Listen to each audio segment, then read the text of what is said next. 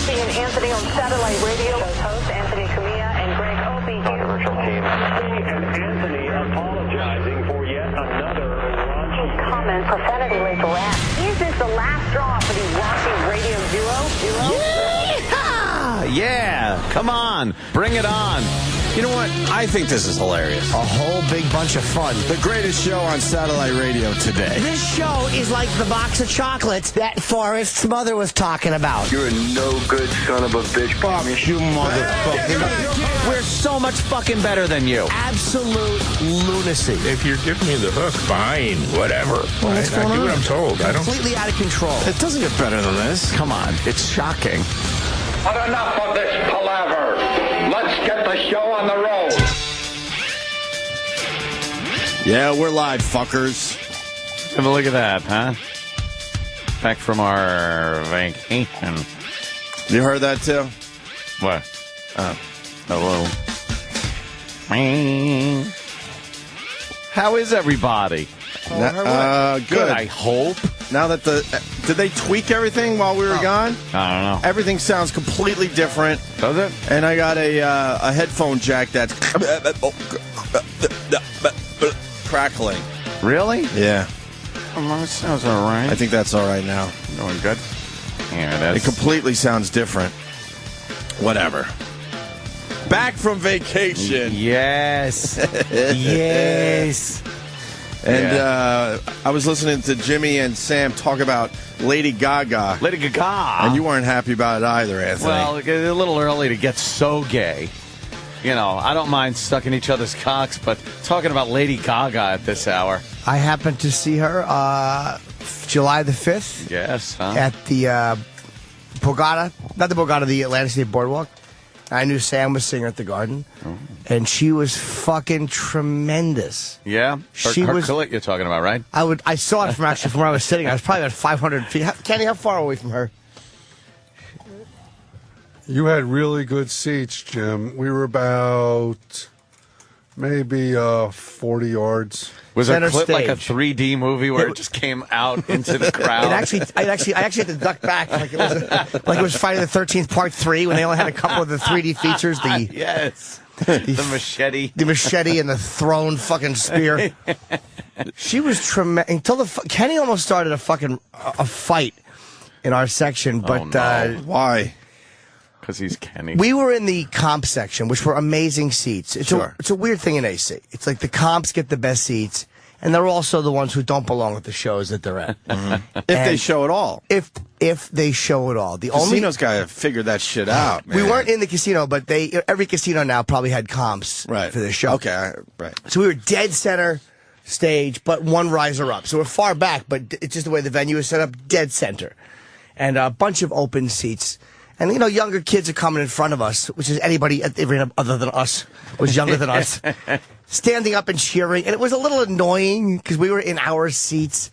But I was watching this little fat Asian girl dance, and I wanted to choke her. I'm like, you little fat pig. She was just trying to enjoy the Lady Gaga. I know. And I realized... You understand where you were? Exactly. All right. So I'm watching her. I'm getting annoyed. My chick's with me. Kenny's with me. Sit down. I didn't say sit down, but I was like, you fucking... And then some other Asians came over, and they were all in front of us. And I was like, God, it's kind of annoying that they're standing. And Kenny just leans up to them, and he goes, are you going to stand the whole show, or are you going to sit down? Oh, no. You got to know where you are. Oh, no. So Tsunami kind of shuts some of them down, and they sit down ashamed. I guess they know they're not in their seats. So other people come over, and they're doing the same thing. They're all rowdy and this and that.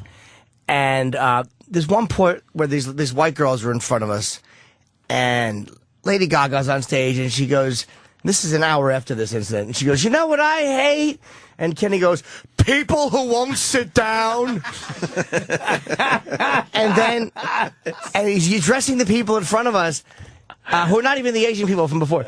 And then the people behind us, older people, big fat guy and his fucking 50-year-old wife, goes, yeah, they're in front of us. And so the people behind us and the girls in front of us start getting into a yelling match. And now there's a real tense, a real situation, fucking situation between these people. So the girls behind us, there was 50. How old was the woman behind us who actually? Yeah, it was like a whole family, like the husband and wife, and then like an adult, like daughter. Yeah. You know, so that like the parents were probably in their 50s, and the adult daughter was probably like in her 30s, late 20s. The adult daughter runs down in front of us, and I had my iPhone. I thought there was gonna be a fight. But then she gets into a yelling match with the girls, and then the fucking father keeps going to get venue security. There's a guy behind us screaming, I paid for these seats. I don't want to see this fucking shit. Fuck you. He's screaming at the security guard. There's a guy in the corner who was screaming at the security guard. And it was this catastrophe. And Kenny started this whole thing, technically. Yeah, he absolutely started the whole thing. But I was angry too, believe me. And then I looked back, like, once the little fat Asian girl in front of us went back to her seat, I was looking at her. She should have never come over because she was literally, her real seats were like 3 rows back and 1 section over. She was like sitting in the same place. So, and she was bopping and dancing. I'm like, look at the little fat pig. She's having a ball. I'm like, they're right and we are wrong. Oh, I to myself. Very big of you. Just because and I've said it to Kenny and my chick, they were annoyed. I'm like, fuck us. I'm like, they are this is a Lady Gaga concert. We are casino comp assholes. This is what we are. And I'm like, entitled casino comp we are assholes. fucking wrong. I'm like, if Lady Gaga came off the stage, she would spit on this section for that fucking girl. That girl was right. She was fucking in the right place. We were behaving wrong. The whole arena was on their feet, 12,000 people. Yes. Except our section were just seated, like reserved, quiet. Didn't like have to do Broadway show. Didn't have to do anything for your tickets. I got so angry. They would just hand it to you because of who you are. These people had to wait in the rain for weeks to get their dumb tickets. And this carpet entrance. And this fat guy behind me yelling at these girls. Now, it turns out venue security came over and eventually removed the girls because they weren't in their seats. So they were dumb bitches because technically they were wrong. It's like there were 4 girls dancing. 2 of them didn't have to move because that was their seats, and you're allowed to stand up during a concert. And 2 had to move, and they were dumb cunts. It's like, if you're not in your seat, at least don't cause a fucking problem. Mel Gibson, calm down. But this fat motherfucker yelling at these girls really annoyed me. It's like, first of all, if they were 4 young fucking black guys, you would not be yelling at them like that, you fucking faggot. It's like that's why I didn't yell at the girls, because Kenny would have yelled at 4 young black guys. This fat pig behind me would not have. So it annoyed me that he was trying to tough guy 4 fucking girls. But it's like the whole arena is standing. And who doesn't want to dance to Alejandro? God damn it, is that a fucking good song? I hate how she says Alejandro. Alejandro. She's fucking great. She did her fucking Speechless. Oh, is that a fucking great show, man? Are you man? ready to admit, though, she's ugly? I don't care. I think she's sexy. You're about to admit it, though, finally. I don't think she's ugly. I think she's not really... Did you see what she looked like when she was doing her Today Show thing? I didn't watch her. She looks like I'm not a fan. A combination of Liza Minnelli and Madonna now. Yeah. She's not a pretty woman. She's not a hot chick, but she's something very sexy about her. You're finally admitting it, though, because you were... I never said she was beautiful. It's the long legs and stuff. You were all in. You thought she was pretty hot at first. I think she's sexy. I still do, but she's not beautiful. Yeah, there's something sexy about her. There was another incident at the concert. What was that? I don't even remember. Was there? What, Kenny? There was a beach ball mishap. Oh, God, the fucking... the fucking... Were you guys part of a beach ball mishap? Please tell me you popped it in front of everybody. You know how Kenny shot it. You know how the beach ball comes everywhere? Of course. Probably didn't make it much past us. Oh, no. What'd you do to the beach ball, Kenny? I popped it with my knife. It was on the floor, and he fucking just leans over, and I saw, like, when it went back up, it was half deflated. You popped it with a knife. Killjoy. Yeah, when it came to me, I had my knife in my hand, so I just pretended I was, like, hitting it, but I popped it. And then the poor lady, like, in the row behind me, she went to hit it. She wanted to hit it. Like, all deflated. And it just went... Guy's just ruining everyone's time at the Lady Gaga show. At Lady Gaga. Yelling at teenagers. It was really horrible. Rape kit. Kenny is a fun vacuum. Yes. Yeah. Yeah. But Lady Gaga, I know she was tremendous. She's a great entertainer. She was great. Kenny likes Lady Gaga, too. Kenny likes Lady Gaga. Sam and Eric went to see Lady Gaga, too. Maybe they have some interesting... Together? No, not together. Together? We didn't even go on the same night. No. You should have seen all the people that dress up. Oh, my God. Oh, yeah. Oh, I bet. What do they dress up as? People, like, have telephone hats. Really? Oh, the gayest kid on earth was in front of us. Telephone hat. He had a hat. It was a little yellow telephone. I've never seen a gayer, more uncoordinated person. Yes. My telephone hat. A telephone hat. Look at me. Scroll. Look at that faggot with the guy in the fucking leopard skin. Predictable. Sam. Oh, Sam, what picture is that? Well, they dress up like it's Halloween? Yeah, the guy sitting next to me was wearing spandex and chainmail. Why? Because it's a Gaga show. Everybody's celebrating. They're going to the Monster Ball. You know, I cannot stand the vibe behind the Gaga sensation. I just don't like it. It seems very flamboyant. It is. It's about letting your freak flag fly. Ah, Is it? Yeah. Aren't they called little monsters or something? That's what the fans are calling. We get little our claws monsters. up. What? We get our Paws. claws. stop it. You have to put your claws up? Stop it. If you're a No, fan? paws. Put your paws up. You sure, Kenny? Yes. Monsters. Why would a paw go like this? Yeah, monsters have claws, not paws. That's Yeah, true. what are you talking about? He knows he's wrong. Monsters have claws I and put black my suit claws jackets. Yeah, you put your claws up and you stand up and you sing and dance. It's Yeah, the whole Monsters Ball thing is kind of like Wizard of Oz theme when, like, she talks you through the show. Like, and then you find the Monsters Ball, and then you become, like, liberated so you can come out of the closet. It's like for 12-year-olds or 13. It's for What? young gay teens. It's basically who she's aimed at. It's a weird audience. Oh, someone's saying it's the same. It's the same shit those club kid fags were doing in '92. Is that it? I guess Is it so. like the club kids? Remember when like Maury used to have club kids on all the Yeah. time? Is that it? And their parents would be yelling because the guys are wearing eyeliner and shit. Except they're not going to clubs. They're going to giant arenas now. Great. That's her audience? No, our audience is everybody. No, it's not everybody. Oh, it's everybody. Honestly, dude, we were at the fucking. I was sitting with Bobby Kelly, my girlfriend, Bob's wife, and Voss. Bobby And went to see No, Lady This Gaga? is in Montreal at the festival. okay. And we're eating. This is 2 days ago. And Alejandro's on the fucking radio. And Voss and I never agree on anything. And Bobby and all of us agreed that it was a great song. It's like her audience is fucking everybody. My mom saw the Today Show, and now my mom's a fan. My dad was humming the songs when I got home. Oh, Everybody. humming through his giant handlebar mustache.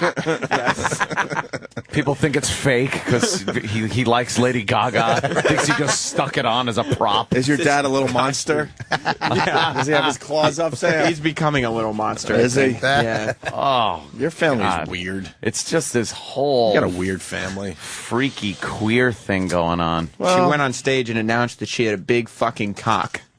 Oh, in Madison really? Square Garden. That's Yes, pretty she was. outrageous. That's fucking crazy. That's outrageous. It was a little self-indulgent. At one Wow. point, she laid on the stage in fog and said that she was just like Tinkerbell, and if we didn't clap for her, she would die. And so we all I had would to- I would have chopped people's hands off just to see if it was true. Oh yeah, she did say that when she was Yeah. lying on her back. Yeah. She was. Oh wait, she did it at your show too, so it wasn't spontaneous? No. Oh, I thought you just made it up. Yeah. And she didn't win any Grammys, right? She won no Grammys. I don't I don't know think if she- so. no, I think- I think she sort of got shut out. And, The problem was she and- was shut out from Best New Artist. I What- think she won some Grammys, but she didn't win Best New Artist. Well, which who she was should better have. than her last year? Exactly, no one. Except But, she wasn't I- eligible I- for the nomination. I don't think they like all that nonsense. Yeah, they don't They, like they the kind of want her to nonsense. just sing. that Yeah, fucking All that- stupid- all the yeah, nonsense. performance art She shit. does a costume change for every song. Really? Yeah. We That's went gotta in through be the back of the exhausting. venue. I haven't changed my outfit in 2 years. 30 trucks for Yeah. her show. The entire, like, whatever, like, underground of the venue was tractor trailers. The guy's like, that's all for her show. 30? 30 fucking tractor trucks trailers. and 12 buses. Holy shit. That's so unnecessary. That's insane. At one point, she started playing piano out of a car hood. It was incredible. Was good. It was Yeah. I saw that. Yeah. Did you? Yeah. It's incredible. You guys would enjoy the show, I think, if you want. I think you would, Anthony. I didn't envision our first day back talking about Lady Gaga. Lady Gaga. With all the stuff that happened over break. I bought a special edition Madison Square Gaga t-shirt. No, stop it. There is no fucking Why would you buy a way. Lady Gaga T-shirt? For $40? There's no way Yeah. you could wear it anywhere. I could wear that shirt. Where? Anywhere. I'll wear Why, it. why aren't you wearing it now? today? Yeah. Come I'll wear on. it tomorrow. I'm so proud of it. I'll wear it tomorrow. Madison Square Gaga? Yeah. I would love to have had that. It says Madison Square Gaga. Special edition for the show that I went to. Kenny, For you the know you're three going to have to shows. get Jimmy one now. my. Yeah, exactly. Lady Gaga. Fuck Ozzy, man. She's the shit. Are we done with the Lady Gaga? Thursday, Jimmy, there's a thing on the Biography channel. You know, Biography? Yeah. Black Sabbath documentary. Thank you. Yes. Thank you very much. Yeah, you want to gotta check set that your out. DVR for that one. Yeah. I've been watching some of the commercials they've had for it. Sounds pretty funny. A lot of just drug-induced fucking stories that they're telling about the old days. I don't believe it. No, I don't believe a word of it. We got Kenny singing Lady Gaga, so we'll Lady Gaga? We'll end this little segment with this and move on to other things that happened during the vacation.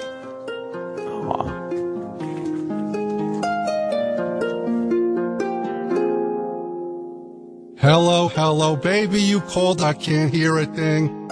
I got no service in the club, you see.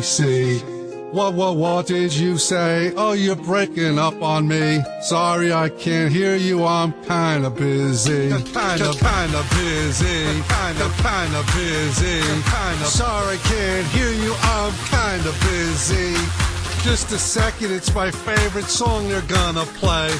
And I can't text you with a drink in my hand, eh? You should have made some plans with me, you know that I was free. And now you won't stop calling me, I'm kinda busy. Stop calling, I don't wanna think anymore. I left my head and my heart on the dance floor. Stop calling, I don't wanna talk anymore. I left my head and my heart on the dance floor. Stop telephoning me. I'm busy. Stop telephoning me. All you want, there's no one home, and you're not gonna reach my telephone. 'Cause I'm out at the club, and I'm sipping that club, and you're not gonna reach me on my telephone. My telephone, my telephone. 'Cause I'm out at the club, and I'm sipping that club, and you're not gonna reach my telephone. We're sorry. The number you have reached is not in service. You know, Jose Feliciano, you got no complaints. Try your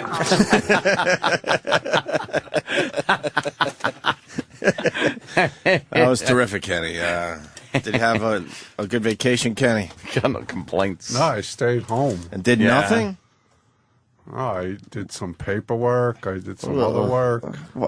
That's good. What do you do for fun? Working vacation, they call that, right?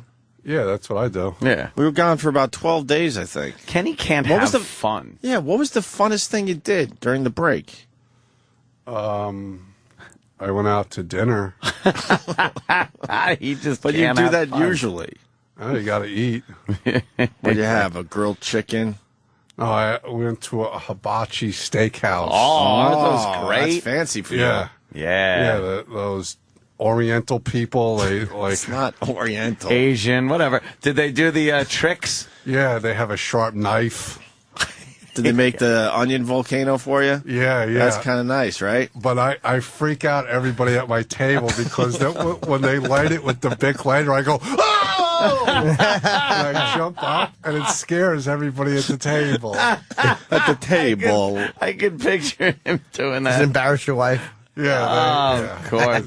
And what are you doing? He does like a trick, like pops the shrimp tail into his hat and stuff. Do you clap? I know. And then they try to shoot a piece into your mouth. Yeah. Did he catch it?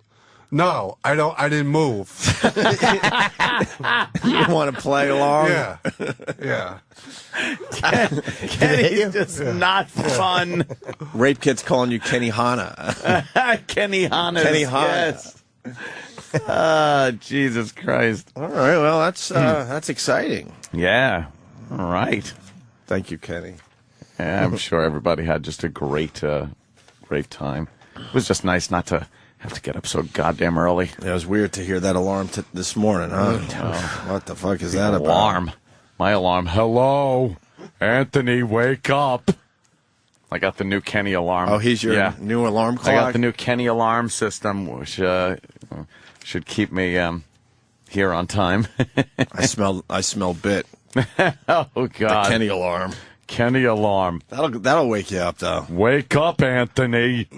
Yeah, like, oh, God, why? How do you wake up? Slip my wrists. How do you wake up, Anthony? Because I'm privy to the Jim Norton wake-up call every morning because it happens in the car. Oh, so far, Anthony's been very perky in the morning. But what's your thing? Like, what do you say to Jimmy every morning?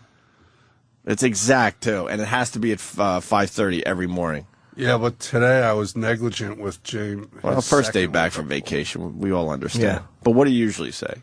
I go, hello, James, 5:30. And what's Anthony's? Do you mix it up a little bit? No, I think Anthony gets up like 5 minutes before. Yeah, I set my alarm really? So then before the Kenny call. Then there's an awkward little small talk thing then. Yeah, I'm like, hi, Kenny. Good morning. Yeah. I go, you ready for work? And I go, oh, yeah, I'm up as a pup. Ready to go. Oh, yeah, ready to go. And then he hangs up and I fall back to sleep. Yeah. Yeah. Yeah. It just was not fun, though, having to get up. You get that 2 days of vacation left, and all you're thinking is, it's only a couple of days left. It sucks. Yeah, I had a really good vacation, but you're kind of right. Then the last 2 days, you already feel like you're back in work mode. You're like, I got to start getting myself into that. I mean, I still had a weekend left, and I did nothing because I felt like, vacation's over. Vacation's over, gotta go to work. So I just sat around and did nothing for the last 2 days. Yeah. I could have got some stuff done. Stuff? Oh, you were busy. I sure was. I saw your videos. Traveling the globe. No, or at least, New York. Yeah, I went up to Soda's Point. It's a great spot, and it would be an amazing spot if summer didn't last like 3 weeks. That's it, huh? That's all they got up there. That's the only reason why it's not the most amazing place on earth, because you got Lake Ontario right there, so you could get your boat right out onto the lake in seconds and do all that shit. And then they got a bay also, and then they got restaurants on the bay. And everyone's on the bay doing tubing and water skiing and jet skiing. And I go to Wheeze. It's Wheeze's place. I'm like, what the fuck? He's like, well, it's because summer only lasts 4 or 5 weeks up here. That's why this isn't a gold mine. That is goddamn ridiculous. You got a beautiful boating community that you can only, use a month and a half a year. You get an icebreaker up there. Yeah. Ugh. But we got to watch old school fireworks. Old school fireworks. Anthony remembers. We all remember in this room when the neighborhoods would just like try to outdo each other. Oh, yeah. Not even the neighborhoods. Like each house would try to outdo each other. Yeah. Remember they would just put barriers up at the end of the street and say, don't go down this street tonight. Yeah, not those safe and sane fireworks either. The ones that you light a little fountain or something. I mean, fireworks are cool if you're lighting them. If you're just watching fireworks, who gives a shit? You gotta be lighting them. Unless you're really close, which I was fortunate enough to be. Where one of the guys we were with got injured. It was just the whole thing. Very injured. It's gotta happen during 4th of July. Some guy out on Long Island. Wow. He really went all in. Did you see the picture? I didn't see the picture. Oh, someone sent me a picture of this poor son of a bitch. Was it in the paper or? No. This was really? somebody that knew, yeah. Ah. And texted me a picture. What happened? He blew off his arm? His arm, but they said arm. It's more than an arm? It was from his neck. No. To his side was gone. Just fucking gone. Just blasted that whole thing off him. It looked like steak, like cooked steak. How did that happen? He, big mortar shell was in a pipe, lights it. Mm-hmm. It doesn't go off. Mm-hmm. And it happens all the time. Usually it kills the guy because they pop their face over the top of it. This guy was kind of coming in from the side, and as his shoulder got over the mortar, boom, it went off and just blew his arm right off. Wow. And the picture is pretty brutal. Oh, yeah. He's laying in the ambulance, and he's got the oxygen on. Right. And you just see his arm is gone. They don't even have anything on it. It's not bleeding or anything. Why doesn't it bleed anymore? I think it was so burnt and crispy. Oh, right. Just a mess. Yeah, it was really rank. Well, I guess that's why they try to keep the fireworks safe for everyone. But you know what? Yeah, I say we go back to old school fireworks and we lose a few every year. Yeah. It would be worth it. You got to. The one I was at the year before, a guy blew off his. Well, it's nothing compared to what you're talking about, but blew off his thumb or something. He lost a thumb. Charlie. And this year we were 40 or 50 feet away as they're blowing off these mortars, and it was raining. All the crap after, it does the beautifulness above you, and then all the shit falls on top of you. That's how close we were. And the guy right in front of me, bald guy, got hit in the head, nice gash in his head from one of the mortars. That was falling from the sky. The video was cool of the stuff falling on top of you. It actually looked like it was right over our heads. Yeah, that would kind of make me uncomfortable. Yeah, well, I asked somebody, is this safe? They're like, yeah, we do this every year. And then told me that last year one guy lost his thumb, and this year the guy in front of me got a nice gash in his fucking head. Yeah, that's good. And at one point they started shooting sideways toward us, but nothing to report really. But instead of going straight up, now is more toward us. Mm. But that's the way to go with fireworks. Oh yeah, I don't really spend much 4th of July. I don't think I let me see if I could remember out of my alcoholic fog was what I did on the 4th. Was there a lot of alcohol in the last 12 days? Oh, Jesus Christ. The keg guy was like... Enough already? He came down and actually Ange called for a keg and they're like, oh, it's a private house. They're like, we don't usually do the same day delivery to private. And she goes, and then she gave the address and the guy goes, oh, okay, I know you. I'll be right over. Yeah, and he was. He came over. Wait, you had a same-day delivery on a keg? Oh, on a few kegs. Holy shit. That's pretty impressive. Had a big 40th birthday there for Keith the Cop. And, wow. Just Sodom and Gomorrah. Oh, my God. That was Sunday? That was Sunday. And, I can't. I don't know what to say about it. It degenerated into just clothing optional, pool, fucking drinking. Just a bunch of cops and you? Yeah, it was great. I see Jill Nicolini made an appearance at the big party Sunday. Actually, yes. Jill showed up. Looking at a picture of you and her over the fire pit. And that of course, would be the fire pit where she burned the clothes of the other girl. The infamous fire pit. And then there's, a few other pictures that popped up. Oh, wow. She was very nice, hung out, very cordial. Was nice. She didn't want to rip your head off? Nah, we talked, It's like, what are you going to do? 2 years ago. Did you bury the hatchet? In my head. Did you kind of, talk it over a little bit? And then we got, the most awkward picture ever taken, which is, that's that one there. There we go. See, unfortunately, Facebook doesn't allow for nudity in their pictures, so the majority of pictures taken probably will never see the light of day. There was all I remember seeing was nude D-boy going up to the bar for a drink. Derek was very naked. Derek was very naked, and then there were just naked girls jumping from the jacuzzi into the pool, up on the little floaty things. It was just insanity. It was just, all I could keep saying is, this is the greatest party ever. Beavis, this is the greatest party ever. It was really sick and just booze-fueled. Then there was, and then why end it there? Because then there was karaoke. I don't even know. People from down the street were stopping by. I had no clue who they were. Then poker games broke out. It was just one of those. When was the party over? I don't know, but the sky was already blue. The sky was turning blue. You made it to the skies. Made it to the blue sky. Blue sky. Yeah. So that was a nice way to ring out the vacation. Oof. Good time though. Bet everybody was sober at that party. Oh, Chip. Oh, sarcastic Chip. Oh, great. There's Keith's ass. Keith is naked in that picture. Keith has, by far, the worst ass on any person. It is just like it looks like an old man's Irish ass. It is. You act like Keith's an 18-year-old girl. That's the ass. That's the fucking ass Keith should have. Keith has a cop ass. I'm sitting in a patrol car his whole life. Just a flat ass from sitting. And then D-Boy was getting into everybody's pictures and pulling his pants down. D-Boy, we found out D-Boy just loves having his pants down.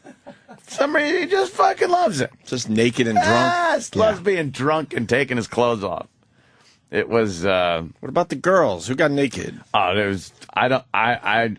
Who got naked? Which girls got naked? I'm not going to implicate anybody, but I don't remember seeing one girl that wasn't. The people that had remained by the time the party got naked was the people that were going to get naked. Yeah. So it was pretty much everybody who was left at that time. It just turned into a big naked fest. Started in the jacuzzi, and then it just spilled out into the pool. And it's one of those when in Rome situations. You know, you come out, everybody's naked. You're like, fuck it. Yeah, now I got to get naked too. Fuck it. Let's all get naked. You got naked? Yeah, I got naked. Danny got naked. Everybody like got that's the first time I've been naked in that pool. Please. It's always some kind of fucking debauchery, drunken. It's a good idea when you're drunk. What does the pool look like the next day? Oh, my God. Egg drop soup. I would love to see that picture. The skimmers are just full full of of pubes. what it picks up. Yeah. That was great. And I started out the vacation by seeing Jimmy at the Borgata. How was that, Jimmy? It was great, man. Great. Yeah. Really, really fun, yes. Really funny, man. Thank Very you. funny show, James. I didn't like the Friday show. I liked the Saturday show a lot. Oh, well, we No. didn't like you either. I mean, it was started late. It was too hot outside. I was really hoping for rain.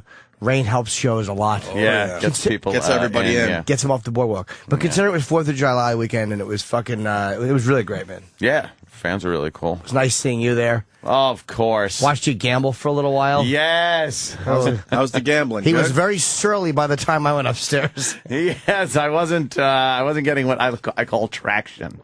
I wasn't getting any traction. That girl, there was a female dealer. She fucking hated Anthony. Oh, wow. Because Anthony just kept saying, I hate you. I was telling her I hate you. I go, I hate you. I hate you.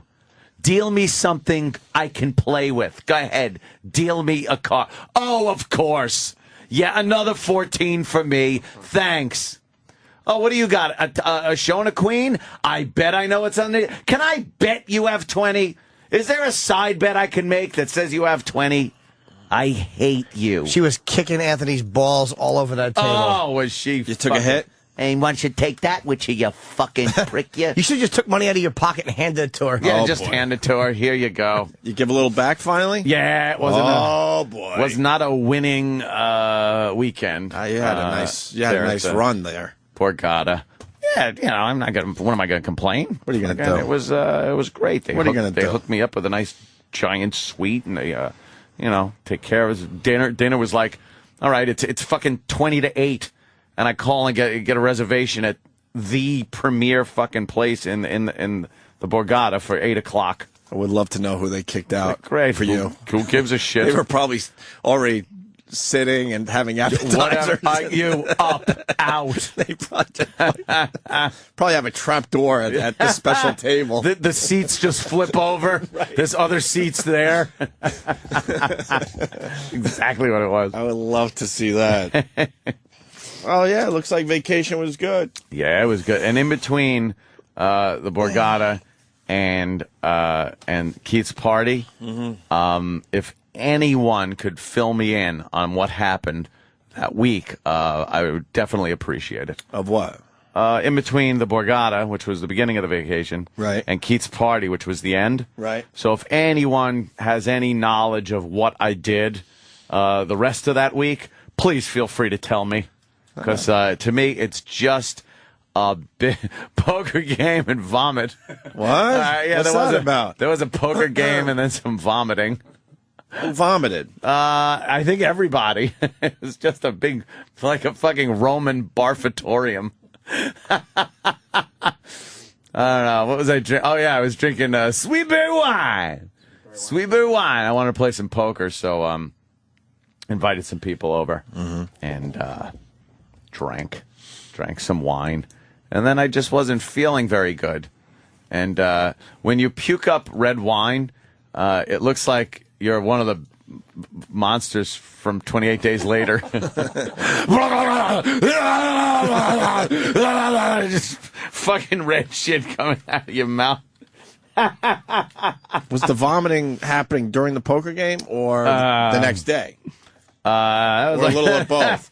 It was like at the end of the night, yeah. Steve rule for your wine. What goes in the hole comes out of the hole. Stroke. Just get it all out. Your body's rejecting it. I'm sorry. It's audio of Anthony at the poker game. Yeah. Let's I want to go home. Where are my that's keys? it for Dr. What are my keys? Get out of here.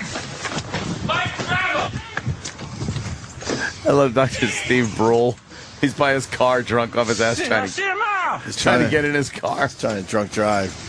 And falls down in front of the car. Steve Brule. Figure out. If you drink too much wine, get your friends to carry you. All right, get the door. Get the door. Tell your friends to carry How incredibly hard is it to watch John C. Reilly in anything else now? In anything. I was watching Boogie Nights, yeah. Boogie Nights was on, so I was watching that, and his character in Boogie Nights has so many like little Steve Brule moments. You realize it's like, holy shit, that's probably really him. And he's in some new movie, Cyrus, with Jonah Hill and I think Marissa Tomei, and Travis was mentioning it last week. Like, he just can't even watch the trailer for it because he can't take it seriously. He's just like, it's fucking Dr. Steve Brule. Dr. Steve Brule. Come on. What do we have here? The building blocks of shishi. Shishi meat, peaches, and guacamole. Guacamole. He's the best. All right, we should take a break. Of course, we got the Mel Gibson tapes. Oh, yeah. Regular radio can't touch this shit. This, when I heard the first one. Yeah, we'll play the I first was one because stunned. the first one happened during the break, so we'll play the first one, which is only 1:50, and then we'll get into tape 2, which is just beyond amazing. There's so much to decipher here, right? Yes. All right, we'll get right into the Mel Gibson thing after the break. Stay there. Virus, Sirius XM. This is the Opie and Anthony Show. Opie and Anthony. Back from vacation. We missed a lot, too, man. We missed the Mel Gibson tapes. Yeah. Although the second tape is still very, very hot. First tape was his great little rant with the his racist rant, which I don't know. It's a telephone conversation. Absolutely right. What are you doing? Say whatever you want. And Michael Richards said something publicly which was stupid. That's fair game. This is something like Dog or like Alec Baldwin. Look, people fucking yell things on the phone. Yeah.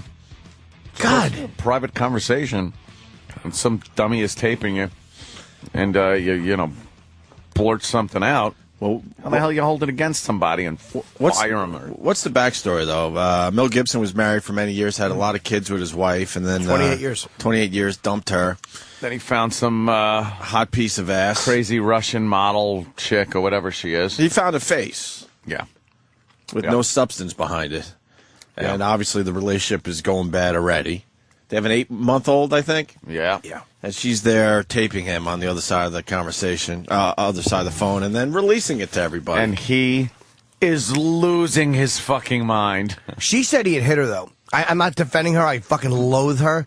But she said he was abusive and nobody believed her. Mm-hmm. That he was like an abusive guy and people just didn't believe it. I mean, I tend to believe that he probably did whack her. Well, listening to him go off like that, you can see how it could kind of take the next step to cracking her in the face, perhaps. There's a Chris Rock thing happening there? Yeah. But I understand. There's something like, because the next step is just cracking her. I think he's a drunk.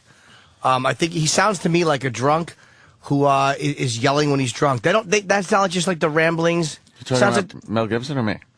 Mel Gibson. Oh, okay. Yes, he only said a few racist You're things. talking about the Borgata. You're a happy drunk. Mel Gibson seems to be an unhappy drunk. Yeah.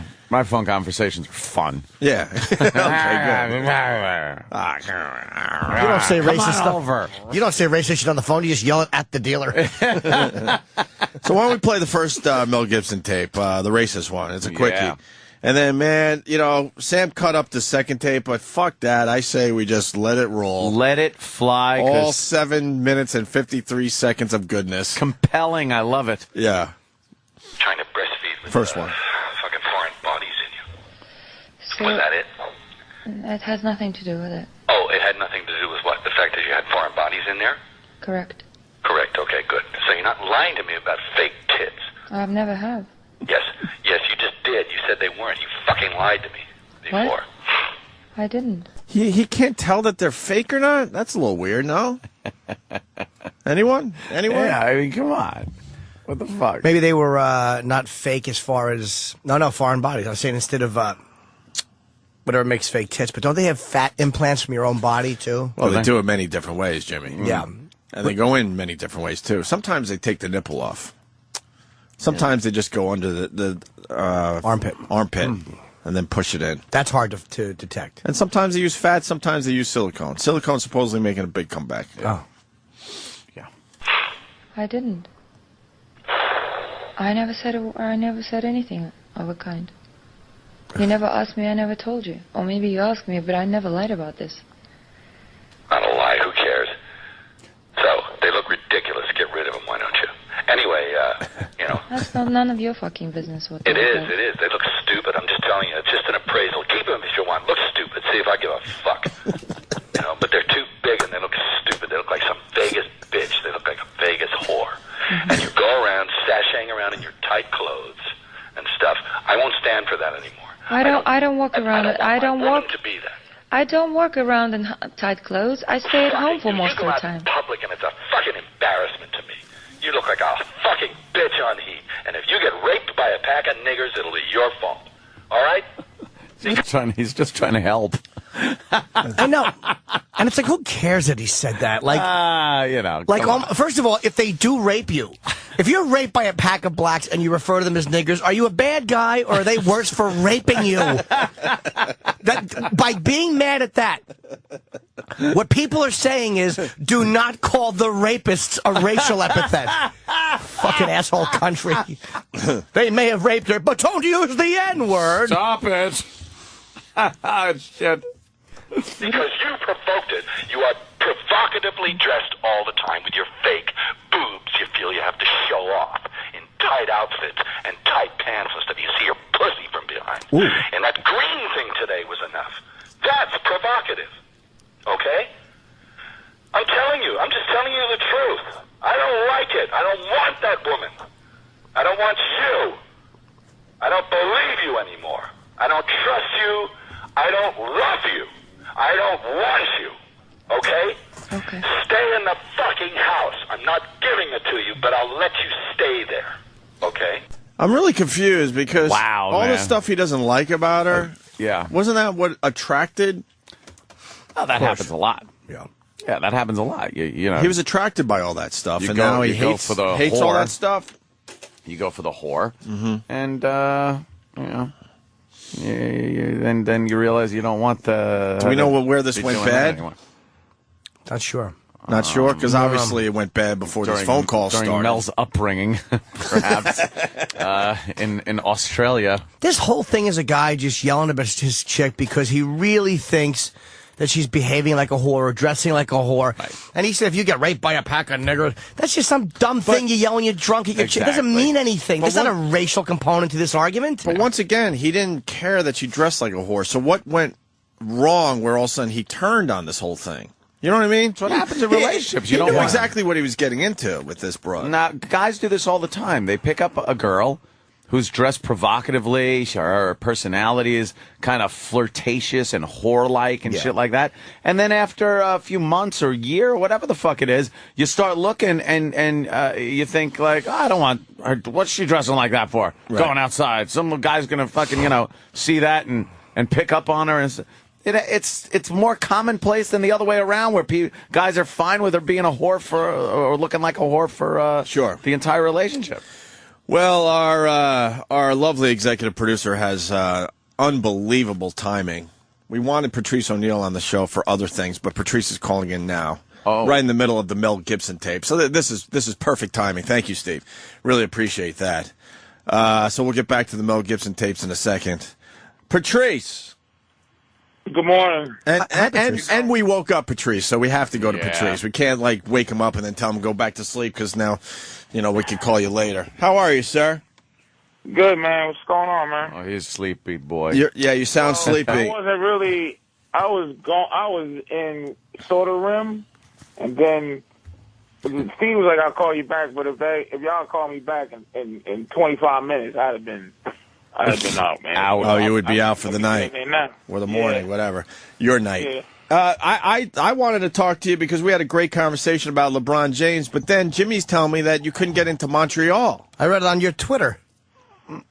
Yeah, man. They, back in the day. I mean, I've been there 40 times. You know what I mean? Since '95 or so. But I drove up. I usually drive up now because I don't like to fly. They don't have big planes, and so I don't get on any little planes. So I drive there now, and they always give me problems or whatever just because it's I don't know what they see.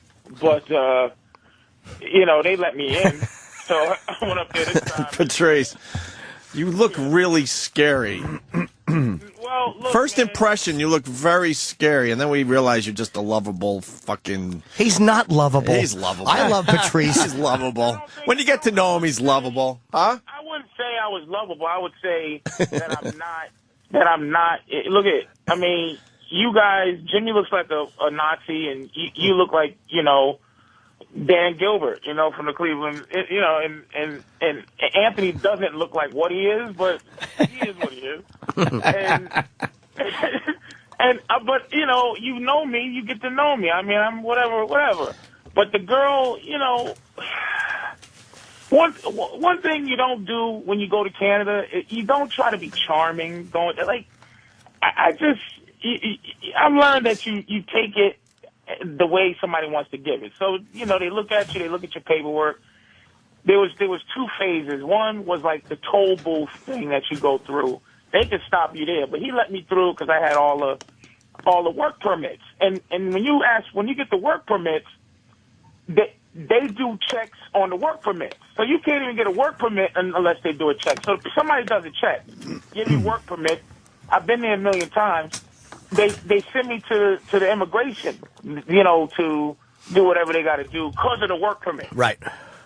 So if I didn't have a work permit, I probably wouldn't have to go deal with that. But I go into immigration, and I go up to the Swiss Miss Instant Cocoa girl with two braids and glasses. She looked like the chick that Jaws was fucking in Moonraker. The little nice reference. Like okay. You know what I'm saying? Right. So I go up. She's like, what do you here for? And I'm like, I'm going to do the comedy thing. And just for laughs. She's like, what do you? I go, yeah, here's my thing. And so she's back there. I'm thinking she's gonna come back, ask me a couple of questions, but it started going into about a good half hour. Now I had driven. It had been 6 hours at that point. I had driven up there. So I got there about 8:30. This was Saturday.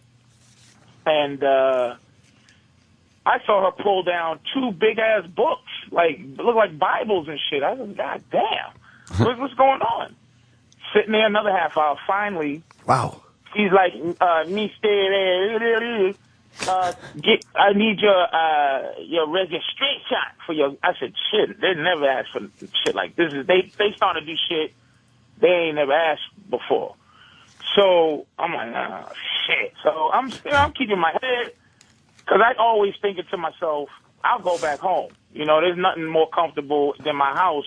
Fuck Canada, but I'm thinking, shit, I gotta go up there. I got a show. So I'm like, fuck. All right. So I give her my registration, and I'm like, miss, what's going on?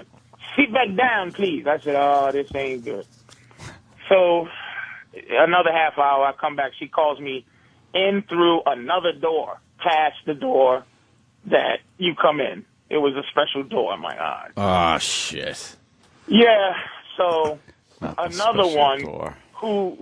another one who's a black-haired version of her, just young, good-looking chicks. She says, "What's your social security number?" I go, I don't know it. And she's like, Wait, do you know it and you didn't want to tell them, or you don't know it? Yeah, because this is all new shit. Right. This is usually they just look at you, they look at me and go, "Yeah, I done that," and then they, they do the Clouseau shit, and then they fucking let me through. This time, a social security number. I go, I don't know it. I said, what's going on? She goes, I need your social security number. I go, Then the other one, the Swiss Miss girl comes up and she bangs on the table and goes, "You've been convicted of rape." Oh, shit. Easy. You're not supposed to be yelling those shit out. You haven't been convicted. I said, I don't know. You tell me what you see. I don't know what you see. I ain't telling you shit. So he goes, I said, I ain't telling you shit. The worst they can do if you not committing a crime is send you the fuck back home. That's all I know.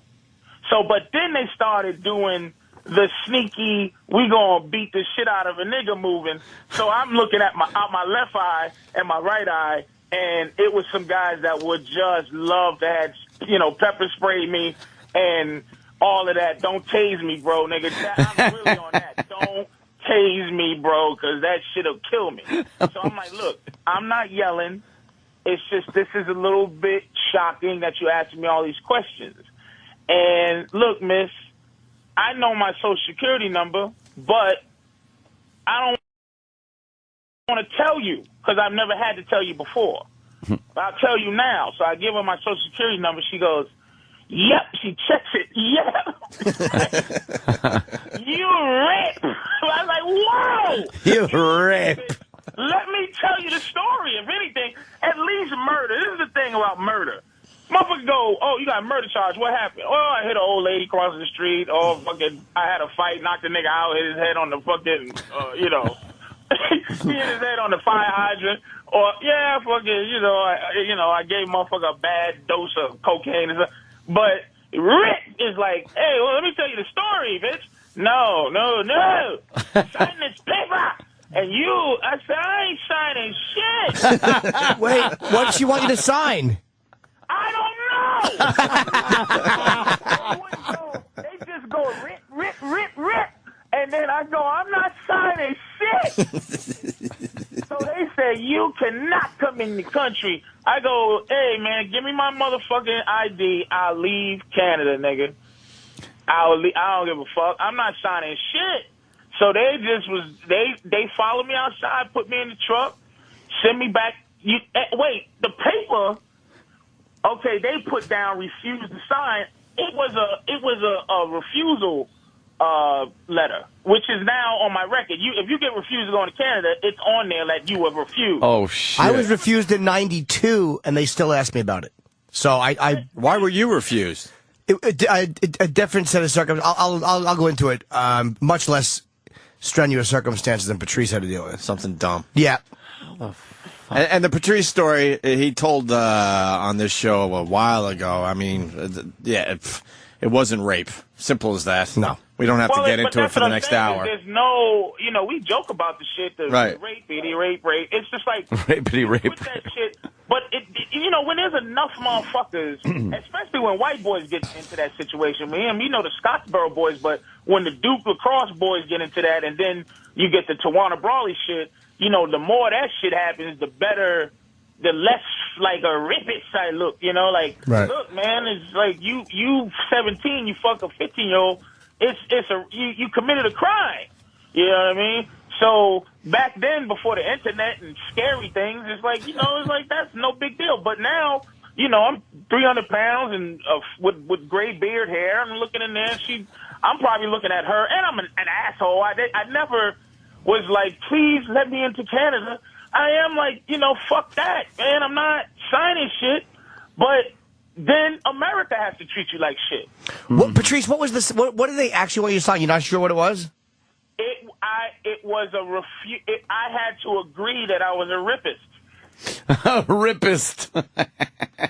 I had to sign, because when I gave them the paper, they gave me a piece of paper and when I gave the guys that, they gave me 2 pieces of paper. One, the Canadian consulate, and this is what I have to do to come back to Canada ever again, is go down to the consulate and bring transcripts of the trial. First of all, 5 years had to go past. It's been 25 years. So, 23 years. And 5 years have to go past. You have to get the transcript, the court transcripts. You have to get all the shit from the court. You have to get something from a sheriff. And you have to get a letter from a clergyman and some law-abiding citizen and all kind of shit to go back to Canada, So I probably won't be going back to Canada ever again. And then the paper I had to give to America. And then when I gave that paper to America, they said, "Why did you get refused?" So it was some kind of refusal paper that I had to agree with. But I'm like, they can't do shit, because I wasn't committing no crime. All they could do is tell you and scream. But the thing is, they could have played me nice if they had been like, "Oh, we just asking you." But the girl was so offended. The Swiss Miss girl was in complete, utter shock. I said, "I've been here 25 times. Look at your computer." They wasn't on it. She was, and then I go to America and they say, "Well, they can do that. There's no protocol at the borders. There's no protocol at the border. They just make it up as they go along." You can make it up as you go along. And she didn't want to hear your story when you said, I could explain that. Well, I wasn't going to explain that. Okay. I'm saying that to you guys, like, as soon as they see that, it's like, that's what it is. Right. There's no explaining. I don't even say that I know what that is. They asked me, "You live in Massachusetts? You live? Have you ever been to?" I said, "You tell me. You tell me. I'm looking at you. You got it right in front of you. You tell me." Right. I don't know what you think I did. And she said, "Rat." I said, "Oh, Jesus Christ, bitch. Please don't say that out loud." Because me and the other African families in there, we already uncomfortable. Are you saying it was only black people in that special room? Motherfucker, I almost don't want to say it because it sounds made up. But it was nothing but niggas stuff in there. Oh, shit. And French niggas, too. They're going, "Look at BB." Like, you don't give a fuck. You Pepe Le Pew. You can be anything you want, nigga. They fucking with niggas at the border, man. Oh, fuck. I'm not going to say it's racist. I'm going to say it's it was a lot of black people there sitting there, and they went buck wild, and they did the whole, okay, here's a big... And then they did it in the U.S. Usually I get the worst going back to the U.S., but I always stay arrogant. I just don't want to stay like belligerent, but I always stay like, who gives a fuck? Send me home. But this time I was driving. So like I said on the Twitter, I found out that I can drive 12 hours straight. I need to. You fucking fit me home. You drove 6 hours just to turn around and drive 6 hours home. Damn. Here's the best part of this shit. I'm having a nervous breakdown. Like, why is life, doing this to this month? Mm-hmm. Life is just being hardcore. So I'm like trying to keep my head up. Here's the best part of the story. The best thing that happened to me the whole day. For years, I've been going to McDonald's and saying, I want a quarter pounder with cheese, no onions, heavy pickle. If they put 3 pickles on it regularly, they'll put 5 on it when I say heavy. I'm like, I never get it the way I want. I go to this dumb border fucking McDonald's, like about a mile up, sad and angry and getting ready to kill myself with a cheeseburger because it's just like, oh, boy. This dumb bitch made me the best. It was a whole layer of pickles. And I said, is this what it took for me to get my quarter pounder with cheese, having pickles, you motherfucker? I don't know how I got home. I'm driving through the fog of the Adirondack Mountain with a quarter tank of gas. And I got home, man. I got home, laid down. I talked to my mama on Sunday. Yeah. And I haven't cried since I was 17. I cried Sunday because it just hit me. I cried like a bitch. I'm telling you, I cried like a bitch, and it was just like, what the? And you know, and I'm gonna tell you, this is getting a little weird, but I figured out something. I never thought that not having a father meant anything to me. I never gave a fuck because I always said I could have been just sperm somewhere, but I'm alive. I realized. I said, damn, I never had a mentor, a male figure mentor, to just be a man better than me. So I never had somebody 60 years old to just go, damn, nothing. And so I'm sitting there trying to figure out how to be a man right now. and only thing, you know, your moms could do, God bless my mother, I love her. She, you know, she's sending me, you know, the God takes one thing out of your hand and so that you have space to hold another. I'm like, what the fuck? Like, will you just stop with that shit?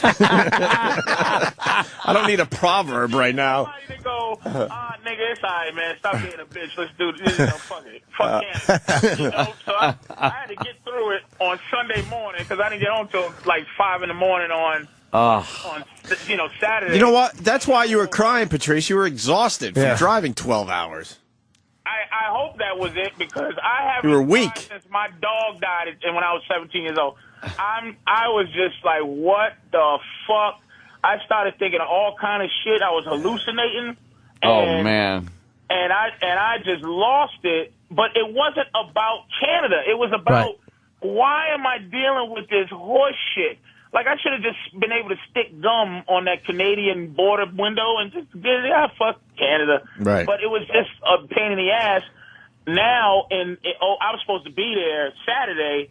Now, you know, in Montreal, nigga, holy shit, you know, it's, you know, people that don't know the story, it's all being whatever is formulated or whatever the fuck they trying to do. Did she send you? Trying to get me over there somehow, but I don't know what's going on. Did she send you things like, and Lord, that's when there was only one. Why was there only one set of footprints? Because you weren't allowed to cross the border, motherfucker. That's why. Yes. I don't think Jesus could carry Patrice. That's what mothers can do.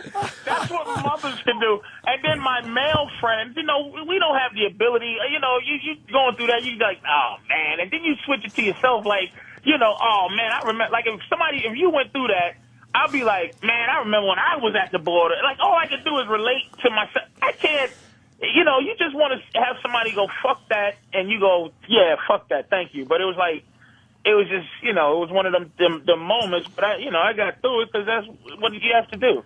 So it was like that situation is just haunting. But it's like it would be cooler if I had murder, even robbery.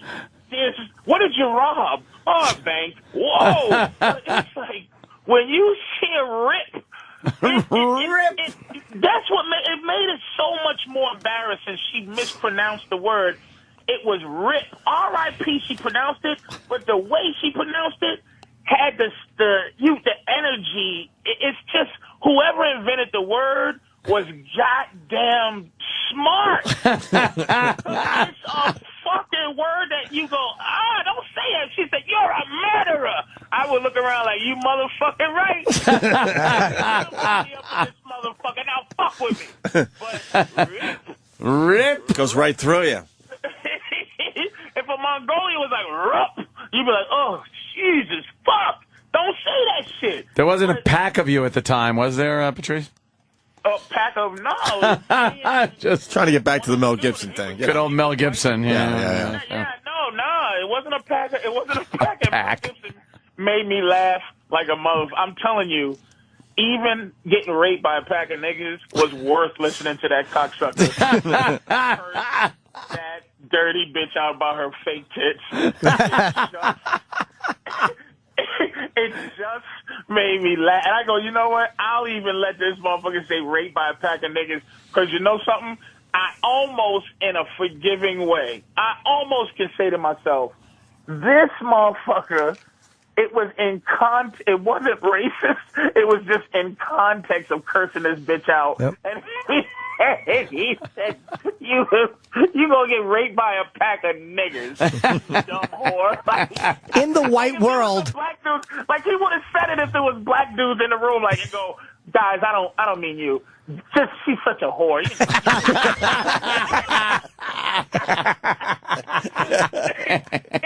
It didn't even take me out of the laughing 1 second. He's so brutal. But that's the story, guys. That's the border story, you know. That's a big story right there. Hey, while we have you on the phone, LeBron James, because we got to cover it anyway. You and I talked. I don't even know. You were driving to Canada when we were talking. You were on your way already. Yes, I fucking was. I killed an hour with you on the phone. Yep. I killed an hour with Patrice, made it a little easier. Did you call him or did he call you? He called me. That's what he does. I called him. You know why I called him? Believe it or not, I was listening to the best of replay going down, and Opie said something about Bobo being as boring as watching a video buffering, and I laughed hard as fuck. I said, I got to call this fucker and just say, video buffering. That made me laugh. Yeah, it really did. He called me about that, but then we talked about LeBron for about an hour. And LeBron, Patrice's take on LeBron is the best take. It's the best take. Look, LeBron, if you're a basketball fan, you don't have to be. There's too many levels. I'll go, the first level is your own personal investment. My own personal investment of disappointment for LeBron, and then this is as far as it goes, and then the rest is just little different things back and forth. There's like a million of them. I've been a basketball fan my whole life. Michael Jordan and Larry Bird and fucking Magic Johnson, they would have never said, "I'm not going to ever win a championship unless I join forces with each other." They hated each other. Yep. Fuck you, Larry Bird, and fuck you, Magic Johnson, and fuck you. It was Larry Bird got 3 rings. Larry Bird got 3 rings. Magic Johnson got 5. Jordan got 6. Dr. J got 1.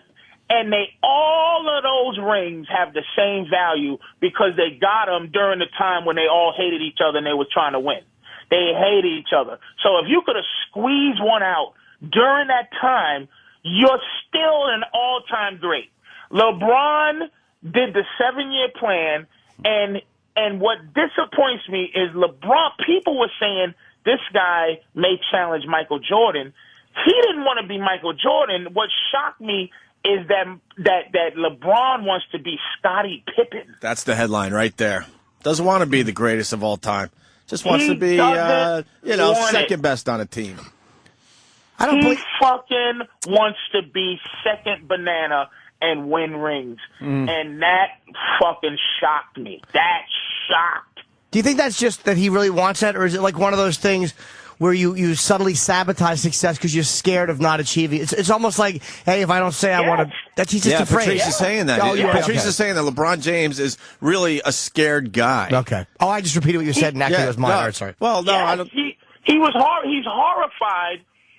Look, man, he came out. He's a physical specimen. He's godly. He's 6'8", runs like a reindeer, dribbles, shoot. He's as a basketball physical specimen to play basketball, dude. There's no one that's ever been greater. Just his physicality, he's the greatest player to ever play. But I didn't know. I always thought he had heart.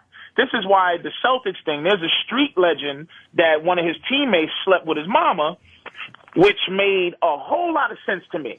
I think he to be a guy. Look, he wasn't scared of the Celtics. He used to score 35 points a game against the Celtics. No one on the Celtics they're full of old men. No one could make him scared. He gave up in such a strange, distant spiritual way that I believe that the story that's in the streets is that somebody's was messing with his mama. And that would be his teammate West was supposedly having sex with LeBron James. This is all conjecture and it's all fucking. Yeah, no one's really touching it. I mean, it's here and there. It's on some blog sites, but ESPN isn't covering it. That's for sure. No, because it's dangerous territory. But the streets believe it. Trust me. The street and people. You ask some black people from Cleveland call. The streets believe that because the way he left. First of all, as it's going on, because it's still big news, unbelievably. His little thing they did in Miami, where it was him, Wade, and Bosh kind of dancing. LeBron dances better than that. If that makes sense. His spirit. He didn't want to leave Cleveland like that. There was something deeper than what we know. It was some kind of betrayal. That dumb owner, Dan Gilbert, he or whatever his name is, this fucker, if he had kept his mouth shut and had some sophistication, we would still be saying LeBron is an idiot and a coward. But now you go, wait a minute. This is the kind of guy that LeBron was working for? Wait, what'd the guy say, Patrice? Oh, Gilbert's been saying a lot of shit. A lot of great shit. The shit he said when I thought he was emotional. Yeah. Wait a minute. The shit he said when I thought he was emotional was enough. And I go, okay, I'm going to let him get away because he's emotional. This motherfucker owns Big Heads. You know Big Head Company, right? No. It's the company that sells giant wall stickers, life-size giant wall stickers. Oh, okay. Of different players. Baseball, it's the exact replica you stick on your wall, you buy it for your kids, whatever.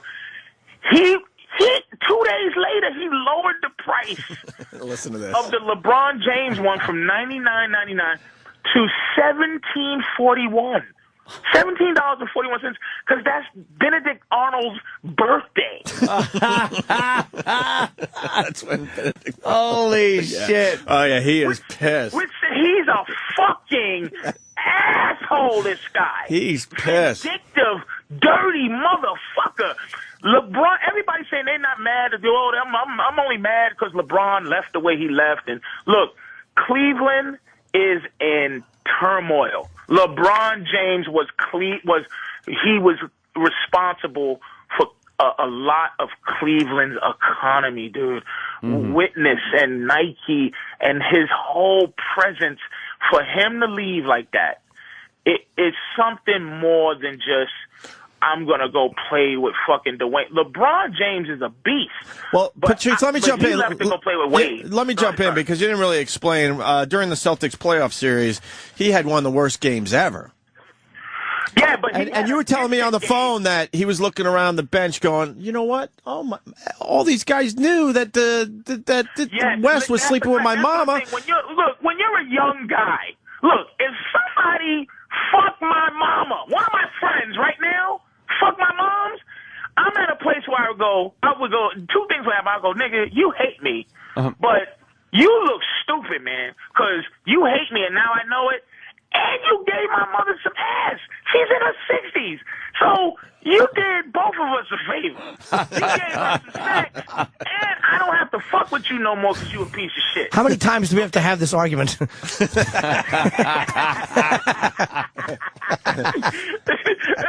So, wait a minute, though. So, as a 25-year-old guy, first thing you do is if you find out somebody done mess with your moms, you go, who the fuck knew? Everybody start looking down, chewing on their nails, and looking around like, you motherfuckers knew that this nigga was fucking my mother. And you didn't say shit. And you told me he found out between Game 3 and Game 4. You're convinced of that. This is all the because you see of the story. I believe It makes sense, Opie. Well, Game 3, he had a great game, right? I don't remember anymore. Game 3, he killed him. Destroyed him. And then Game 4. Game 3, boom. Game 4, yes. Game 4, he had one of the worst performances of his entire career. Yes. But then here's what a beast he is physically. I don't know about mentally, but physically. What's his name? Rajon Rondo of the Celtics had what they were calling one of the greatest triple doubles of all time: 28 points, 13 rebounds, 16 assists, some shit like that. The game 6 that they lost in Boston, LeBron had 28 points, 12 rebounds, 10 assists. He had one of the greatest triple-double games of all time in a playoff. Right. And they still call him fucked up. He still is so good, he can still cover up, but he checked out mentally. He's not afraid of anybody on the court. He checked out mentally, and he said, fuck everybody. And don't forget another thing. He never says Cleveland, ever. He only says Akron. So he might not give a shit about Ohio.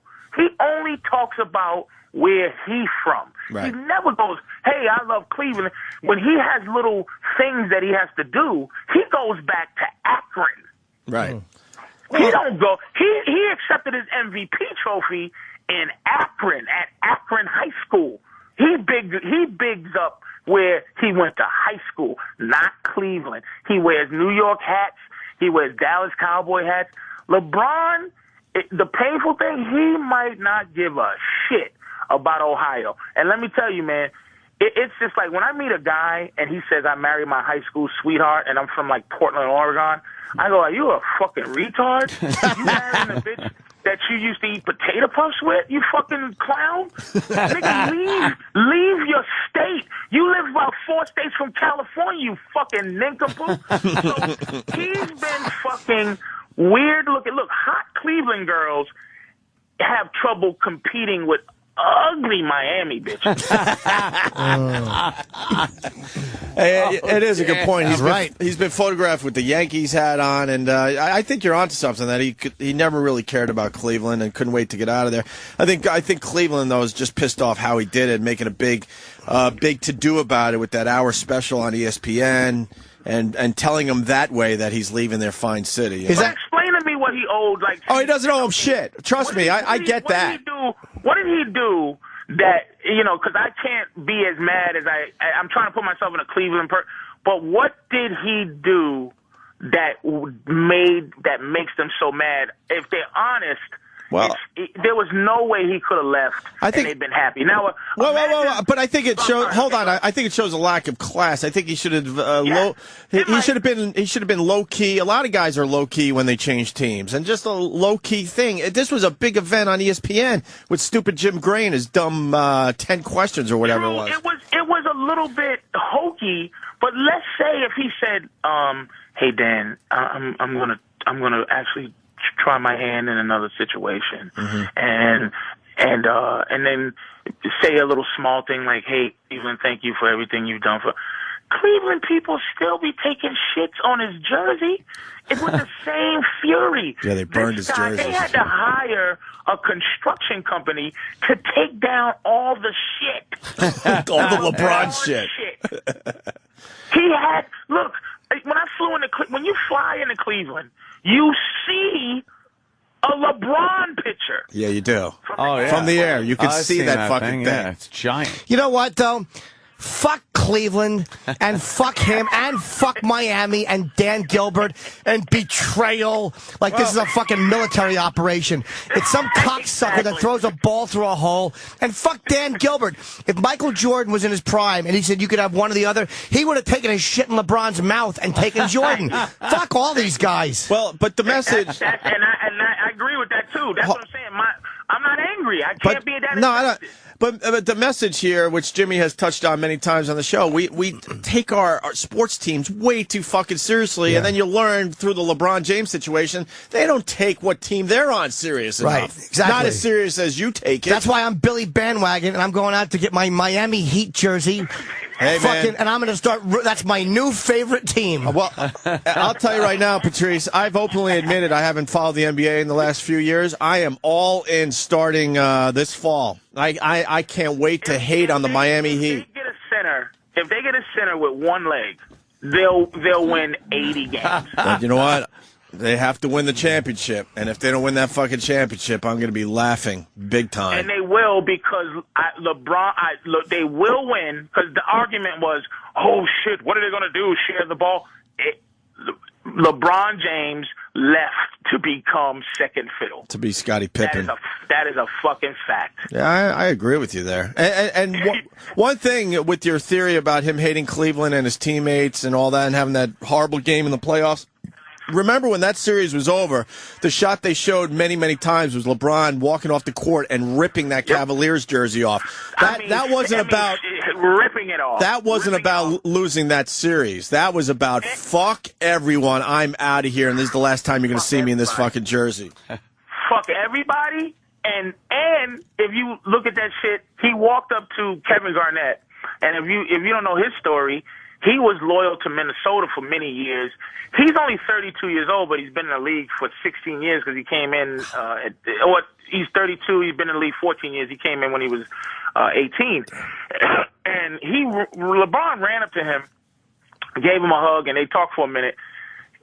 Kevin Garnett said in the press conference right after that game, and he goes, "Look, man, if I knew what I knew now, then when I was 25 in my prime, I'd have left Minnesota a long fucking time ago." I had a terrible dream one day that I was talking to fucking Leno or somebody. It was Patrice Day. I was famous, and he said, "I'm sure Leno's had the same nightmare." Rip. And in the fucking dream, I said, he goes, "How did you get famous?" I said, "When I became disloyal, when I became a guy who didn't think about other people, then fame comes." Kevin Garnett said the same thing. He said, "Man, if I had knew this, I'd have told loyalty to eat my asshole years ago, because I was staying loyal to suckers." And LeBron made that move based on guys who are 32-year-old men and 33-year-old men, and not a 25-year-old basketball machine who could have won his one championship in Cleveland. Would have been surrounded huge. by him. Huge. He wouldn't have needed another championship. Right. Ever. Well, he had the key to the city for life. And you got to throw this into the equation. I think Cleveland went 61-21 last year, I believe. They were pretty close to 66 the year before. They were pretty close to winning a championship. Maybe in the offseason they get another player, and they would have been right there again. So it wasn't like he was leaving a team that sucked. He just not. He wants other guys to play. Listen, he got Dwayne Wade, who is he's arguably the third best player. Kobe's 1, LeBron's 1B, and fucking Dwayne Wade is 2 in terms of the best player in the league. He is a beast. I mean, a beast, and he likes to win. He beat Dallas by himself. And when they won that championship, man, because Shaq was breaking down at that time. All he needed was half a Shaq, and he won a championship, man. LeBron is, he made the right move in terms of going with the right person, but for his legacy, for who we thought he was, for all the props that we gave him, he made a bad fucking move. Do you think? Let me ask you a question. Do you think there was a move that he wanted Cleveland to make? You guys are much more basketball knowledgeable than I am. Yeah, Amari Stoudemire, the guy that's in New York now. In New York. And Gilbert, he had a guy named J.J. Hickson on the bench that he looks at for the future. J.J. Hickson could be good. In 3 years, he could be great. Amari Stoudemire is a bona fide beast right now. Beast. The guy that's in New York, that New York signed. Bona fide, will dunk it in your fucking face any chance he gets kind of guy.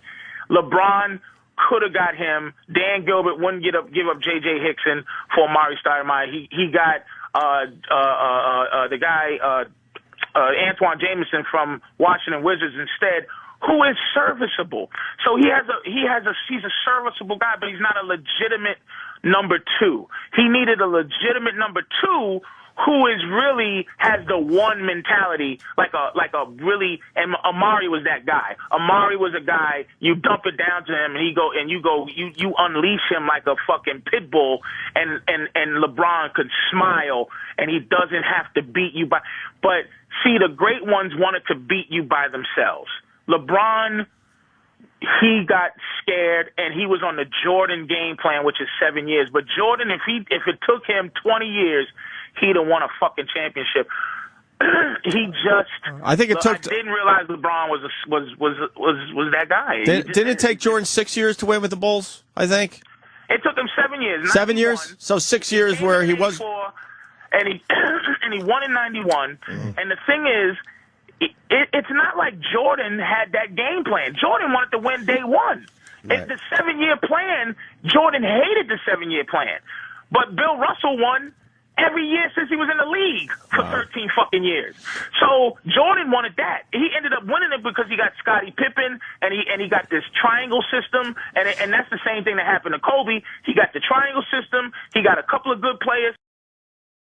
Years to be 30. All right, listen, because we got to move on to other things, but I do want to ask you about the Jesse Jackson thing, which, and you heard the Jesse Jackson thing. I've been asleep on that one. I know he called this thing. He called Dan Gilbert a slave owner, and LeBron's not a slave, and blah blah blah blah blah. Well, I mean, look, man. I think the sad thing is when you're dealing with racial issues, right? A guy like Jesse has used, even if he makes sense, he's used up. White people automatically go, I don't want to listen to fucking Jay. If he even says something that's legitimate. Right. If I look at Dan Gilbert, the argument beyond race is the ownership of the team, which is you will fuck anybody you can fuck to get your way. And why are you on LeBron talking about disloyalists? First of all, as an owner, he's like, we did everything. You're supposed to do everything. Of course, that's your job. The greatest player ever. Right. That's your job, Mr. Owner. You're supposed to build a team to win a championship. So shut the fuck up. But the thing I think Jesse's talking about is living with the arrogance of white people, and this is one of the most arrogant parts. And this is what I learned getting in trouble when I was young. The white system, you take away, you're white and you're white. It's a system. It's a system when black people say white, and the system is, nigga, I don't give a fuck how you really feel. Just smile and be grateful.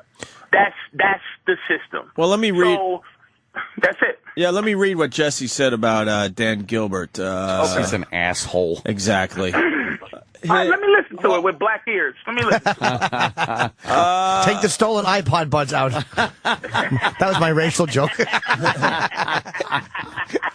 Well, Dan Gilbert said that LeBron leaving, it was cowardly betrayal or something like that, right? So, Jesse, the big quote in this is, his feelings of betrayal personify a slave master mentality. He sees LeBron as a runaway slave. This is an owner-employee relationship between business partners, and LeBron honored his contract. Well, of course. Jesse's right. But you're not. No, he's not right about the slave owner to bring in the crap. slave master mentality. It's like, fuck you, Jesse Jackson. Bringing up slavery all the time. I agree with Jesse. That's enough. And let me tell you. You don't want him to leave, then fucking he should have hobbled him. I don't agree with the fucking... Yeah, he was a true slave owner. Yeah. I think, and believe me, I would never defend Jesse Jackson. I think the guy is a tool, a complete tool. Yeah. But I think what he's saying is the arrogance to use language like that as an owner about betrayal, when it really is an employee. I agree with Jesse completely. That's fine, but he's gotta fucking bring the slave owner mentality. Wait a minute, though, but you're taking it. I don't know any multi-million-dollar slaves. Literally. Exactly. Huh? Well-paid slave. The analogous way to look at it is like this. Look, David Stern, who's the commissioner of the NBA, everybody's talking about how David Stern is not going to let this bullshit happen again. Like, we're not going to let players collude with each other, because this is more conjecture, is that LeBron, Dwayne Wade, and the other kid, Bosh, colluded to do this. Do you think that's the first time that has happened in NBA history? As open as, because free agency hasn't been, what it is. I mean, and another thing though, also know, because Isaiah Thomas hated Karl Malone, and what I mean by that is, Fuck him. I'm not fucking playing with that fucking homo. Fuck him. He hit me in the eye and bust my eye open. Fuck that motherfucker. Get me some unadulterated motherfuckers so I can beat that bitch. And that's what they used to do back then. Now they're buddies. They go to each other's weddings, and it's Facebook Day, man. Everybody's a fucking friend and a buddy. So they colluded supposedly since 2006 after they played in the Olympics, and they all found out they love sushi, and they probably all, I don't know, my father, the whole stupid shit. So they just said, well, let's play together on some young guy shit. These guys are young as a motherfucker. They're 25, dude. Right. So I'm saying that the commissioner is like, this will never happen again. As a black man, as a white guy, you go, what the fuck you talking about? As a black man, you go, why can't niggas do that? It makes it seem like, oh, when niggas just sit down and three motherfuckers come together and make a power move in a business that's run by the powers, right. But now these three young niggas like bum rushed the league and made some kind of superpower that was they did it. You know what? To me, you know what? They should be able to do that. Fuck. I agree. They should be able to do that if they want. If they want to like talk behind closed doors and try to figure this shit out for the future, they should be allowed. They absolutely should be able to do that because nobody stops the scumbag agent. These moves are made anyway with scumbag agents and fucking scumbag lawyers. I would much rather have three players go, you know what? Fuck it. Let's meet up in Miami and play. I would much rather have that. My problem is with the Jesse Jackson thing and him bringing up slave owner mentality and shit like that. That fucking race-baiting shithead will bring up the slave shit every single conversation, which, to tell you the truth, downplays the seriousness of slavery itself.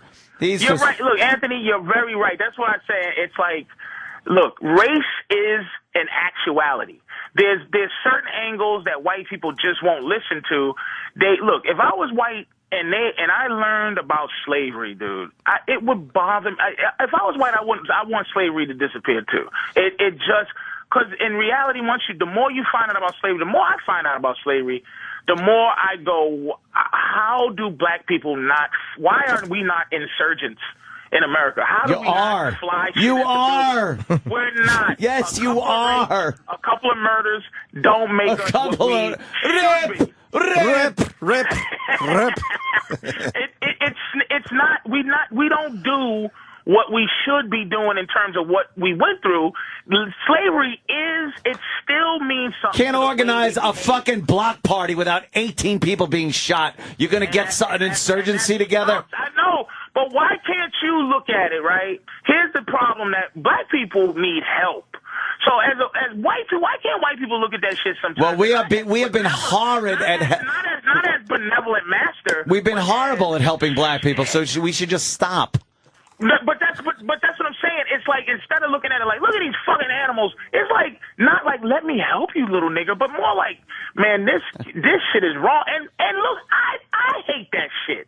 But listening to Jesse, I know what the fuck he's talking about. It's just that this motherfucker still has the lingo of 19. He still calls white people hunky. He really does. You nailed it. Years old, man. You nailed it. Yeah. But for him to go after, I don't know how to relate to racial issues right now. He's too old. But for him to go after Dan Gilbert, don't you think all the owners are quote slave owners then? Hey, I'd like to make this point, and that the point you just made is when what's the guy everybody says is an asshole there, the radio guy, big time, the fat dude, Rush Limbaugh. Rush Limbaugh wanted to try to buy a football team, and they all got together and said, "Oh, we can't have Rush." But my thing was, okay, fuck Rush. But do you think that the guy that owns the Pittsburgh Steelers doesn't still own a slave or two? He's 99 years old. He's the cheapest team. He hired Mike Tomlin, but you don't think that motherfucker? You don't think the guy from the Dallas Cowboys? You don't think Jerry Jones has a nigger laugh once or twice? Everybody's a fucking liar.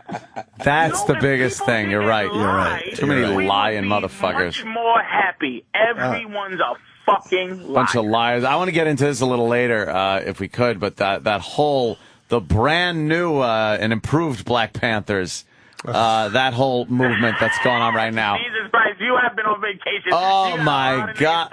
I have just been on their site. I'm reading their 10 goals in life and what they want to attain and reparation. And I'm sitting there going, this is just as bad as niggermania on the other end of the spectrum. Was you having nigger mania running in the background? Yeah, I had both up on one on one computer, one on the other, and I was having a computer race war. Dude, the fucking guy, I saw the speech he made, the Malik Shabazz. Yeah. Honestly, it looked like a sketch off the fucking Chappelle show. It didn't even look real. It was like, who cares? They're wearing their goofy uniforms. It's just silly, kind of angry, nerdy black guys in the background. You know what, though? They're not taken seriously as if you get 3 fucking white guys together. I agree. That are preaching the Second Amendment, and you have a fucking militia that's ready to take over the fucking country. You get fucking 10 black guys. The sad thing, though, Anthony, is that the white people get to separate from other white people. The thing is, you can't believe how many black people want to agree with you, but they just cannot because of the lying that's going on. So we have to like go, oh, the new Black Panthers, that's right. We have to raise a fist, but this motherfucker might be goofy, but the fact is, black people got to go see Tyler Perry movies because they black. and all these people Sorry about that. manipulate. That's the second worst atrocity to black people. Exactly. White people get to have your foolishness and you get to laugh at it, but black people can't laugh at nothing that might be foolish if it's riding on the horseback of race. And there's a lot of silly shit I want to dismiss, but I can't dismiss Jesse Jackson. Anything he says, I have to look at it and go, and then I have to be fair about it. But that's the thing, we're not allowed to be fair. Like I said to Opie a long time ago, if you remember the old Geraldo Rivera show, when they had race talks, it would always be Mr. Negropolis from Harvard University, went to school his whole life. Fucking versus you fucking niggas get sickle cell anemia. That's so true. Yep. Just so. I mean, this country has no respect even for our highest thinkers. We have to have a debate with fucking you niggers get sickle cell anemia. Right. It's embarrassing. All right, listen, Patrice. Really quick, because I think, first of all, Stern fined Gilbert $100,000. That came out today. Wow. And for what he's been saying about the LeBron situation. He has that in his sock right now. Yeah, I understand. Go ahead, I'm sorry. I think they should be able to say whatever the hell they want. It's just great to hear. And then Jason in Ohio, did Gilbert respond to Jesse's comments? Jason? Hello, Jason. God damn it, Jason.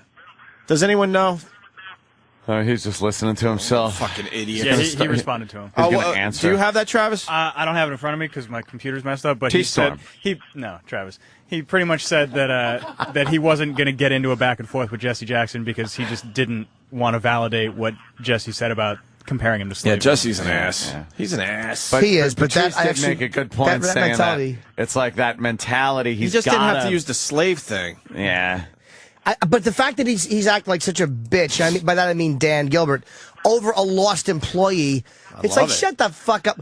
I agree. But I like love the passion honesty. this guy's showing. Passion, yeah, but it's like, don't be a cunt about it. He left your fucking shitty city and your shitty organization. Fuck you. But the one thing, Jimmy, is I like Cleveland. LeBron did not return any calls from Gilbert or any of his people. Like, they couldn't even get a hold of the fucking guy from the end of the season all the way to that announcement. I think LeBron let him know just a couple minutes before he went on ESPN. Maybe he wouldn't even return their calls. There's probably something else going on. Maybe he was mad that they didn't get that guy that Patrice said. We don't know the whole story. There's obviously something else. But on a human level, two things it could be. I don't know if you've had anybody in your life who can influence you to do things you don't want to do. Like, where you might go, look, I don't want to talk to him because he's going to make me do what he wants to do. So Dan Gilbert and his people might have had some influence over LeBron, and LeBron just wanted to make his own decision, or he fucking hated Dan Gilbert. Those are the two fucking things. Sure. You know, he could have hated that. Maybe he's a weak guy, and it would have been hard for him to say no to people. They took him out of high school, right? Oh, yeah, they did. So it's like Dan Gilbert, and I'm not saying it was wrong to pull the guy out of high school and pay him millions of dollars. That's fine. Like, we're after he graduated. Well, after he graduated. Yeah, of course. High school. Norton, let's be honest. Blew off college. You ever try to not do a gig, Norton? Right. And your people go, oh, you should do it, and you don't want to do it, but you got people going, yeah, do it. And you go, I don't want to do it, but you end up doing it because there's just people telling you, you know what I mean? And you're just like, shit. So, I mean, there's a lot of things that could have been happening. There's 1,000 different stories as a human, but, you know, whatever. Right. Hey, Patrice, thanks, man. A great hour of radio. I appreciate it. And sorry about Montreal. Are you going to try to go back? I mean, I don't know what they're trying to get me back over there. They you know, the guys are working hard to just relax people. I've been over there a lot, so you know, I've been over there a lot. That's the one thing I thought was in my favor is like, listen, I've been there 50 fucking times. When is the festival end? You going back, Jimmy? I'm going back. I'm doing the Tonight Show Thursday, and I go back right from there Friday morning. I do shows Friday through Sunday. Damn. All right, so maybe Patrice makes it back to I hope Montreal. you make it back up, man. I was looking forward to seeing you there. All right, man. See you later. Patrice O'Neal, everyone. That's a good point he made, man, about a great point. It was I thought about black people not being able to laugh at anything to do with race, even if it's on the horseback of race. That's a great point. All right. We'll talk about the Black Panthers, but after the break. The new and improved Black Panthers. The new and improved, I'm sorry. But before that, we started the Mel Gibson tapes, and we'll do tape number 2, the one that came out yesterday, right after the break. Stay there. The Virus, Sirius XM. This is the Opie and Anthony Show.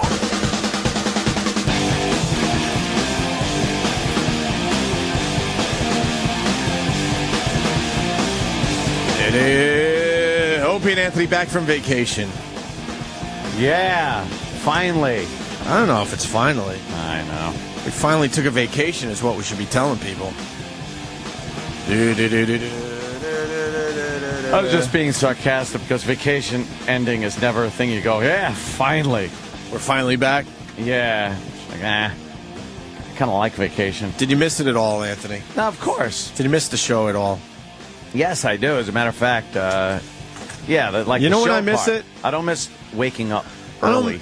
When you're on vacation and it's just basic shit going on in the world, you don't miss the radio show. But then when, like, the Mel Gibson thing hits, you're like, what the fuck? Why are we on the air immediately? Believe me, I was listening to it ad nauseum online. Just I couldn't get enough of listening to that. Mel's rant. It's great. Oh, what's the matter with the Chip? I used to eat at Mel's Diner until I heard him talking like that, you know? Oh, Chip. No, it's Mel Gibson. Bit of sad news, though. I want to throw in a buddy of mine, very, very close friend of Colin's, was killed. Really nice dude. You knew him? Bobby, yeah, I did. You knew Robert? Not nearly as well. Robert Spillane, right? Bobby Spillane, yeah. Or Bobby Spillane? Yeah. He was a really, really sweet guy, and he fucking fell to his death, man. I heard about it. I just got a message yesterday because I was away. When I got home, I just listened to my voicemail. Mickey Spillane's son. Son, yeah. And what happened? He was leaning up against a screen that was on a door or something? I don't know. Apartment? He had his arm in a sling for a while, and Colin was like, I wanted to, I think, produce something with him, but he couldn't. It was hard for Bobby to rehearse because his arm was fucked up. And apparently he was leaning on something and he just fucking fell, and he without his left arm or his other arm to brace himself. That's what I've heard. I read in the Daily News. And he was found on the sidewalk by his brother. Yep. Who was just going to Starbucks in the morning. He'd just come back from a vacation, I think, with his wife. His bags were still unpacked. I think it was like 6 stories on 8th Avenue, yeah. 8th Avenue, and I heard of some kind of screen. Yeah. That he was sort of leaning against, and it all just, gave out, and he fell to his death. He was probably leaning on his good arm, and then when it went through, just didn't have his bad arm to fucking brace himself. Just grab something, right? Yeah, but Colin was really close to him, so that stinks. He was a fucking very nice dude, man. Really nice guy. Gruesome. Yeah, that sucks. Wow, where do we go from here? Yeah, I know. I probably should have picked a better. I just have the paper in front of me. How about we end the show with that? And we'll see you tomorrow. And then dramatic, silence for a while, and then we'll go into some duty promo and like that. Move on to Ron and Fez. That's the way to do that type of thing, Jimmy. I know. I just can't. do them at the end. I can't do it like it's a special episode of Different Strokes. I know. I'm just fucking with I know. you. I just saw the sexy paper. one. Oh yeah. When are we seeing Colin's one-man show? That's what I'll say. I actually want to. I don't know because I'm hearing nothing but great things about this one-man I hear show it's of brilliant. Colin's. A lot of people seeing it. A lot of people in the biz. A lot of fans, and everyone's saying how great it is. Colin and Florentine both have one-man shows. I've seen two of my closest friends. I've seen neither of them. So I don't know, but I heard Jonathan saw both recently, so they're both unbelievable. You know, Danny's got a great idea. Is it the Sandy Kane thing? Yeah. All right, yeah. This will get us out of the sadness that Jimmy just brought to everybody. Sadness. It's the Chris Russo versus Sandy Kane farting promo, I guess we could call it. It's quick. What? Exactly. Yeah, okay. This will bring us back, and then we'll get into the Mel Gibson tapes. Tape number 2. I'm hoping there's a tape number 3. Yeah, there has. Dude, I'm hoping. I'm telling you, when we get into the way you hear the tape number 2 end, there's a tape 3. You know what? You're absolutely right, because I'm thinking to myself, why would it just end there? It's very abrupt. Tape 3. Tape 3 on the way. Coming up, Spicks, Kikes, and Niggers from Mel Gibson. Tape 3. He already went after the blacks, the women, and the Jews, so. Yeah, you're right. Who really is That's left right. in Hollywood, especially? I know. Faggots and Spicks, Part 4. Mel Gibson.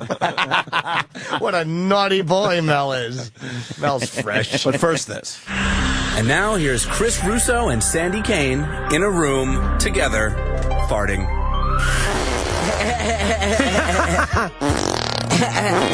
Gee whiz! Yeah, that's great. Okay, Yeah. Come on, you and I. okay. Now you get the idea.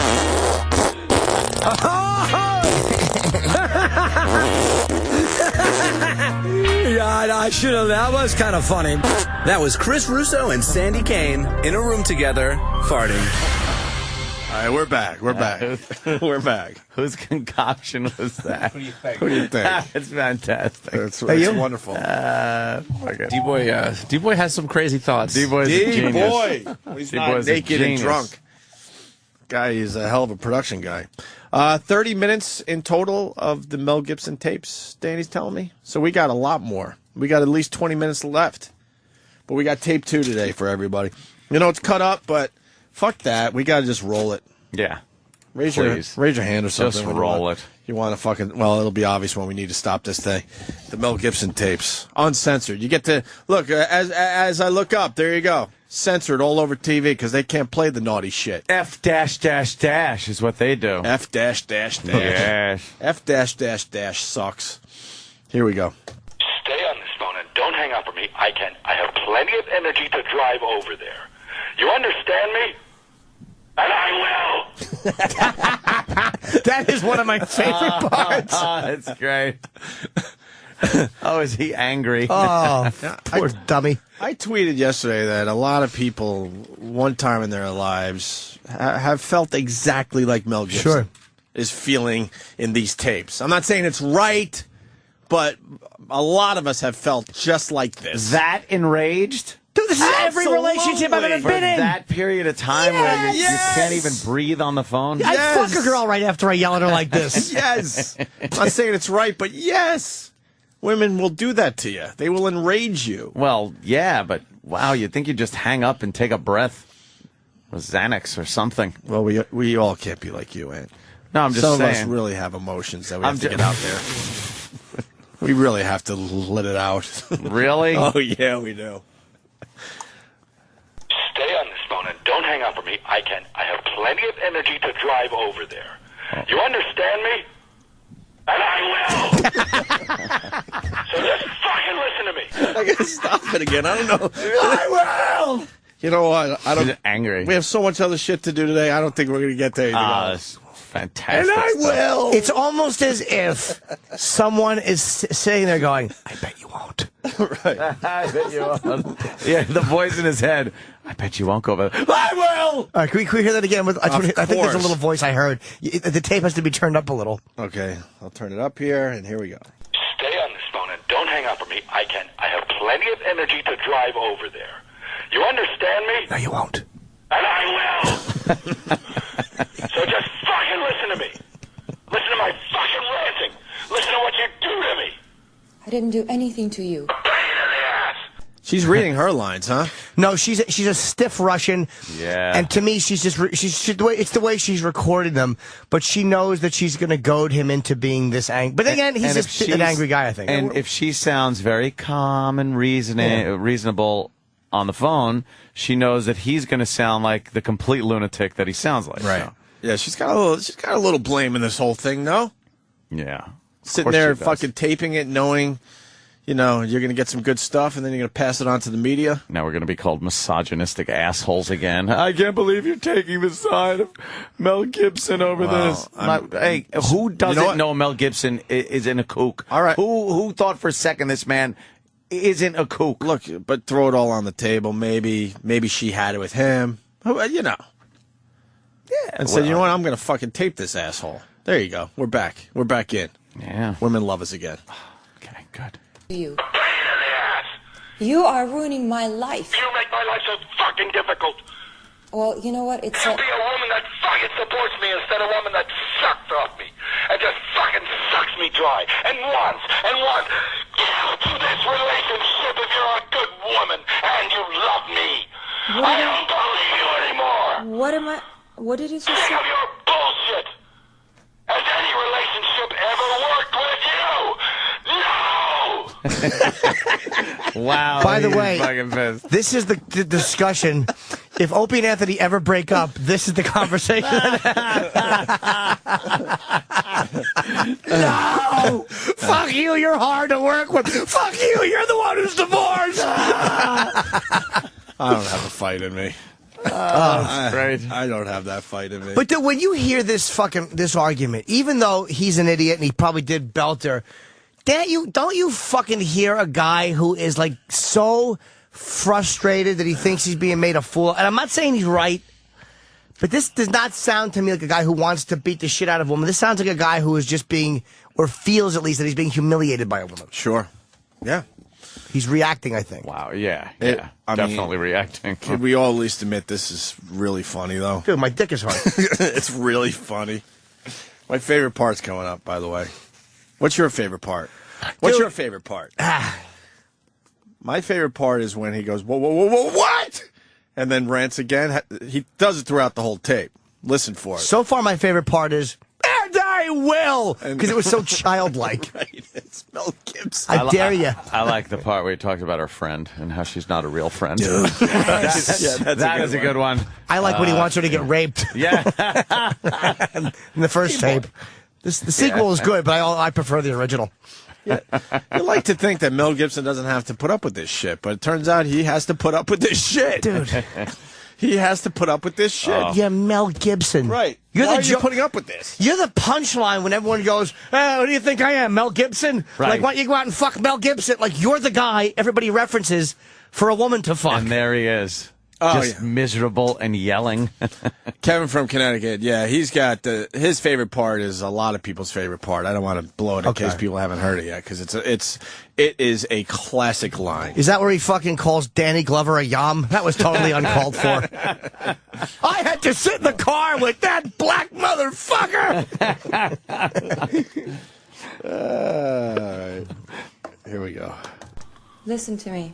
You don't love me because somebody who loves does not behave this way. I do not. Hang on a second. Behaving like this because I know absolutely that you do not love me and you treat me with no consideration. Please. Can I please love you because I treated you with every kindness, every consideration. You rejected. You will never be happy. Fuck you. Get the fuck away from me. But my daughter is important. All right? Now, you have one more chance. Oh, is he fucking steaming? Very dramatic. One more chance. Did you catch the Roland in him when he goes, important? Important. Who else said, who would say important? Important? I don't know. No. Roland does that. But who else? Oh, I know. Who? Probably Ian Halperin. Yes, Ian Halperin. Yes. Important. Norton. Important. Yes. Norton. Now, you have one more chance.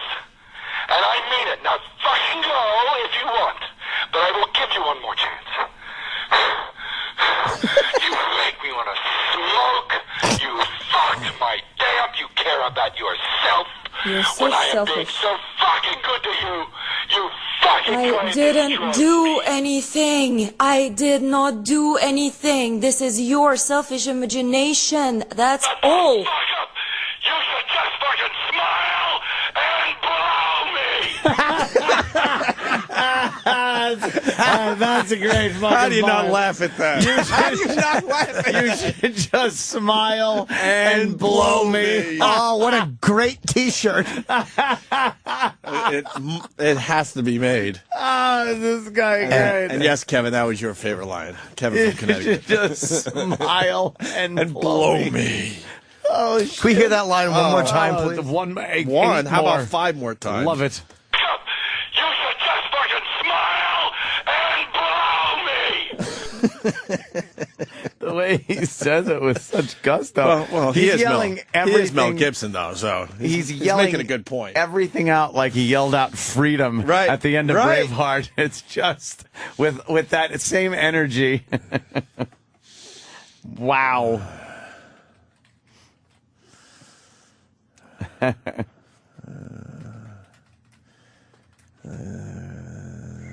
Wow, a lot of good comments coming in. Now, let's play a little more of this first. Jen, that's all. You should just fucking smile and blow me. Because I deserve it. I'm sleeping with a baby. I'm waking up every 2 hours. I fell asleep because I was waiting for you because you weren't ready to go to jacuzzi as we agreed. Who the fuck cares? We agreed nothing. You agreed. You just fucking expect shit. Go into the goddamn jacuzzi yourself. Go fuck the fucking jacuzzi. It's a sin. I was You just... have no fucking soul. I didn't blame you for And my anything. soul is screaming because I you was don't just have waiting one to and join sleeping. mine. You have no fucking soul. You can't give a fuck. I left my wife because we had no spiritual common ground. You and I have none. Zero. You won't even fucking try.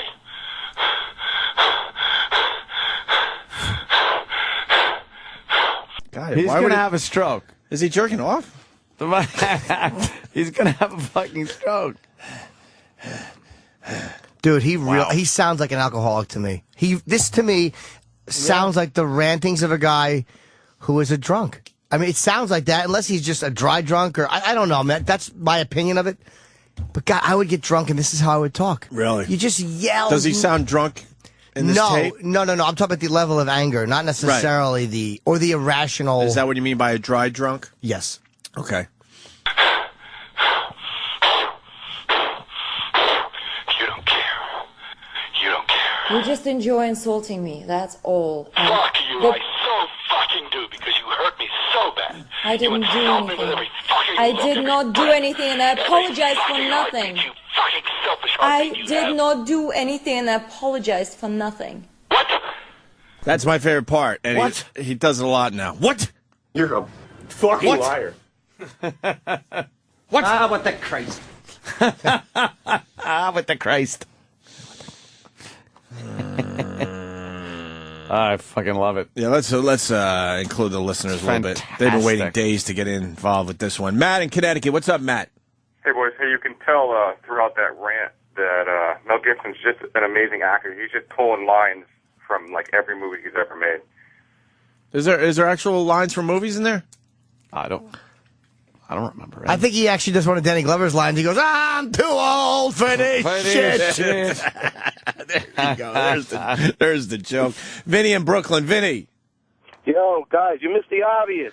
Yeah. Vince McMahon. Does he sound like Vince McMahon? Not really. No. Don't suck my dick. It's not the obvious, sir. All right. All right, one more, and then we'll move back to the tape. Victor in Chicago. Victor. It doesn't he remind you of that guy on YouTube yelling at his fucking cat? Yes. That. Oh, yeah. That he sounds like. That I could see. And the reason I took your phone call, because obviously we're going to go into remix mode here, where you take the Mel Gibson tapes and mix it into shit. And that would be a perfect one. Mel Gibson versus the guy that yells at his cat. Well, how about Mel Gibson gets angry at Terry Schiavo? Yes. Mel Gibson gets mad at Terry Schiavo.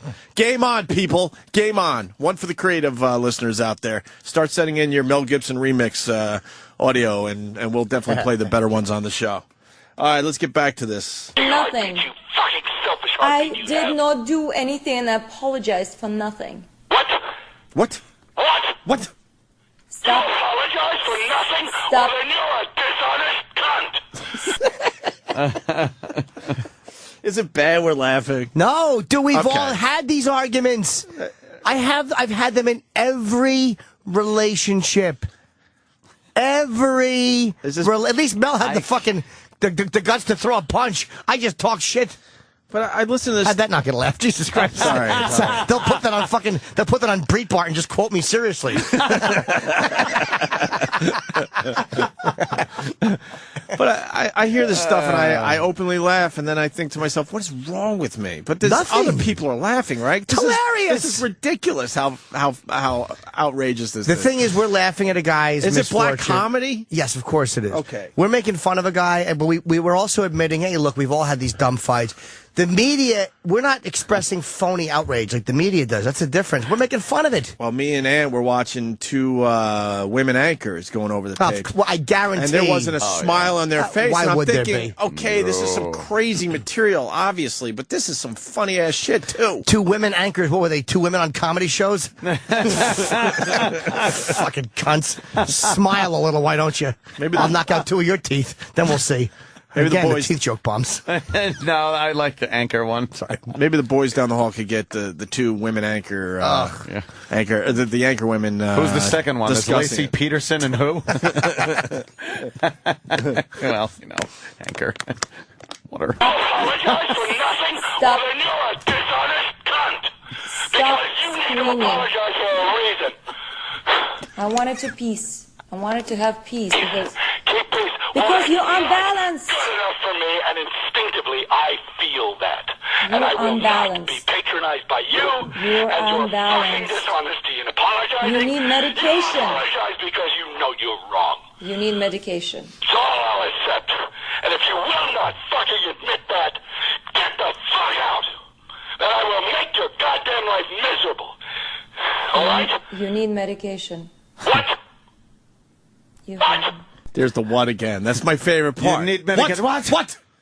And he heard her. What? Right. By the way, how happy is Mel Gibson's ex-wife? And what a cunt he hooked up with. I bet you Mel's ex-wife is fucking herself with a rolling pin to this audio. How great is this He for left her? his ex-wife and I think like 10 kids they had together, whatever it was. They had a lot of kids together. You know how many times she's probably been yelled at like this? Oh, my God. Oh, you deal with this, you little Moscow whore. You deal with it. You little minx. Russian minx. All right? You need medication. What? You need medication. I need a woman, not a fucking little girl with a fucking dysfunctional cunt. Her cunt is dysfunctional. Uh-oh. No. Uh-oh. Oh, boy. What does that mean, Mel? Wow. Girl with a fucking dysfunctional cunt. I need a fucking woman. I don't need medication.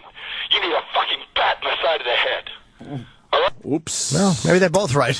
In a bat on the side of the head. And that's the reason right there why the L.A. police want the tapes. Mm-hmm. They can't get him on anything. Because that's can they? like what? Because that's a threat. He's saying she needs it. He's actually offering a suggestion. Maybe he thinks that she needs a bat in the side of the head.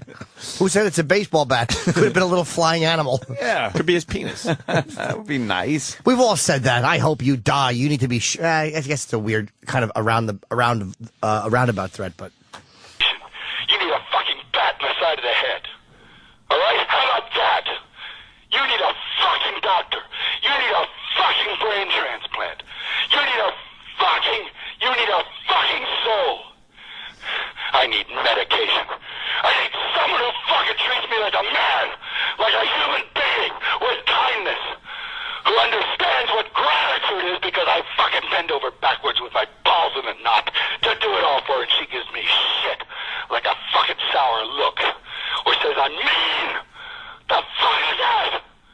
This is mean. Get it? You get it now? What mean is? Get it? You having a hard time, and you fucking yanked the rug, you bitch. You fucking selfless bitch. Don't you dare hang up on me. I can't listen to this anymore. You hang up, I'm coming over there. I'll call the police. What? I'll call the police. What? You fucking cunt. Oh, he rolls. He does roll. I want him to argue for me every time I fight with my chick. He's the greatest. In all fairness, it doesn't seem crazy that she would call the police if this guy is on his way over, but wow. What? What? You What? fucking cunt. Wow. He was like, Police. you fucking... Yeah, the way he says it is great. You. What? Oh, there's so many great parts. That's great. You hang up, I'm coming over there. I'll call the police. What? I'll call the police. You fucking cunt. I'm coming to my house. You're in my house, honey. Yes, but you, honey. My don't- house. Honey, you just You're told me. in my house. So I'll call the police and tell them there's someone in my house. How about that? You can do that. That's fine. Fuck you. I don't involve the police in anything because I stand up for myself. You weak cunt. You call the fucking cops. Then I will go to Alessia's right now. Why don't you fuck off to that cunt bitch Alicia's? She could have mentioned anybody, and he would have said that. I'm going to call the president. Call that cunt fuck president. It didn't. Any name she mentioned was going to get a C-bomb thrown at her. Wow. God bless Mel. Then I will go to Alessia's right now. Why don't you fuck off to that cunt bitch Alicia's? She was fucking making eyes at me. She'd have sucked me in 5 seconds. Take that one up with her. She would have sucked me in 5 seconds. She was making eyes at Mel. Yeah. And he's probably and Mel right. knows. He's Mel Gibson. Holy cow. It's so good. Was fucking making eyes at me. She'd have sucked me in 5 seconds. Take that one up with her. I was trying to spare your goddamn feelings. She'd have blown me in 5 seconds. She's not your friend.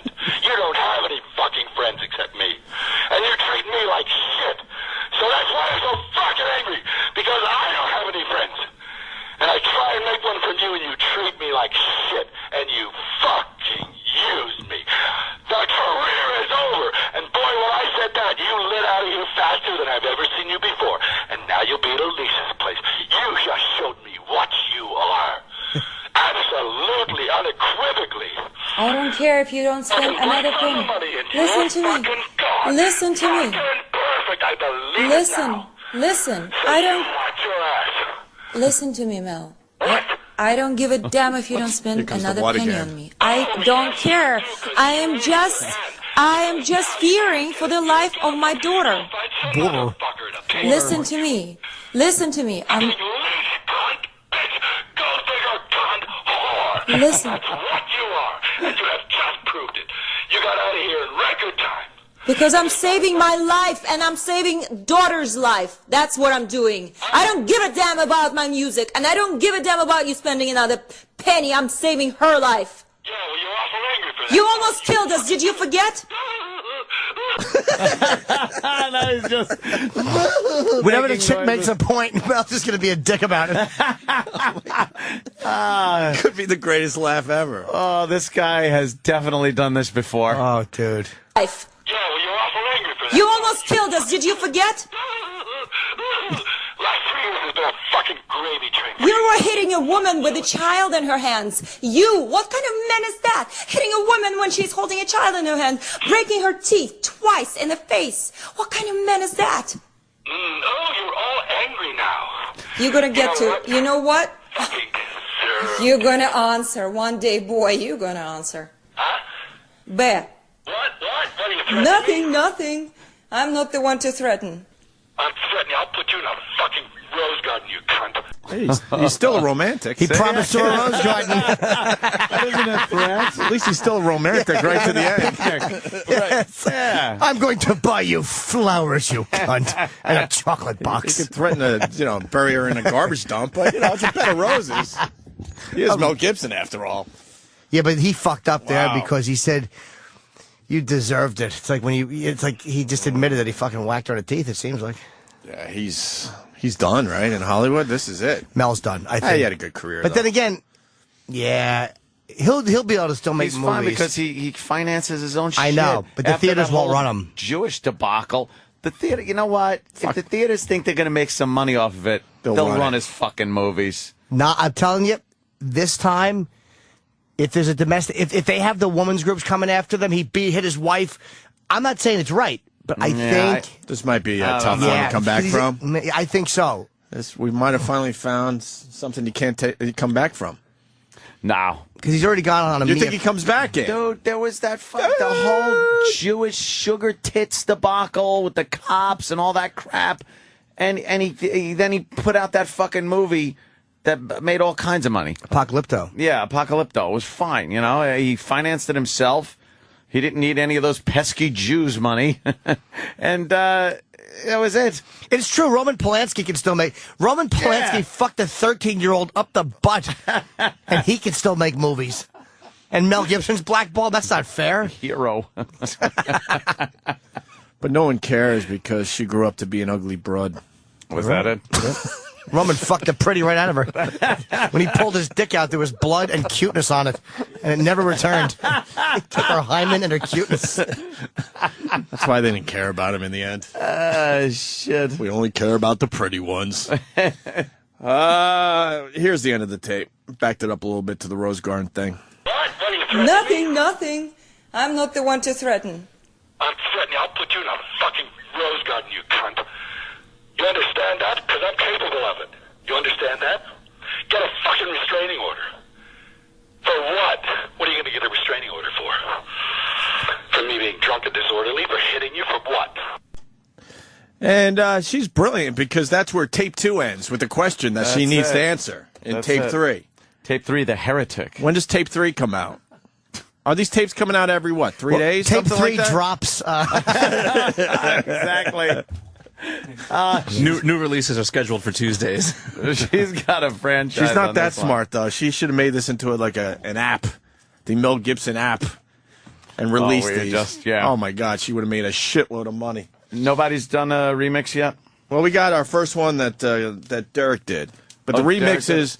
You know, the listeners, I mean, this is one for you guys. We're looking for the Mel Gibson remixes now. I'm sure that a bunch of people are going to be doing them anyway. You're going to see them popping up on YouTube and everything. So. Well, you know, make sure you send them our way. We'll play the better ones on our show. We got Mel Gibson breaking up with Pat O'Brien. What? Just came in, Anthony. How does that happen? This is from D-Boy. Amazing. D-Boy came up with this.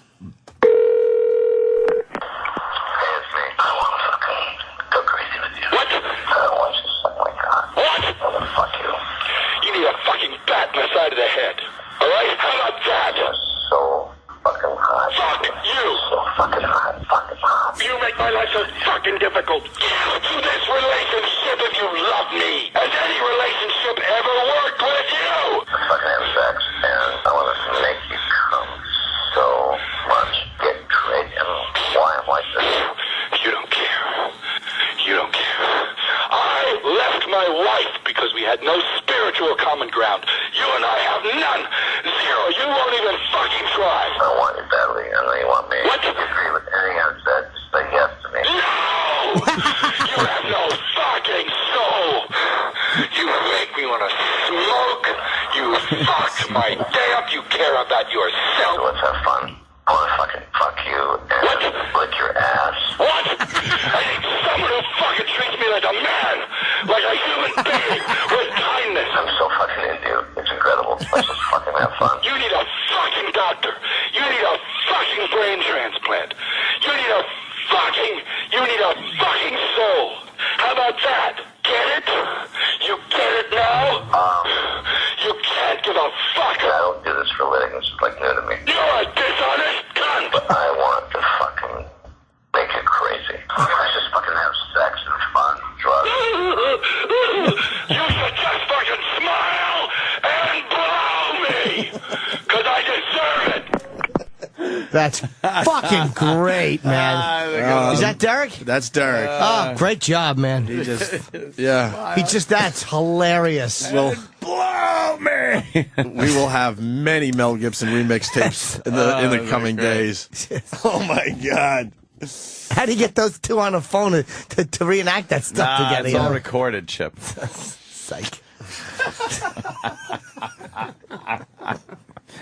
Let's go to Tanya in Boston. Tanya. Good morning, boys. Good morning, Jimmy. Happy birthday. Hi, Tanya. Claire. Well, I'm calling because I'm wondering if anybody put together that it sounds just like the 8-track porno tapes. Yeah, that could be another one to remix with the Mel Gibson. Yes. It sounds just like it. I just thought I would bring that up. Have a nice day, boys. Goodbye, madam. Godspeed. Yeah, absolutely. Remember the 8-track porno? And another one, it sounds like. Goddamn rich cunt! I kill rich cunts! A lot of possibilities with Oh, motherfucker! Yeah. I don't have the 8-track in front of me, or do I? Oh yeah, this. Hold on a minute here. I'm gonna fuck you in the mouth. I'm gonna come down your throat. You fucking well better swallow it all. Stop talking and start sucking. Where's the? Oh yeah, this one. I'm coming, you dumb bitch. Dumb bitch. It's just so fantastic when he goes. You should just fucking smile and blow me. That's one for the ages. That's fantastic. Mel completely out of his mind. It's great. How do you lose it like that? To that extent. I have, dude. Yeah? Really? Oh my God! I've never lost it that really. Badly. But I understand. Oh my goodness! Not to that extent. That's that. Wow. And believe me, you know, you've been through some shit. Oh, ugh.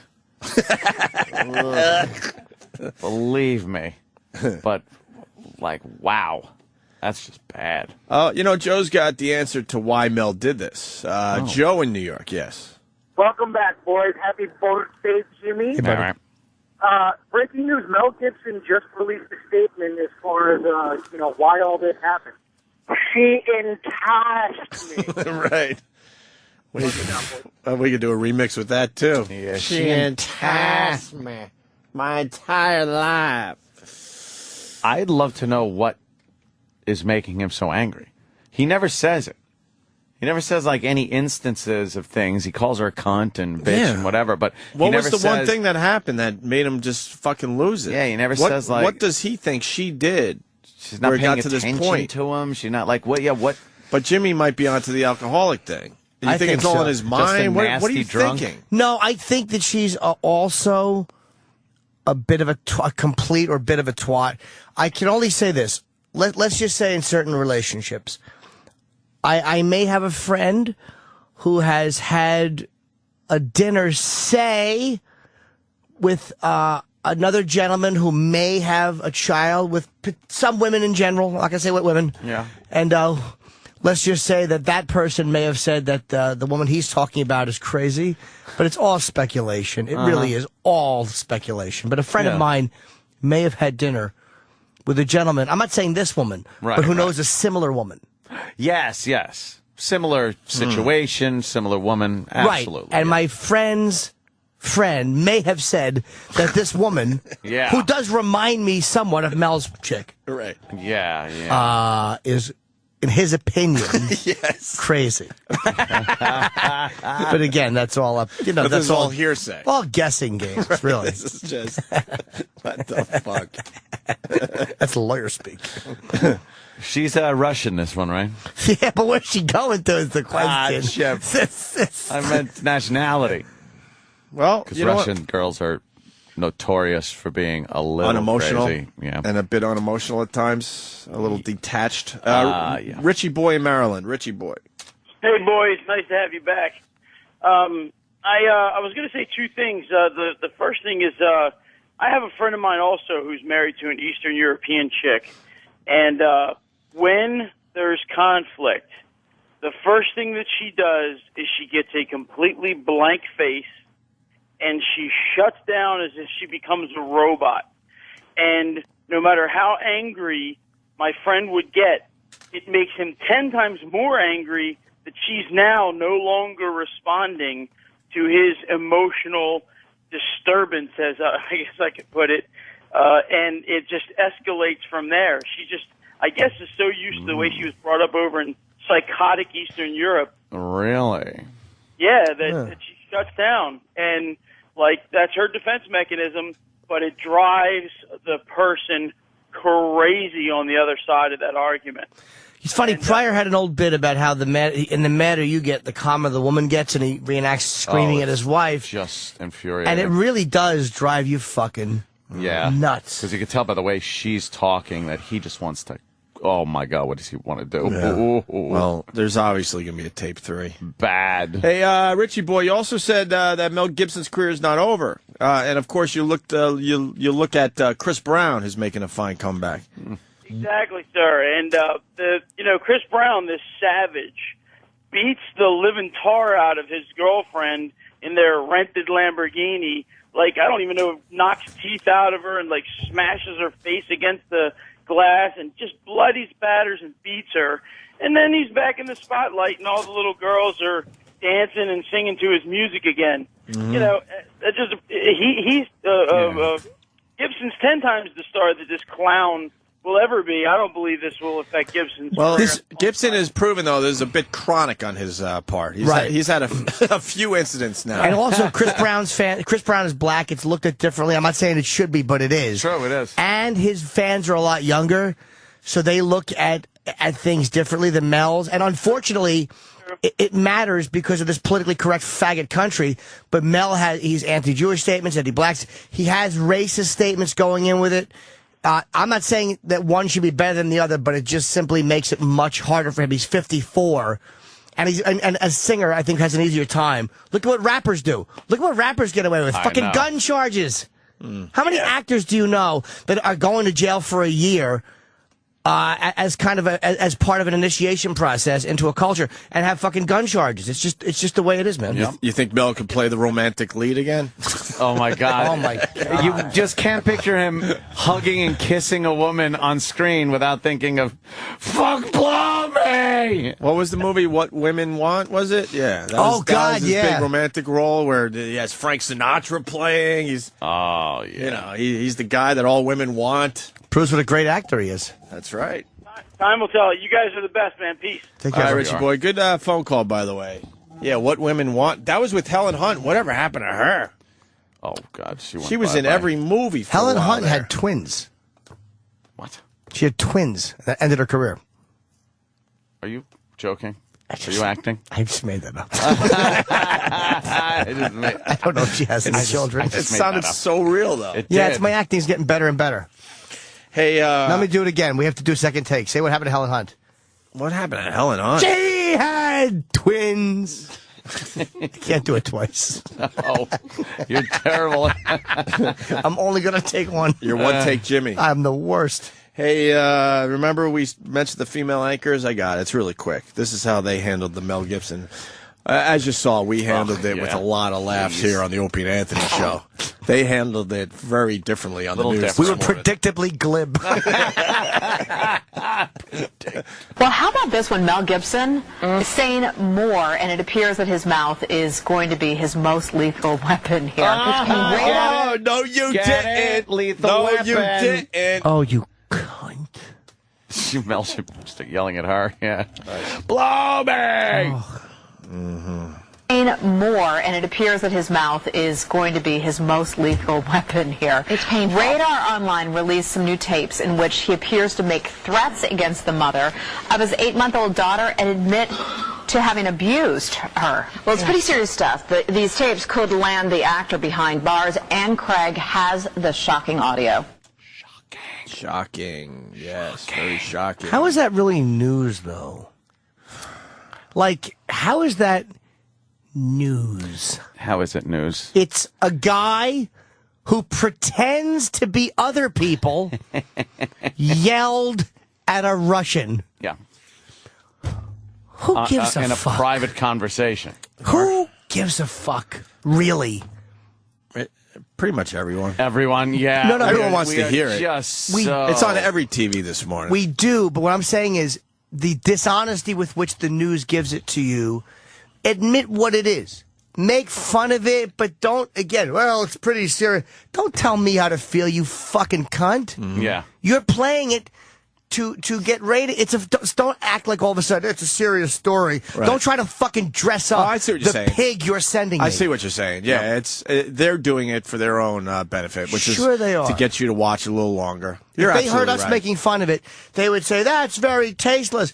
But we are using it for the same self-serving entertainment value that Correct. they are. They're just spinning it differently. And they don't It's not even, news. And they don't even really discuss it, saying this was a private conversation. A lot of people have these type of conversations, and boy, they wouldn't want that conversation out there like this one's out there. You know what I mean? Sure. You go back to the Alec Baldwin thing, another private conversation. I made an ass that we weren't supposed to hear. I would respect these people so much more if they played this audio and one of the anchors said, you know, I was in a relationship with a guy like this. And I know we don't want them to editorialize, and that's not their jobs. But unless they're presenting the news completely unbiased, then it is their jobs. You understand what I mean? It's like they're editorializing subtly. Right. Anyway, so if you're going to editorialize, at least expose yourself. Unless you're simply reading the news. Audio of Mel Gibson that was taped from a private conversation has been released, and here it is. Right. That's completely flat. That's the news. That would be the Walter Cronkite approach. Right. But if you're not doing that, if you're subtly putting your spin on it, well, then to me, you're personalizing it. You're allowing your opinion to bleed through. Don't do it under the guise of impartial journalism. Expose yourself. Holy shit, who's that, Danny? It's me. Oh, sorry, Jimmy, but Sofia Vergara? Holy shit. Go to Giant tits. Go to our boys at wwtdd.com for a bikini picture of Sofia Vergara. How old is she with her giant tits? Oh, my God. Look at those. They're just too big. Oh, she's on Modern Family, I guess. I haven't watched that show yet. I haven't watched Modern Family either. Oh, yeah. But they are quite large. Yes. Took us right out of the game. Titties just completely shut down the show. Yeah, good point. Good point, though, Jimmy. Here's the second part with the female anchors bantering. Okay, that is painful. Yeah, this is after they heard the tape. That Jimmy. is painful. That is painful. So, yeah. I wonder if she says that every time a cop is shot. No. Or every time a fucking rape is committed. They safely editorialize, which makes me sick. That is painful. Okay, well then how about this shut the fuck up and blow me line? That is funny. How great would it have been if they came back after the tape played and said, that was hysterical. You know? There were some laughs in there. I'm sorry, people. There's nothing there but laughs in there. Okay, that is painful to listen to. And the sad thing, I mean, you know, it's one thing to have this happen between he and another person, but there are a lot of children involved here. His own children from his wife, his ex-wife, and of course they have an 8-month-old daughter. Well, that was Ann Craig reporting Insane, and now these tapes were initially handed over to a judge in the couple's custody and settlement battle. Yeah, there's already some fallout as a result of this. His talent agency, William Morris Endeavor, says that they will no longer represent Mel Gibson. This isn't the first time that his words have tarnished his image. Back in 2006, he insulted Jews, and now add blacks and women to the list. By the way, I imagine they're dealing with the Black Panther Party with the same New and improved. With the same harshness. Fervor. Yes, like use the word fervor. I imagine when they're saying the voter intimidation video, they're making the same editorializing comments, or they're saying how they badmouth. Oh no, they're probably not doing that. No, of course not. No. Stupid. No news. one's paying attention to it. Stupid news. The administration's too busy fucking helping them not get prosecuted. Yeah, exactly. For voter intimidation at polling places, dressed in paramilitary garb with fucking a baton back for the presidential election. And, of course, the black attorney general, appointed by the black president, has decided that was there's no grounds for charges. But put a white guy there with a weapon in his hand, dressed in some type of paramilitary garb, and you'll have a cop haul his ass away for intimidating the voters. We disagreed about this, what it was when it happened. I remember we argued about this, but the fact that fucking Holder the administration cannot deny that there's a racial fucking motive to this, especially after the shit. Everybody in the media has been talking about the fucking Tea Party being racist and dangerous. Yeah. And here fucking, what's his name, Malik Shabazz? Fucking Malik Shabazz admits when we do something, we tend to do it stronger. Yep. And when brother, whatever the guy's, King Amir Shabazz, whatever the fucking guy's name is. Some names. I know. How about just Ted Shabazz? Why does Ted Shabazz? you take a Muslim name? I believe after you make what they call your Hajj, which is your trip to fucking Mecca, then you adopt a Muslim name. But why has no one ever just taken a Ted Shabazz? Ted Shabazz. Allahu Akbar! Get out of the voting booth, Whitey! I'm here protecting my brother. There's a dash in my name. Jesus. They won't prosecute, and now they're looking into. I mean, there was an attorney that was saying it was absolutely racially based, and he's from the Department of Justice. Yes, Department of Justice said that I was told to not pursue this based completely on race. He said that it was very frowned on them to pursue crimes with black perpetrators and white victims. And how is this not fucking... I mean, it has been reported, but that is a fucking bombshell. That's a fucking bombshell. Yeah. And the way it's being spun is, well, you know, he's an ex-employee, he's disgruntled. Like, how come when you're a fucking... And again, not to always harp on this, but when you expose something that fucking crushes conservatives, you're a fucking whistleblower. But if you expose something that kind of crushes the left, you're considered a disgruntled employee by the fucking media. It's really annoying. It's beyond me that this isn't getting the attention either. Yeah. I mean, obviously Hannity's talking about it. Sure. And, Well, we got to play the Mel Gibson tapes on the news, eh? Well, oh yeah, yeah. That's much more important. That's more important. Of course it is. I was perusing some websites last night, let's just say. And I did peruse the new Black Panther Party website, and they have 10 goals, 10 things that they want to achieve. It's crazy. Dude, it's just as crazy as any of the Aryan Nation stuff I've read on a daily basis. Yes. It's just, their mission and their 10-point platform. It's so separatist and racist and the entitlement they want. They don't want to pay taxes. They don't. I know. That's what I was saying. We would like things to continue as is. No taxes. They want reparations. They want the youth to be... reparations. They just mispronounced it. They're talking about repairs for the road. Oh, they is thought that was a fancy word. Reparations. Well, you want to get into the what is it called? Yes, I have to tinkle. Yeah, we all do. Oh, okay. So, Ann, why don't we talk about that after? I really want to talk about this website. And do you guys want to be the first ones to announce that George Steinbrenner has passed away? No. Did he die? Fuck. Or are you just guessing?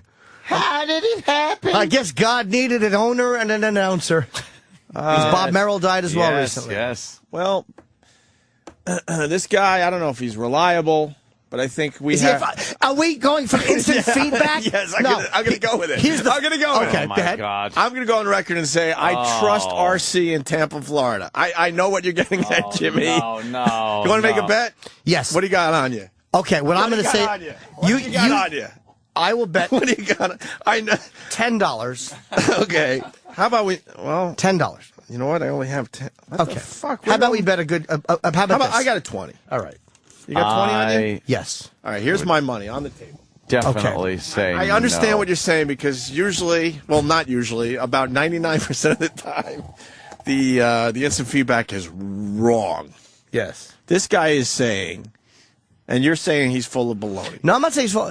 I'm saying, what's he saying? All right, this is what I'm getting. This is breaking news, and we've broke news over the years. Oh, we are. We've been first breakers. over the years. We are newsbreakers. RC in Tampa, I'm counting on you. I got $20 on you, pal. He writes, breaking news, not announced yet, but Steinbrenner passed away this morning after 2 strokes.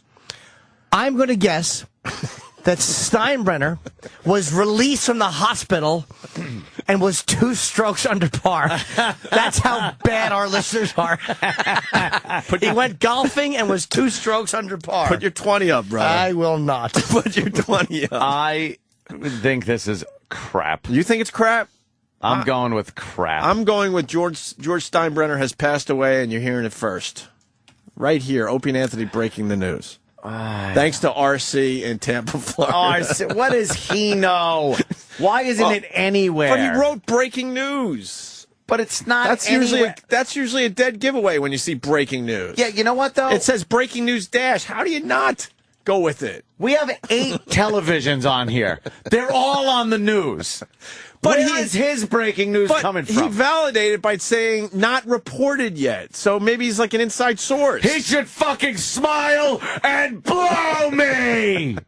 Everyone is saying not dead, that I'm going to lose the $20 Of course to Jimmy. you're losing. Well, let's see. Someone just Twittered it.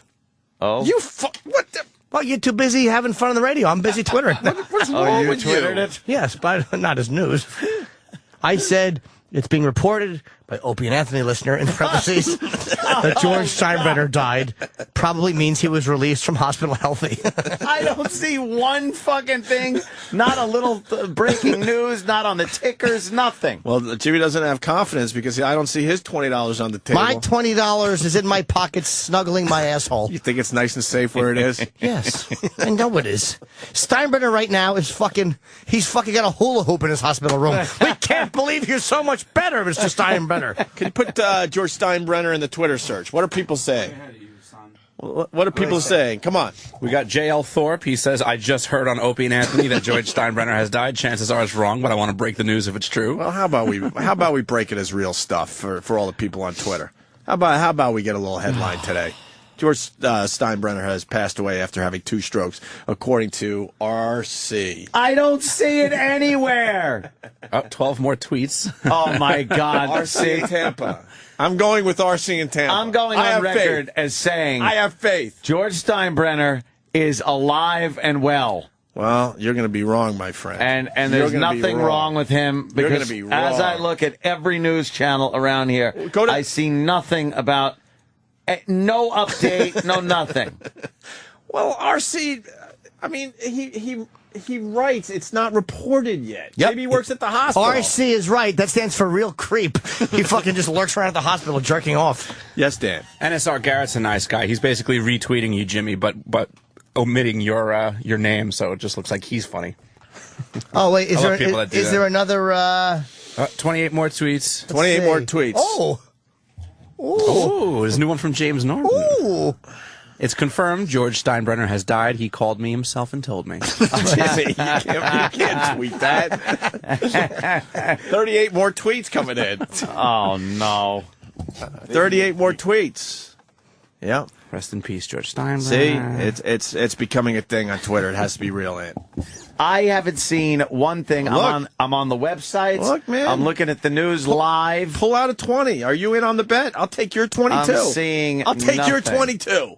You want in? Do you have 20 on you? No, I'm doing more research.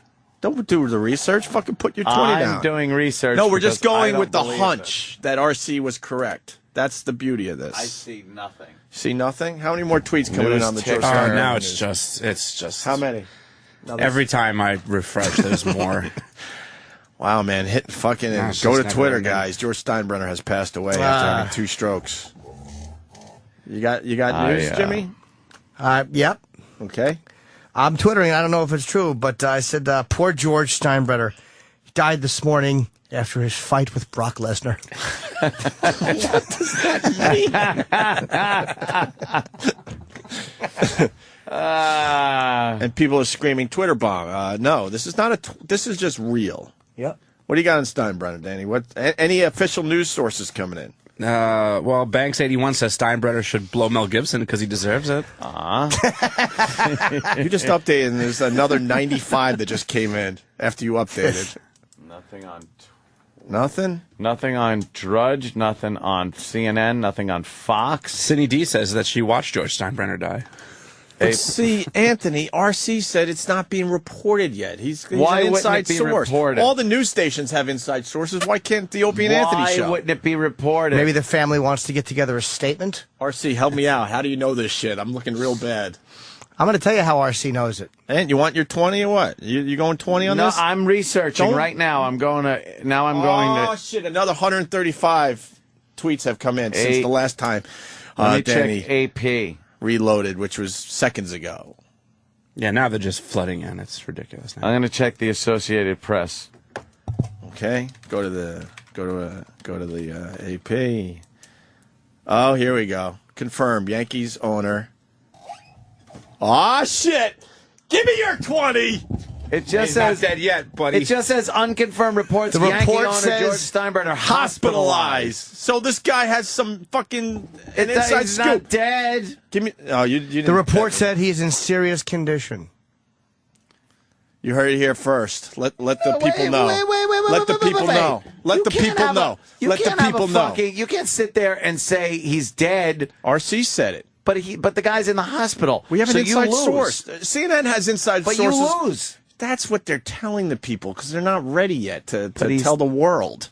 He's RC was hospitalized. correct. I think RC.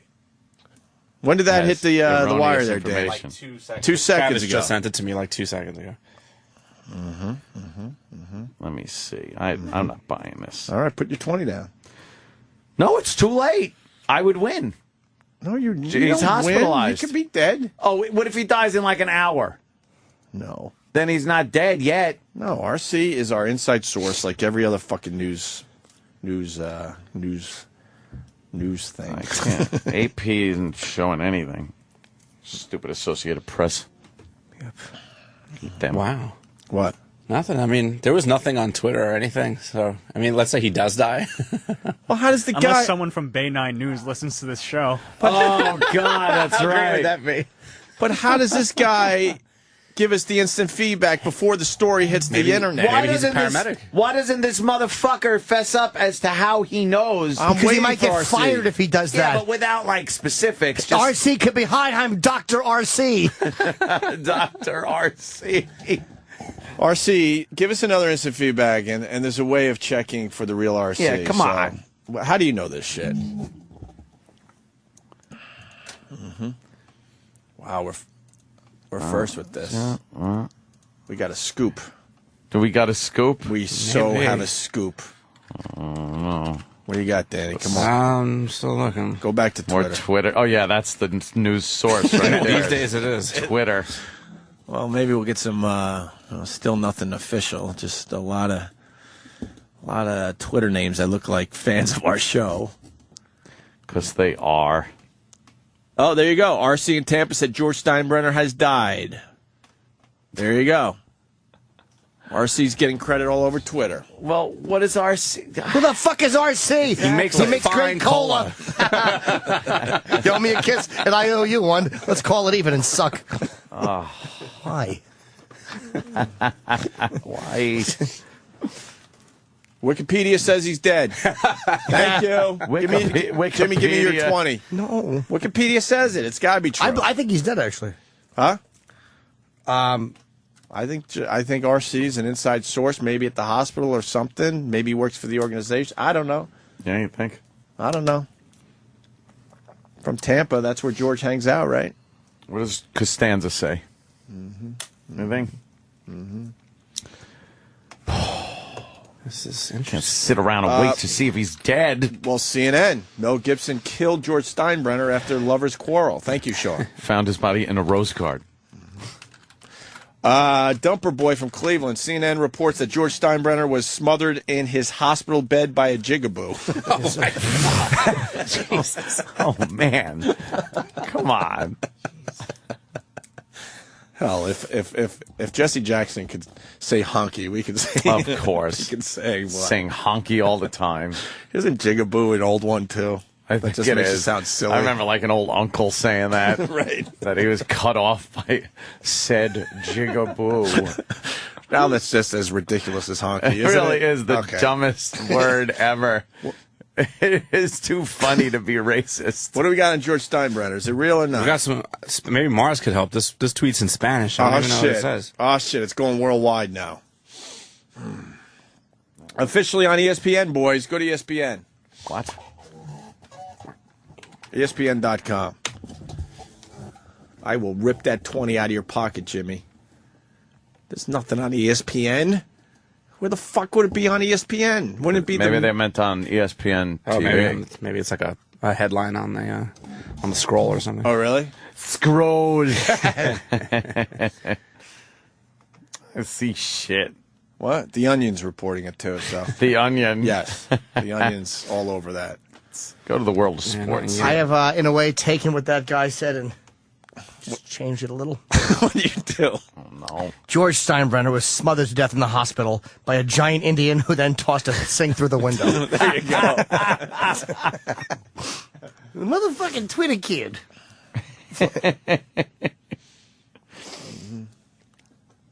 CNN is now using RC from Tampa as their source. Great. Eyewitness NYC, which I guess is Channel 7 here locally in New York. Yeah. Says Eyewitness News has learned that New York Yankees owner George Steinbrenner has suffered a massive heart attack. Dude, RC is so right. Well, he's just an inside guy that happens to be a fan of the show, and we were on this way before anybody else. Way before. Yeah. Now we're up to a heart attack, massive heart attack. We were up on Menino too. Huh? So we were up on Menino too. You know. We were a lot younger and stupider back then. Yeah. What do you got? Travis letting me know that it's on locally ABC here in New York. It's up on their website as well. So how the fuck would RC know all this shit before the news outlets? He's just going to pull this out of his ass? He's a source close to the situation. Close to the situation. So how does he know the Jersey Shore guys? Oh, no, Chip. It was Paulie D that called up. Hey, Chip and D. One of Chip's favorite shows. It's fucking Sam talked to the Jersey Shore assholes. We got the audio. Did he? Oh, you want to... Hi, D-boy. Great Did you hear job. George What was Steinbrenner died? George Steinbrenner died. No, he didn't. He did. No Put the 20 down. I'll take your 22. I got to pee. I'll be right back, okay? Oh, we got Mel Gibson called Terry Schiavo. All right, perfect. That's for after the break. D-boy's working. No. I'll be right back. Yeah, we all do. So we'll take a little break. We'll try to find out what's going on. But remember, you heard it here first. George Steinbrenner has passed away, according to RC in Tampa. Call the Opie and Anthony Show. 866-866-WOW-1. That's 866-969-1969. Sirius XM, the virus. Yeah, this is the Opie and Anthony Show. Damn it.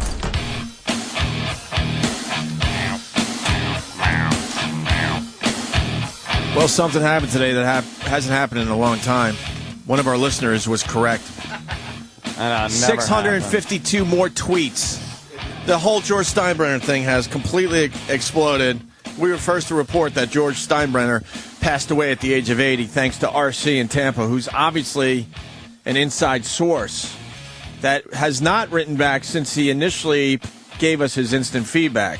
Since that, he said he wrote in his feedback that it's not reported yet, but trust me, George Steinbrenner has died. Jim Norton did not believe it. Anthony Cumia did not believe it. Now it's being reported on what website that George Steinbrenner has passed away at the age of 80. Well, after RC had sent that feedback in, there was one local area, Tampa news station, that was reporting. Right after he had tweeted, it took a couple of minutes. But now that first website to report that there was something wrong did say and is reporting that he has died. At the age of 80. He's dead. And someone saying Fox is reporting it. Now Fox is? I don't know. That's right. We were way ahead of He's all dead. the big hitters out there. Did you not read my tweet? Yeah, Bay News. George Steinbrenner has passed away. It's Bay News 9. That's the local. And what's the actual? Local Florida. What's the exact tweet? It says here, multiple sources tell Bay News 9 that George Steinbrenner. Multiple sources. That's all of our dumb fans tweeting. That's never good. Owner of the New York Yankees is dead at 80. At 80. That's right. Well, RC, what the fuck? Oh, my God. That's stupid fans. RC in Tampa has written again. Santa Claus has passed away at the age of 325. Boo. Godspeed, George. Godspeed. Is it official, though? Is there an official statement by the hospital? The family wants to make one, I'm sure. Not yet. Not yet? Not yet. Well,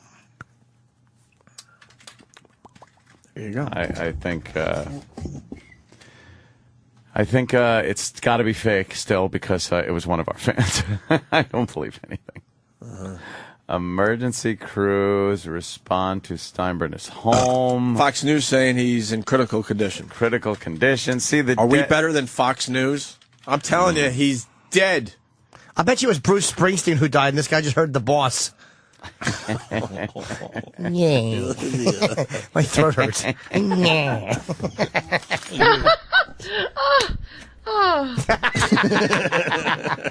That's exactly it. I'm going to try out some new buttons. What the hell? Are we moving on, or are we going to like... No, we should stay with this till he comes up dead. Call him. How are we going to... What? Drudge is reporting? No, okay. Let me go to Chris in Connecticut. Chris? How you doing? I was just on a Mad Dog Radio, and he said there's reports on people are twittering that Steinbrenner's dead. So good job, guys. Oh, my God, yeah. That's what I think. This could be just us making a story you think? that other people are picking up on. You think? I don't see a lot of official news. I don't either. Twitter pages yet. No, just a lot of kind of people that look like fans of our show. Okay, now what do you got, Danny? How do you spell succumbed, real quick? S-U-C-C-U-M-B. I think. B. There's a D in there. This is KCTV. It says several media outlets. I mean, you're a media outlet, right? Yeah, we're a media outlet. That's just it. No one is committed. We committed. Let the record show that we committed. Wait, what did it say? You didn't read the whole thing. Sorry. It says several media outlets reporting that Yankees owner George Steinbrenner has been hospitalized after suffering a heart attack. Yeah, we're ahead of them. ESPN is saying hospitalized. We're ahead of everybody. We're ahead of them. Kevin from Connecticut's reporting George Steinbrenner is going to have a press conference at 10:30 to announce that he's not dead. We got this coming in. We're good now. Mike in Philly. Mike? Yo, boys. Hey. A buddy of mine works for ABC, and it's confirmed. He is dead. He's dead. There you go. He's got a friend with ABC. Yeah. He's got a friend. We're good. We're good now. Wade in Niagara Falls. Wade? Good afternoon, boys. Happy birthday, Jimmy. Our RC in Tampa is Robbie Cano, so it's a good tweet. It is good. And what do you know? Right? Yes. Isn't that the line what's his name uses? What do you know? Oh, George Steinbrenner. He's a back to coffin and a belly to coffin. He is deep. He is cold. He is out of here. Dead. Oh, hell. If this is breaking. Oh, wait. They're saying it's just a heart attack. wait a minute. He's not dead? Hold on. We got to play this, of course. Goodness gracious! Of all the dramatic things I've ever seen. And there's George lying in George's box.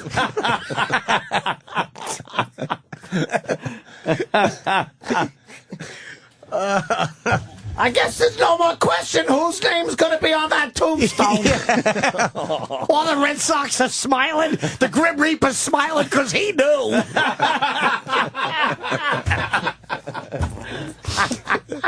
You should see what's going on in the Yankee dugout.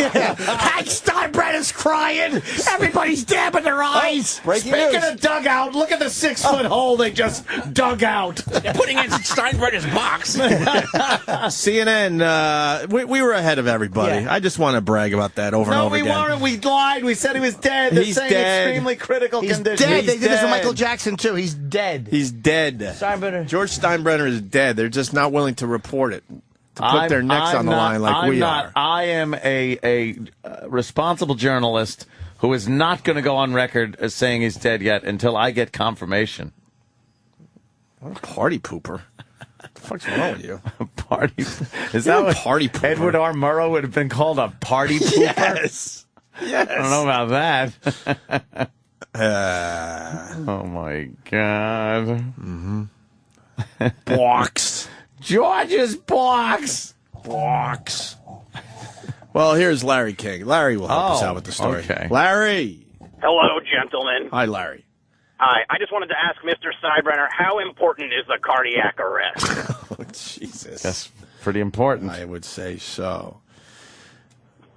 Well, anybody else reporting that he's dead? And now they're brave enough to say heart attack. Screw all that. Screw all that, huh? RC wouldn't lie to us. I'm going to go to this site here. Oh. Come on. Let's say hi to Chris in Boston. Chris. He is old. He is sick. He is dead. Oh, Jesus. Wait Fox is only saying heart attack. Really? Didn't we lose Shepard over the holiday? Yes, we did. Yeah. Legendary Bob Shepard, right? He was fucked to death by black militants. Who would have guessed? A pack. He was 99. Yeah, what a life. 99 years. Anyone know what his favorite name to announce was? And they asked him what was the favorite announcement, the favorite person's name to ever announce. Are we going for the joke or No, I'll give you the honest answer. I would say Joe DiMaggio. No, that was that was his favorite person to say who hit their wife yesterday. Favorite person to smell his finger. Whose bat handle did you like smelling the most? Joe DiMaggio. I would go with.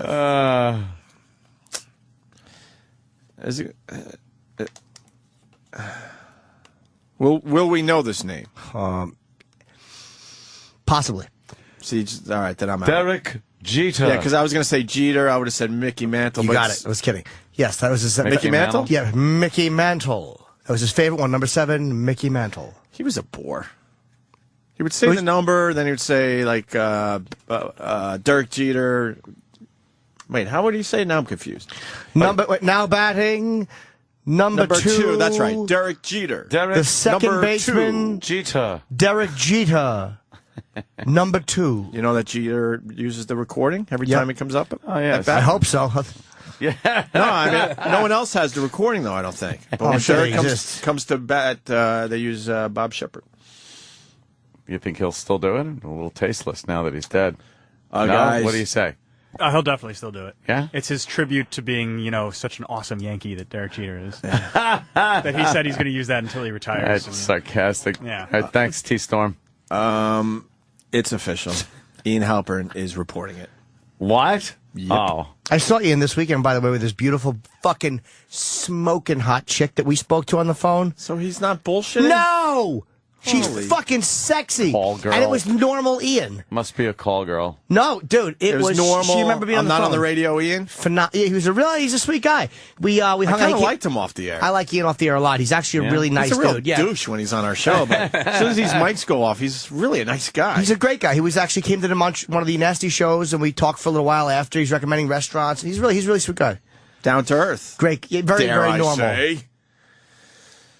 What do we got, Danny? We got to move on, but we need the official. Wow, 1,200 new tweets have come in. We started. Oh my God! You remember when it was just like 3 and one of them was Jimmy? Yeah. Well, now what? Well, it's still all the same stuff. It's just, people are retweeting stuff about, George suffering a massive heart attack. No one's really saying dead so much. Everybody's just kind of saying massive heart attack. Yeah, I'm going with RC. It's over. It's over, Johnny. Yeah. ABC 7 Chicago, massive heart attack, hospitalized in Florida. CNN, heart attack. Regis and Kelly, heart attack. Both of them, too? How many people are dead? Oh, the odds of Kelly and Regis going together. A boy can dream. Footer! Yo, what's up, boys? Just got confirmation right here. I'm reading on this placemat. He's definitely dead. Shit, if it's on a placemat, it's got to be true. It's got to be, yes. Mm-hmm. All right. Can we move on? I am reporting nothing but facts. If we can ever move on. 1,400 new tweets. That's right. There's a breaking news. OTS News. What is that? What's OTS News? On the spot. On the spot news. On the spot news. Then it's got to be true. No, now everyone's just committing to massive heart attack. That's it. That's the only thing they'll... Wait, I have another 1,500 tweets to sort through. 1,500 Oh, this thing has exploded. God, that's terrible. Poor son of a bitch. Yeah, good old Georgie. I gotta sell my Apple stock. What? I gotta sell my Apple stock. Why? Because I'm gonna buy the fuck out of British Petroleum.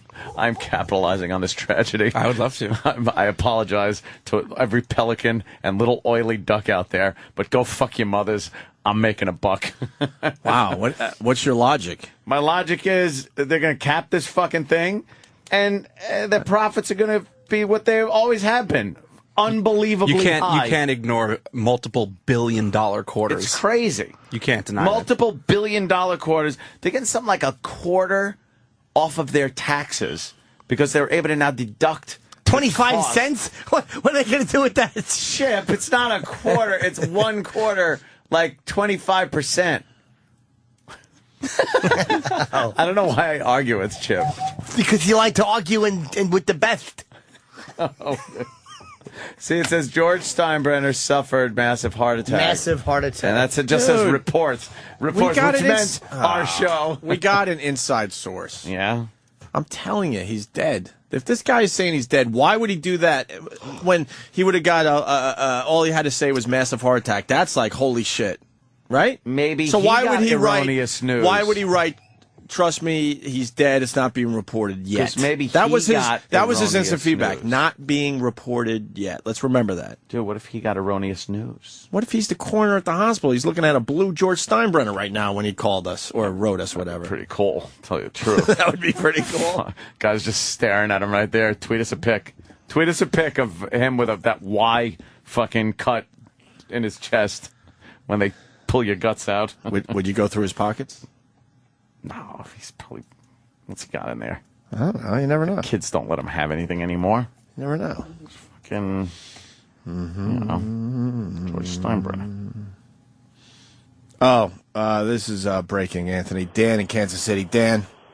Hey, boys. Hey. I heard that ESPN will have a 1-hour special tonight on whether Steinbrenner will go to heaven or hell. Oh, wow. Wow.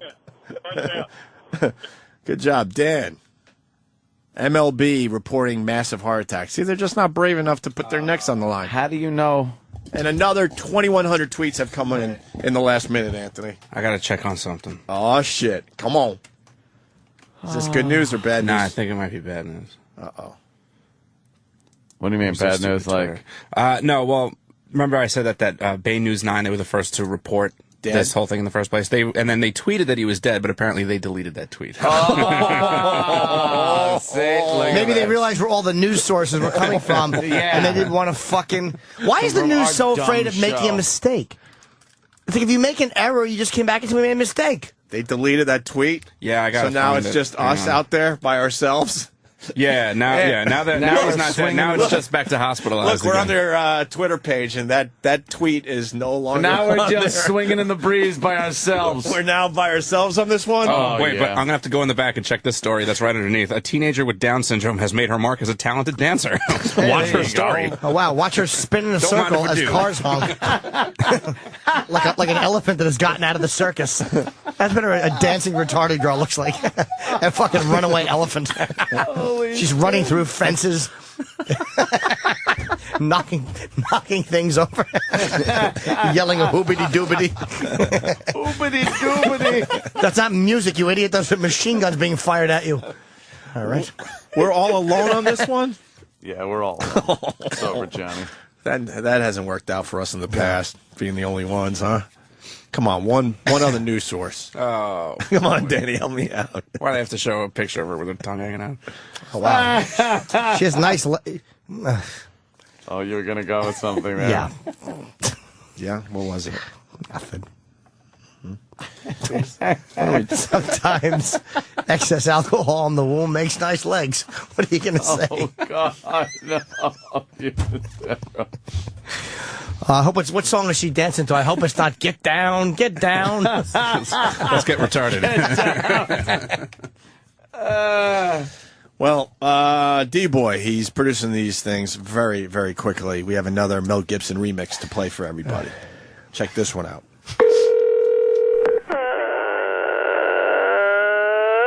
on this phone and don't hang up on me. I have plenty of energy to drive drive over there. You understand me? You need a fucking bat in the side of the head. All right? How about that? You need a fucking doctor. You need a fucking brain transplant.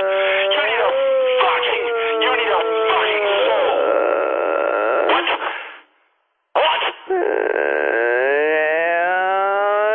All right. The fuck is that? Oh, you're all angry now. I'm threatening. I'll put you in a fucking rose garden, you cunt. You understand that? Because I'm capable of it. You understand that, bitch?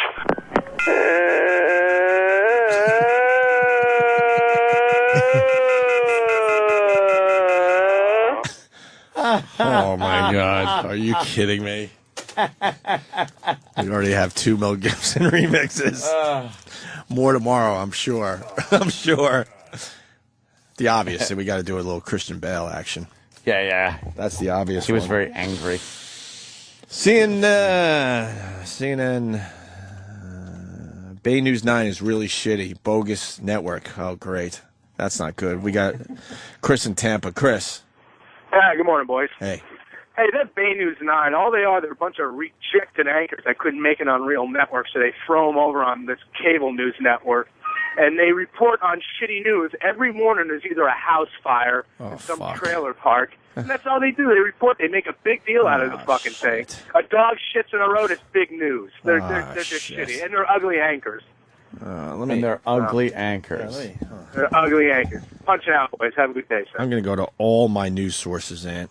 Good luck. And I'm going to pray that we're not alone on this one. We're alone. Are we alone? We totally got this one wrong. What's the fucking ticker for BP?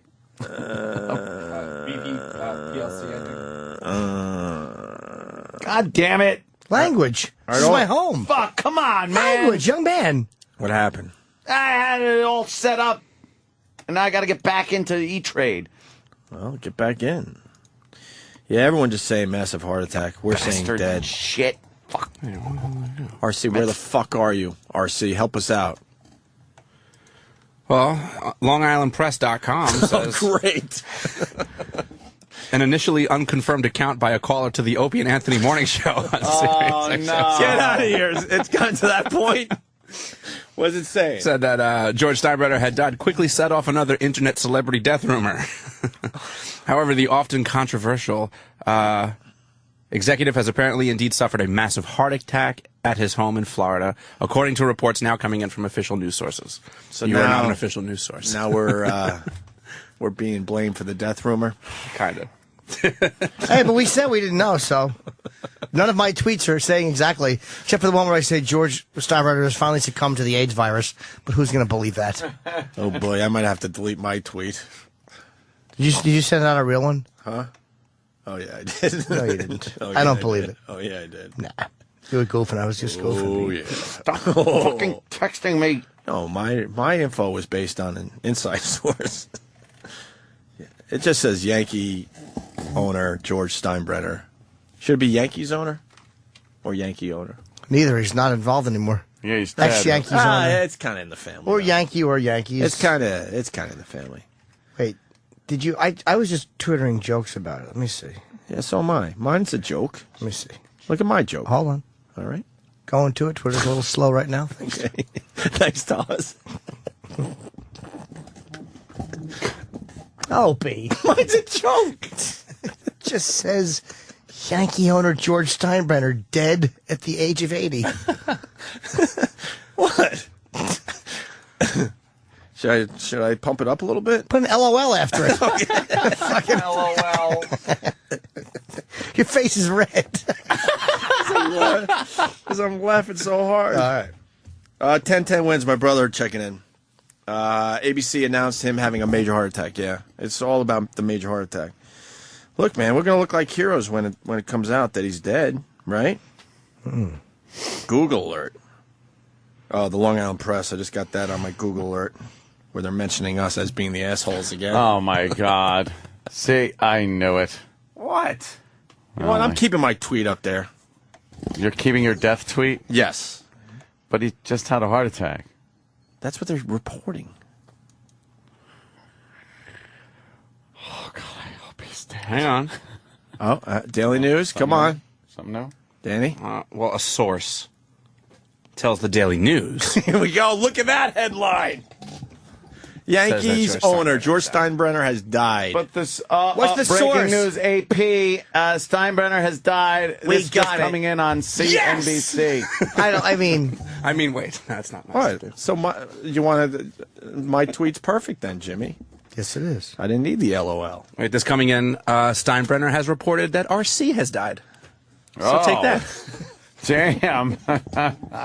Now it's everywhere. Wow, we were ahead of this one. Fucking RC. I would love to know who RC was. Down the road, RC. I know you're listening. You got to let us know.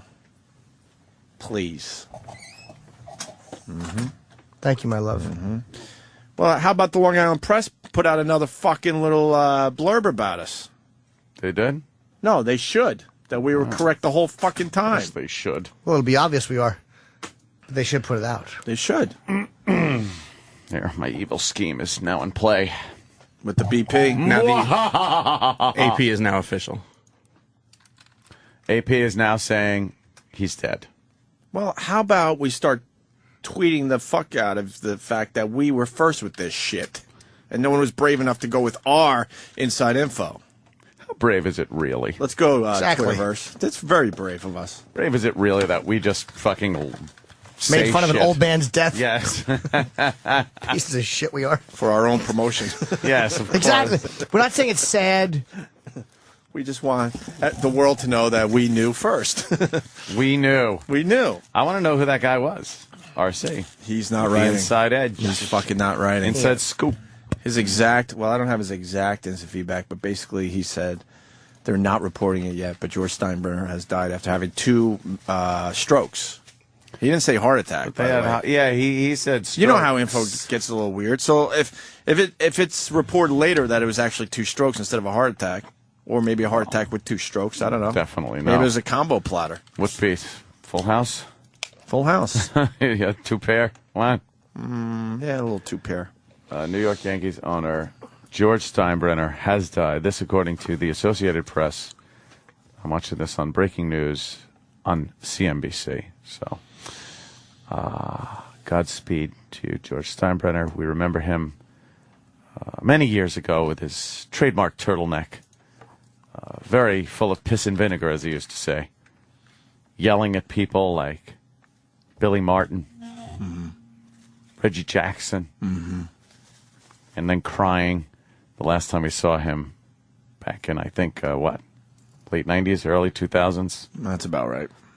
When the Yankees won the World Series. George Steinbrenner was weeping openly, saying, "This is the best team in baseball." And that's when we knew there was a problem with George. We should get those clips together. I know. Now we got to do a it's just fucking happened. a death thing. For Did we George just do a Steinbrenner. death thing for somebody? I don't know. It seems like every other day. Larry King. Ah, Larry King. Well, almost. Was it reporting that Larry King is dead, too? What happened? Poor George. Should we sit back and have the listeners congratulate us on the breaking news that we had? The scoop we had today? I'm thinking it's what? No? No? Well, what, pats on the back or something? Sure. You want to go with the pat on the back thing? Hey, most of the time, people just openly laugh at us, but for once... You think they're not just openingly laughing at us? I'm going to wait. I'm going to wait for a little congratulations to the show. This is... We're having real news for once. All official now, right? Yes. It's everywhere. It's everywhere. They're now showing Reggie Jackson yelling at Billy Martin. According to Family Friend. All right, that's who we're dealing with now. Is his initials RC? Yeah, Family Friend. Oh, yeah, look at him showing the old clips. The old mighty George. Look, that's when he was the prick. He was a character. Look at him yelling at each other. He was a nightmare Billy Martin to work for. firing Billy Martin over and over again. Billy, that drunk. Yeah. What was this, like wrestling? Were they doing like a bit? Why are they yelling at each other at a press It really does look like conference? a promo. It looks like some kind of wrestling promo. Because they... You're fired. You haven't hired me yet. Continue to spend money, signing Dave Winfield to an unheard of 10-year, $20 million contract. Winfield led the Yanks to the World Series, but failed miserably in the Fall Classic, getting just one hit, prompting the boss to call him Mr. May. The Yankees would lose to the Dodgers in 6 games. Damn it! And I feel I let my fans I've down. had that one I feel I let New DVR. York down. Now, if some other players don't feel they let them down, that's their own business. I really don't give a damn what they think. What a great owner. On that. I was apologizing for myself because I feel I let New York down, and I don't like to do that, and I'm not going to do it again. But it did happen again. The Yankees' playoff run was over, and George's frustration showed. He fired manager Yogi Berra just 16 games into the 1985 season, causing Yogi to stay away from the stadium for 14 years. Jesus. The team finally hit rock bottom, and the fans started chanting, "George must go."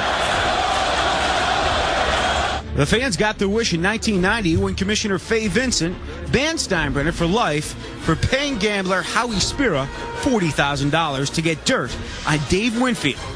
The Yankees continue to lose, and finally in '93, George was reinstated, and the fans welcomed him back with open arms. Glad to see you back. I don't care what they say. I didn't know what to expect, really, but they really make me feel good, you know. George's return coincided with the team's return to greatness. In 1995, they made the playoffs for the first time in 14 years. Then in '96, he hired Joe Torre to be his manager, and with the help of homegrown stars like Derek Jeter and Bernie Williams, the team went on a magical run of 4 World Series titles in 5 years.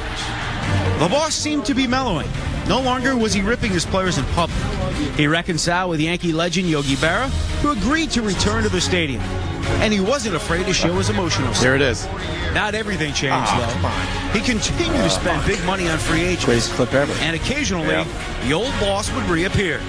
He criticized the captain, Derek Jeter, for his late-night partying, but unlike the past, they quickly made up and even poked fun at it in a commercial. Derek, you're our starting shortstop. How can you possibly afford to spend 2 nights dancing, 2 nights eating out, and 3 nights just carousing with your friends? What a great actor. Oh. Reason, it's everywhere you want to be. In recent years, Steinbrenner's public appearances became few and far between. He gave more and more power to his sons and Brian Cashman. When the Yankees finally parted ways with Joe Torre, it was his sons who made the announcement. George got one last ovation at the old Yankee Stadium during the 2008 All-Star Game, showing that New Yorkers truly love the man they call the boss. 80 years old. I mean, what a life. Well done, Report Duke. Who survives him? All right, enough. Hey, everybody left on the planet. Fucking cunt. I like how Jimmy had to get that out with a mouthful. He couldn't wait. Oh, is that funny? We just stole, like, they probably worked on that for a while. Yeah. So it was Fox 5 here in New York, the local Fox 5. Yeah. And Duke is the sports guy over there. He does a really, really good job. He really does. Local sports guy here in New York City. Yeah, I forget his last name. Duke something. That we got. Thank you. Yes, Travis. We got to give them credit for that. They get those obit clips No together shit. pretty quick, What the huh? fuck? They had that ready to go. Oh yeah. That just needed a little voiceover. Yeah, that's all it needed. Now ESPN reporting it. Yeah, they're all reporting. Who was first? That is a fucking door now. Who was first? RC. That's right. One of our listeners had the news first. Yeah. All right. What a shame. Hey, we're going to go So to break young. with, I don't know, Alex Jones versus the Opie and Anthony show. I have more breaking news. Uh-oh. Yeah. From Jordan in Pennsylvania. It says that it's not being reported just yet, but apparently Abe Vigoda is still alive. Yeah. Is he's still alive, right? That's just amazing. Yes, he is. He was the devil. He was old forever. How old is he? He looked old in The Godfather.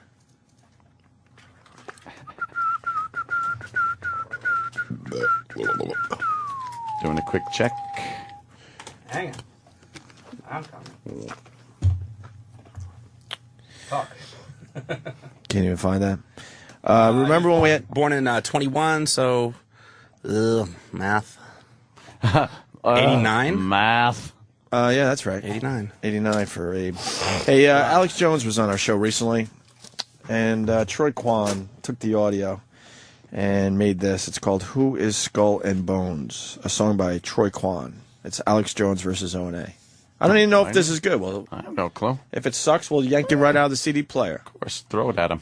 We're all being targeted, and they are putting soft-kill binary weapons in the food and water. They call it the scientific dictatorship, the final revolution. Final revolution. And degenerative diseases are all off the charts, and the UN has been caught adding live polio to shots worldwide.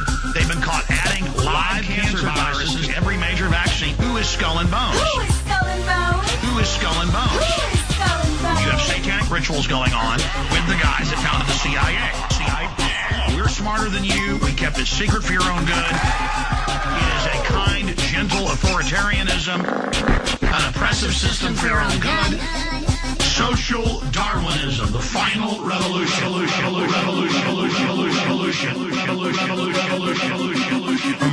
going to have a one-world government that enforces a one-world, one-child policy. Who is Skull and Bones? Who is Skull and Bones? Who is Skull and Bones? Who is Skull and Bones? Al-Qaeda, Al-CIA, that we admittedly created in the 80s. Al-Qaeda. Al-CIA. Is war, famine, and sterilization programs to reach the goals. Social Darwinism, the final revolution.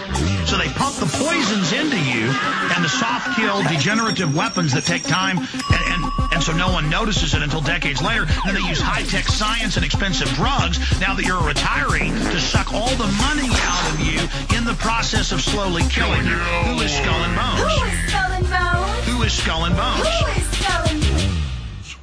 The Opie and Anthony Show. 866. Wow. That's 866-969-1969. The virus. Sirius XM. You're listening to Opie and Anthony.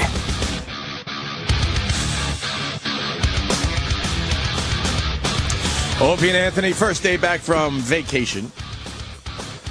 And George Steinbrenner has passed away at the age of 80. CNN not reporting that he's dead yet.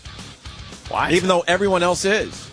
Everyone else. Their headline is Yankees owner suffered massive heart attack. Oh, now they're saying it. Okay, I'm sorry. During the break, they still weren't saying it. Judge, I'm trying to think of what the New York Post will put as their headline, because they will have a giant picture. Front page of George Steinbrenner. And then it's going to be some kind of pun that they always use with maybe the boss. Because they would call him the boss all the time. What do you think? It won't be snide or shitty. It'll be one of reverence. Yeah, a pun of reverence. They're going to try to be clever. Yep. Yeah, I won't put scumbag dead. Just fucking. I don't know. It'll be hacky for sure. Yeah, it'll be hacky. It'll probably be a Bill Gallo cartoon. Oh, you think of that with Heaven? He loves the ones with Heaven. And George will be Heaven. Of course he does. He knows he's heading that way soon. And like Mickey Mantle and Joe DiMaggio will be waiting for him. That's probably what I'm thinking. Like all the Yankees that have passed. And there's Georgie. Hey, we saved a hot dog for you. Oh yes. Either that or it'll be God at the pearly gates, and it'll be going. Are you coming here? Or are you trying to sign me? You know. Or maybe it'll be George with a megaphone dropping the N-bomb for no reason.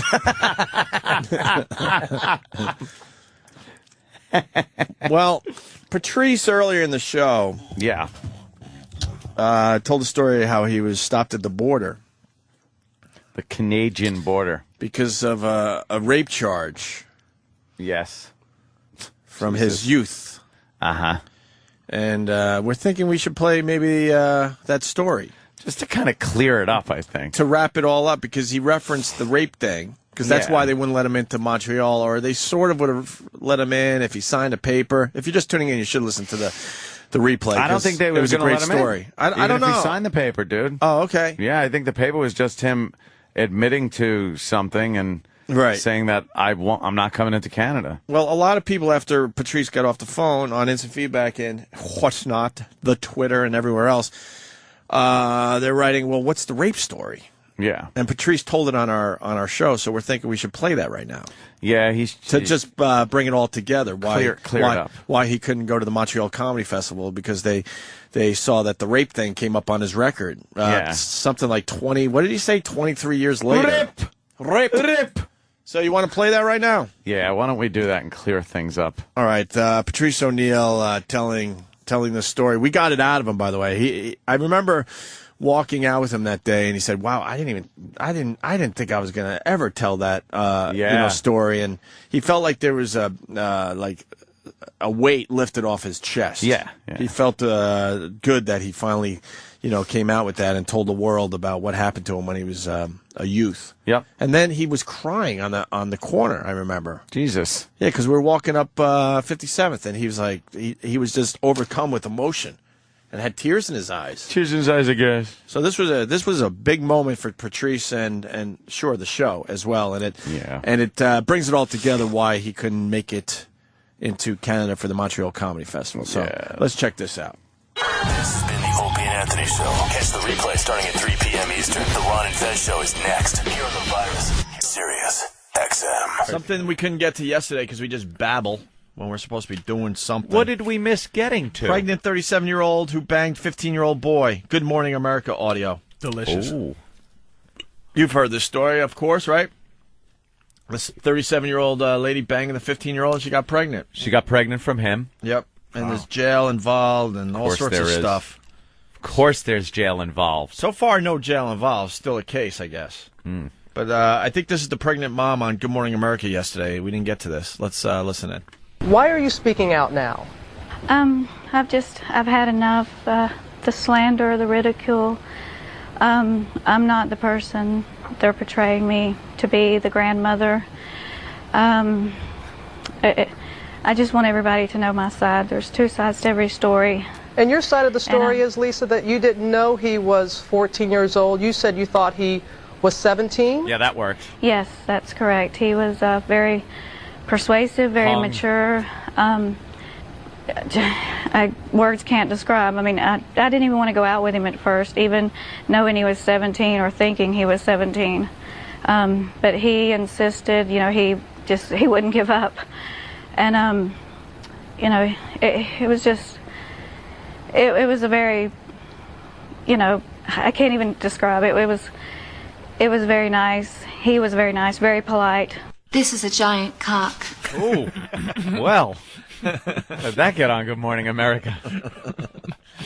Can any statutory rapist man be on just explaining his whole deal about how a 37-year-old man fucked a 15-year-old girl? Hey, man, look, man, she had big, giant titties, and her areolas look like fucking rims. Yeah. When I sucked her tits, I swear I tasted 25.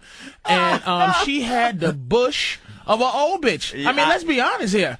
I mean, really, she just kept pushing and pushing. I kept asking her, why don't you have a period? Every month, I go, why aren't you bleeding? Because you're not even hitting puberty yet? Oh, I couldn't believe it because she had hair on the arm. Cellulite. Was there? What girl at 12 years old has cellulite? I understand. Double standards. Unbelievable. It's a double standard, but double standards exist, and that's what are you going to do about it? You're right, though. They would never put a guy on there explaining how he mistook a 14-year-old girl for 17 or 18. They lock him up, throw away the key. Yeah. I am not going to sit in a room with a disgusting man like you. She used FDS. They don't start using that shit till they like 30. Are you all right? The bitch had her own medicine cabinet. She had her own apartment. How can she be 12 with good credit? This bitch gets to explain, but here's the other side of that. Guys don't give a fuck. I don't. We fucking your 37-year-old when I was 15 is that's some max shit. That for a guy, is right. And you can't go to, you know what? You can't be mad at her because if you go to the boy, he's going to be like, well, I got some pussy. It was great. Yeah, I was digging it. Please don't send her to jail. I'm not, I knew what I was doing. And it was, again, because he told a friend or something. How'd she get nailed? I don't remember. Oh, she got pregnant? There's so many of these, I don't even know. There are, but it Lot of usually turns women, out right, that a yeah. friend rats out because these kids, you gotta tell someone. Do you know what I'm doing? I'm fucking this woman. And the kid's like, what? Can I get some? No. All right, I'm ratting you out. And the kid with that one hair, just starting puberty, runs home The to little mommy. peach fuzz mustache that's just over the outside of your lip, like the corners of your mouth. He's a young... Oh, right. That mustache. He's a young do-gooder, and he goes right home to mom and says, this is what I heard in school today. And then the mother gets Keep on it the to phone. yourself. The mother calls up a couple of her friends. That's right. And gets advice. Well, you That's have right. to do the right thing and call the police. That's right. You have to. Do you know if you don't call the police and you know about this, you can get in trouble? I don't want to see women go to jail for getting young dick, but I would like to see bitches go to jail for falsely accusing motherfuckers of rape. I would like to see. You think that happens that much that you really need to make a? Yes. Does it? Yes. Really? Yes. Oh my God. Do you have a story? I mean, yes.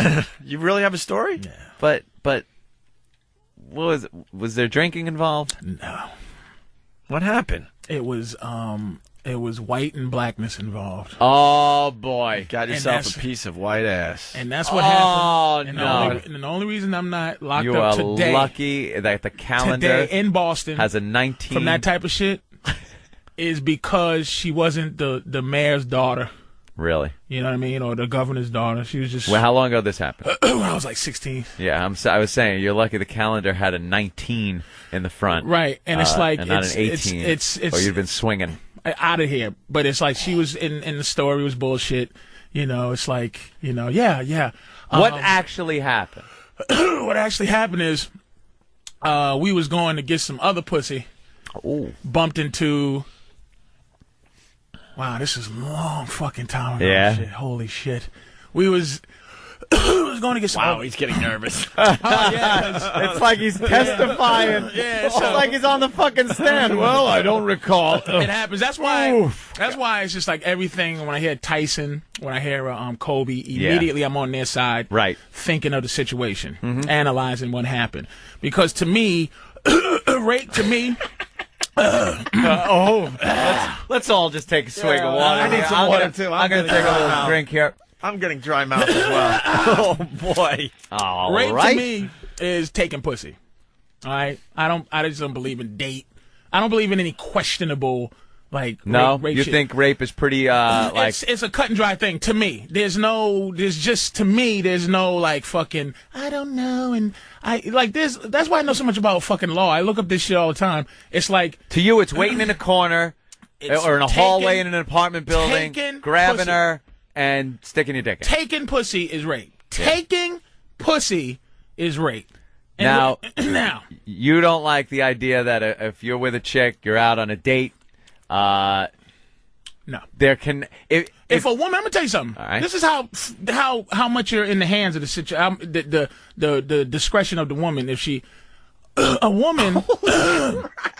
Wow. I'm telling you, it's memory. Like the corner. Yeah. Oh my God. So.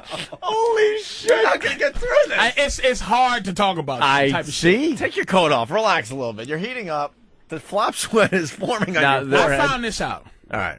If you're fucking a girl, and being that I'm 6'4", 700-pound black dude, right? Yeah. If you're fucking a girl, and she thinks no, that's rape. Thinks no. Meaning I'm too scared to say no. Oh shit.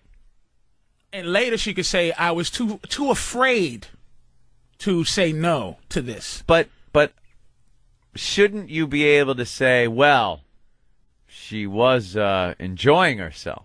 No, it's not. There's nothing. No, you can't throw anything in as a defense. It's nothing. It's if I'm with a girl, this is why I just stick with one chick. You know what I'm saying? Because if she decides to go, I just was afraid to say no at the time, and I was like, wait a minute, but you said it was delicious. We had a great time. I was just horrified to say no at the time. So here's the story. Wow. Oh boy. It's 5 of us.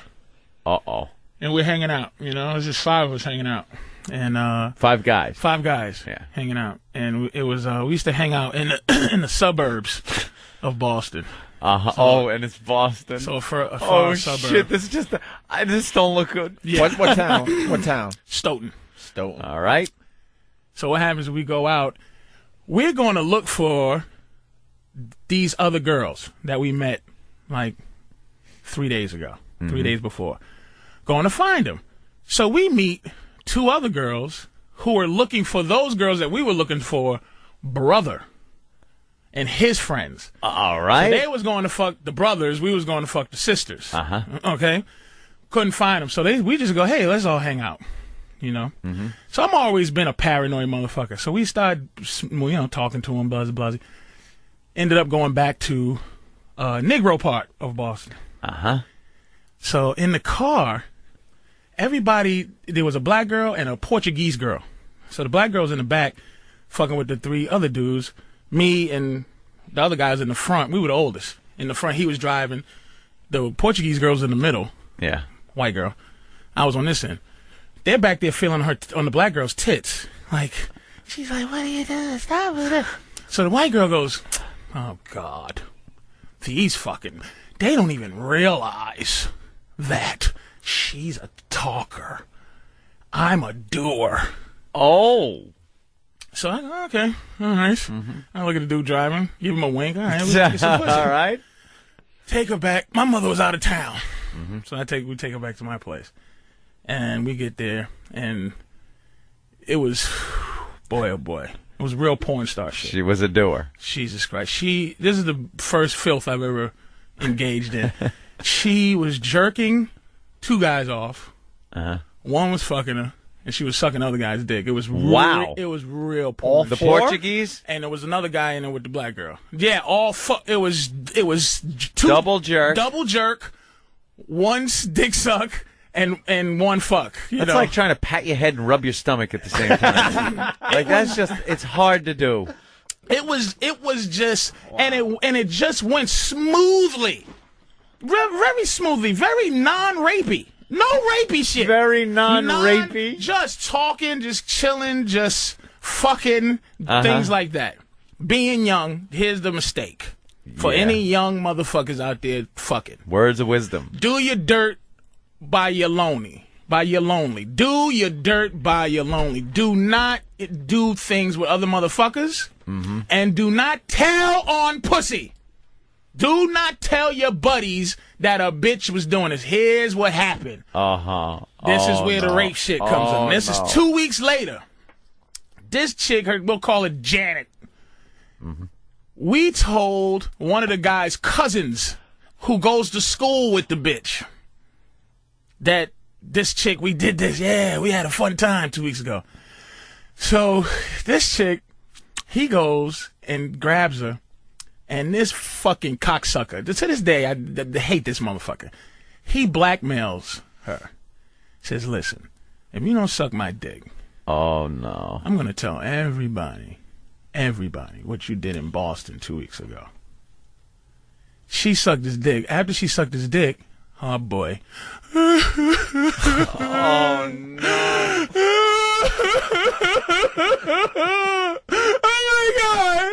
Oh my God! She runs through school. She goes into her big brother's classroom, who goes to the same school. Such and such raped me.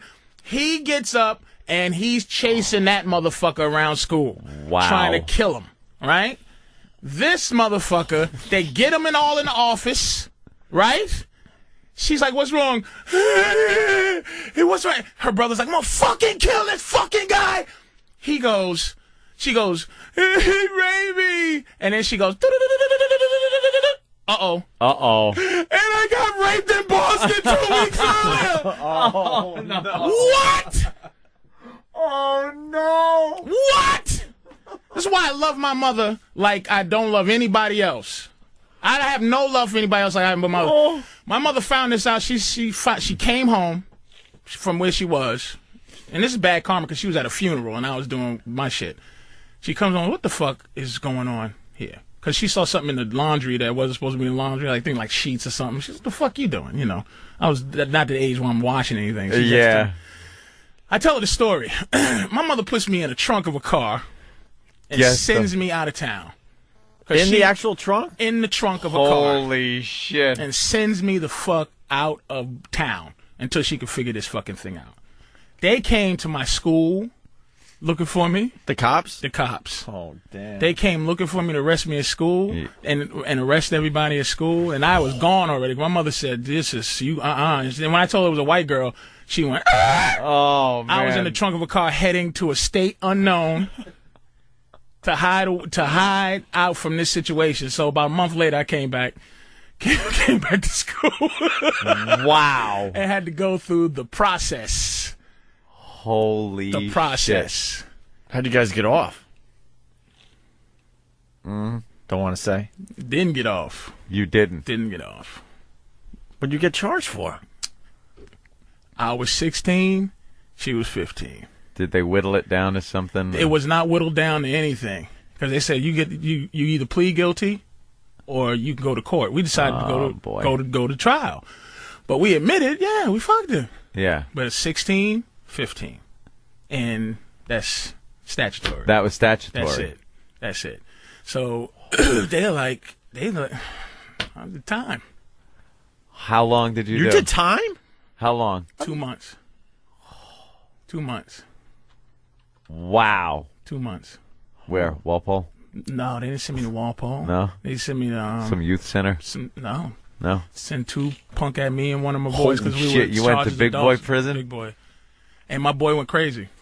Get the fuck. He lost his mind because he was so scared of getting raped that he stopped washing up. He didn't take showers. And they started to throw piss on him, started to beat him up. And they would come to me and go, yo, you got to tell your motherfucking co-defendant, get his shit right. How about I tell myself what myself has to do? And I said, and I was so scared because of the stories you hear about that situation, but it was a guy who ran the prison. It was these 5 guys who ran the prison, these inmates. And they were named after southern states, like South Carolina. It was Carolina. This is so scary. It was like Carolina. Dude, I'm freaking out, man. Yeah. This is the first time I've ever talked about this. Oh my God! See, this is what happens with this radio show. Yes, you run out of shit to talk about. You go, well, I guess I could tell a story I've never told. When before. you run out of funny, all of a sudden, I'm choking back. Like this is like, dude. I'm gonna tell you, this is This is it. Like this is either the end. This is the end of my career, kind of thing, or no. People don't. And I realize this because it's like people don't. But all the shit that goes on out here. Here's why I kind of felt comfortable in terms of this. Those 5 guys, and it was an overcrowded place, this prison. And I used to hear all day long, there was this one other guy that they'd go, that motherfucker, he was in there for scalding his kid. This one guy was in there scalding his kid in the bathtub. And they used to go, that baby burning motherfucker. We ought to fucking, we ought to kill that motherfucker, that baby burner, over here talking to me. He said hi to the guy. One of the southern state guys. Yeah. Who was on death row. This is back when Bill Riley was on Current Affair. Holy shit. This was a guy who was on death row in the state that he was named after. I don't want to say his fucking state. No. But I know one of them's not South Carolina, so that's why I said, but any of those fucking states down there. So he was on death row.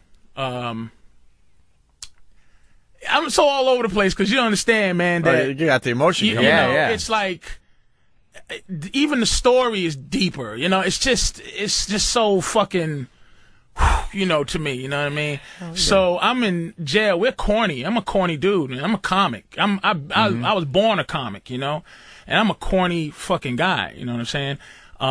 Grew up in a gangster area, but I used to make those guys laugh. Right. You know what I'm saying? So. So I was in there because it was a gangster whose name I'm not going to say either, but no. What they did was the guy goes, it was a judge who was known for being lenient. Mm-hmm. And he this is why I learned this thing, because he read a book. He's like, these guys didn't fucking do this. He didn't force his way. And the bitch was in court going, and then they fucking did this, and then they did that. And I'm sitting there writing, and he was just, the judge was like saying, I'm very impressed with this. I know this is bullshit, but This is Boston, and they just wrote something about him, or how he's too lenient on shit. Oh, no. So, yeah. At the time, I think the DA was Maloney or some Mick, And so, they ended up going, this is what they did. Sentenced us in February to the summer. This is what he said. This is just to teach you guys that, that sex is not all about this stuff that you're doing. We're going to sentence you during the time of love. We're going to sentence you during the time of love, summertime. Just so you know why your other people are cultivating their relationships. While girls are jacking off for guys and sucking their cocks, you'll be in here. You'll be inside of here. As a lesson kind of thing. And my friend lost his fucking mind. He's officially schizophrenic. He's not well because of this. He was so afraid. Now what happened is, I used to be so funny in there that this dude, one of the state guys, and I would hear him talking about how he's gonna fuck up this baby burner, right? And the fear became from this other gangster. We said, because no one was like, you fucking rapist. They was all like, you get raped, man, get the fuck out of here. So he goes, man, you're gonna have trouble. This is the gangsta outside. You're going to have trouble, man. Oh, shit. You're going in for a skin beef. They call it skinning. You got a skin beef, nigga. You fucked up. Oh, my. This is fucked up. Oh, shit. You know? You don't want to so hear I'm that. going in, and I'm choking back tears like a motherfucker, Yeah. And finally, the five, they used to walk around the yard. Just 5 of these motherfuckers. It was really like a movie. Slowly walk around the yard. They go, yo, big man. Yo, fat man. Come here, man. Man, let me talk to you. But they were like country. Come here, fat man. I go, what's up? I said, man, what the fuck you in here for? Oh, shit. I'm walking with him. I'm telling him the story. Holy crap. And I'm sitting here like this. Because why they called me was, why the fuck is your co-defendant not taking showers? Yeah. Why is he not taking showers? He's fucking stinking, man. Somebody gonna kill him. Oh my God. Yeah. They used to throw piss on him. He used to wear 3 pairs of jeans, never took his shoes off. Just because it would be harder to get 3 pairs of jeans off. Just because it'd be hard to get raped. So I tell him the story, and I'm just going, I'm going to have to fight. I'm going to have to do something. This is going to be fucked up. Finally, I told him the story, and I'm just, the drum roll, the stabbing drum roll. Where's the payoff now? They go, what? You in here for that shit? Pulling a train, nigga? Everybody in this motherfucker did that, and you in jail for it? Oh, shit. Don't you ever let me see you in here again? So they just took to me, so I would walk with them every morning. They just took to me in case somebody just said, fuck it, you in there on the skin beef. But nobody ever fucked with me because it was such bullshit. It was just it was just bullshit, dude. It was like the worst thing. And the only thing I think of is I could have been in there forever on some shit like that in Boston. I know motherfuckers that went for a long time. They put us in there for like 2 months because we go, yeah, we fucked her. But it's like, that's all. Because obviously it was so obviously bullshit that so they couldn't put you in there any longer. They couldn't just destroy lives, but which they did destroy lives. Yeah. Because I bumped into a couple of other guys. One guy ran and they never caught him. And but he came back because it's the statute of limitations. But another kid, it changed his life too. It just makes you. One guy ran until the statute ran out. Yeah, ran until they stopped looking for him. And he said, "Fuck it," fuck it. And I didn't run because I thought, well, I did run. My mother made me run because she just knew, she had an insight that I didn't have. She was like, you can't be doing you're probably no just like, what? I fucking... Yeah, why? I just some pussy. But it's like, the person, I'm not even mad at her because that's why it's like the Kobe shit happened. And I say immediately, black guys are the most wanted to be fucked guys in the world but can't be fucked. They're not allowed. No, women are not allowed to fuck black guys on any level, meaning in an open way. So it's like when I heard that Kobe shit, I'm like, I know what happened. You know what I'm saying? Whatever happened, Kobe didn't take no pussy, but I can't be mad at her because this is a white bitch from Colorado who was not prepared to fuck a black guy. She's not raised to fuck a black guy. You understand? So I know what happened. It was just like he didn't do the proper thing. You know what I mean? He was probably treated her like shit, and she just goes, and she's walking around, her pussy hurts, and she goes, I got raped.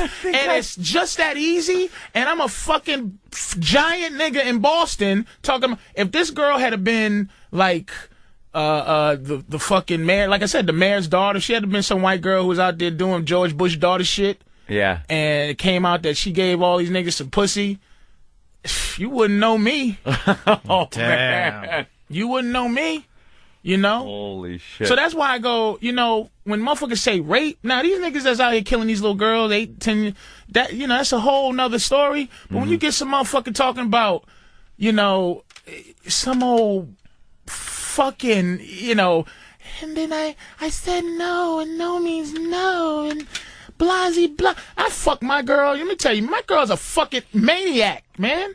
Like, she goes hit me and this and that, and it took me a long time to be able to even enjoy sex, man, on that level, because it's just I go. You think of the consequences of you start thinking a few steps ahead of yourself. What if look at one of these bitches on your wall, these Aguilera bitches, and I fuck them, and then she give me pussy, and then say, you raped me. I would believe I did, because I'm like, I wouldn't give me pussy if I was you, but she did. You know what I mean? So that whole thing, it changed my entire. A lot of my jokes, the Pepsi Cola rapist, a lot of the Tyson shit I do, all of that, it changed my life because I just had this mistrust for pussy, man. It's not an anger, it's just a mistrust because it's so easy. I guess that's the payoff. If you can be raped, then you have to have a natural mechanism to stop that from happening, which is I guess it's a trade-off. Okay. I'm gonna say you raped me. That's the power that a woman has. Yeah. I'm gonna just say you did. Damn. As opposed to you doing it. Yeah. This guy actually raped you, but I'm gonna say that motherfucker. So that's why when a bitch 10 years later they say some fucking janitor took some pussy, some black janitor, and then 15 years later she goes, I was lying. Yeah. And he gets out and he gives the speech of I'm just happy to be with my family. And I'm like, man, if I did 15 years, it's my like, God. And they find out that the Central Park jogger kids didn't do it. I would make a speech like, look, because after 3 weeks, now I was a soft kid, like meaning I was a clown. Mm-hmm. After 3 weeks, you learn, you're in prison. Yeah. And I'm not afraid no more. And you learn how to motivate. You learn how to navigate.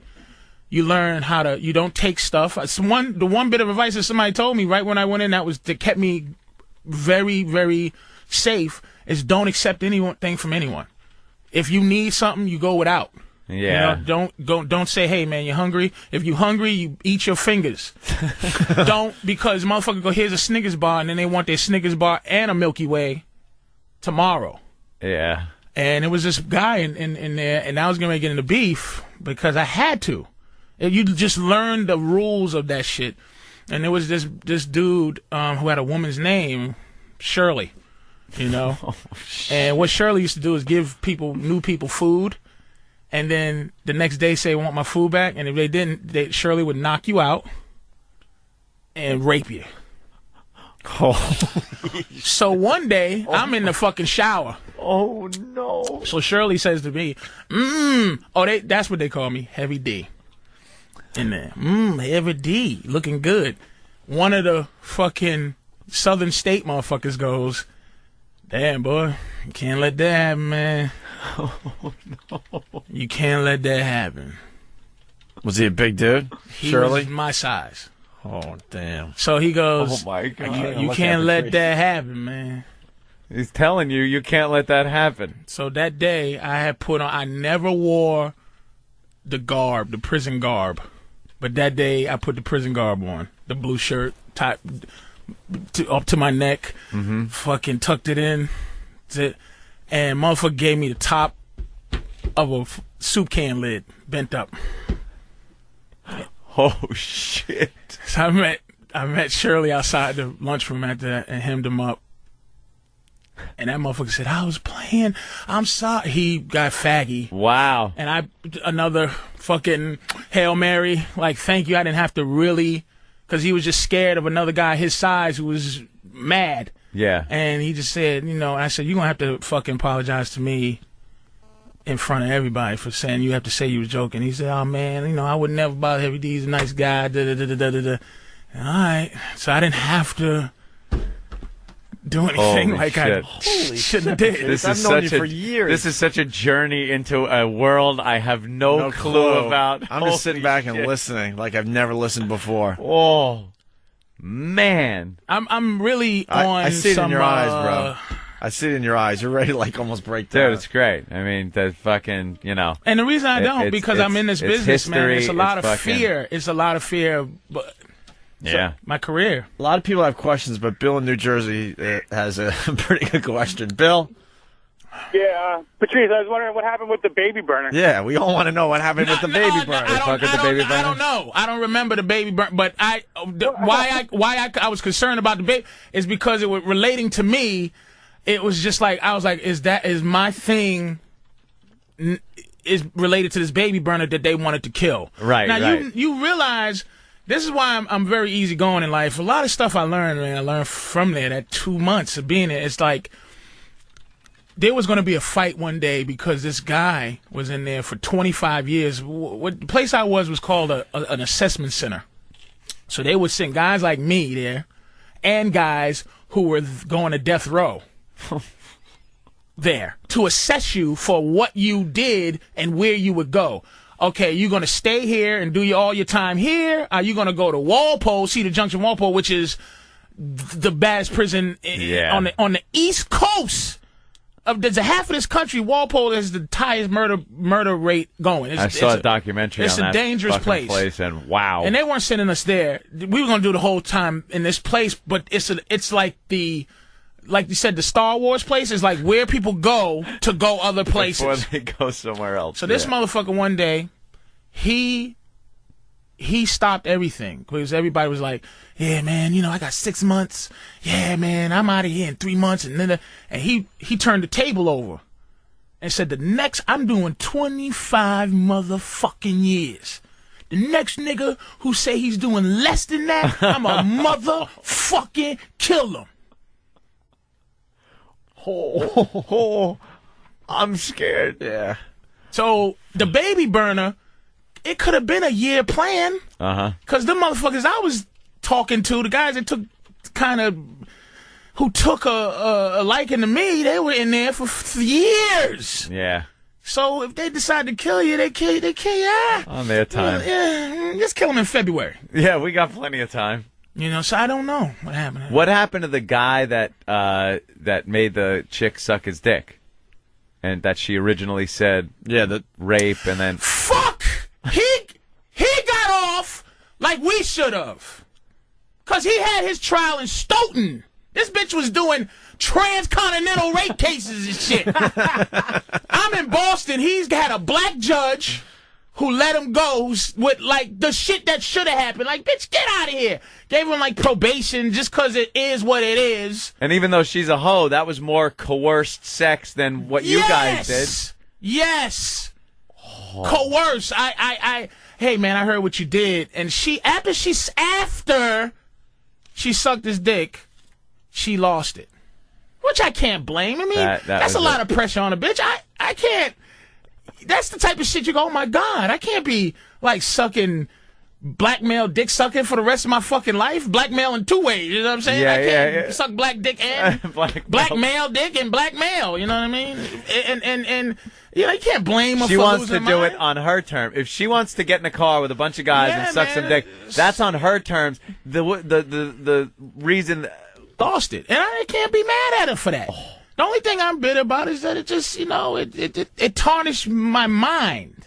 Mm-hmm. You know what I mean? It tarnished my mind. I'm not ever safe in my head. Like, it's kind of, I want to cry right now because it really is a release. It's almost like, all right, you know what? Please don't cry. Nah. I've never hugged anyone as big as you. It's not there anymore. Like, it's not, it's just what it is. The emotion is actually And what would you do if he started taking crying destiny? right You now? know what I'm saying? What? I would leave the studio. I think I would be the guy that would have to go up to you, believe it or not. This is the first time my screensavers ever came up on the instant feedback because I haven't even looked at it. I have not fucking looked at it. I've been amazed because I've known Patrice for many years. This has never come out.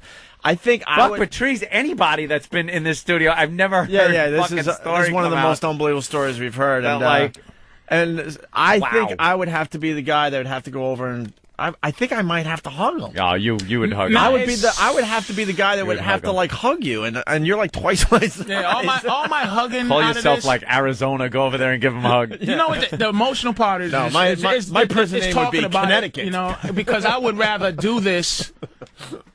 But I was hoping to be successful before I had to ever talk about it. Before you ever had to because the fear is like, wow, man, my career is like, man, it's a bad stigma.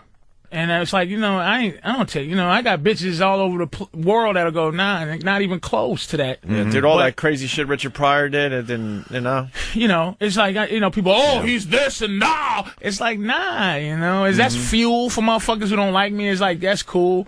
But I made it through, like, I wouldn't even break down because I made it through high school, you know, and that shit stopped after. Did you make friends with a mouse? I had a roach. A little roach. I had a fly that used to come in and sit. Little fly friend. You know the Photoshop's going to go nuts with you and the Green Mile, bro. I'm sorry. No. In advance, I'm sorry, but you might want to check out Whackbag tonight. And they got under the Photoshop. None of these fucking section. psychos, man. And don't worry about, you know, talking about it before, you know, your career is where you would like it to be. Because I didn't want it to come. I didn't want it to ever pop up.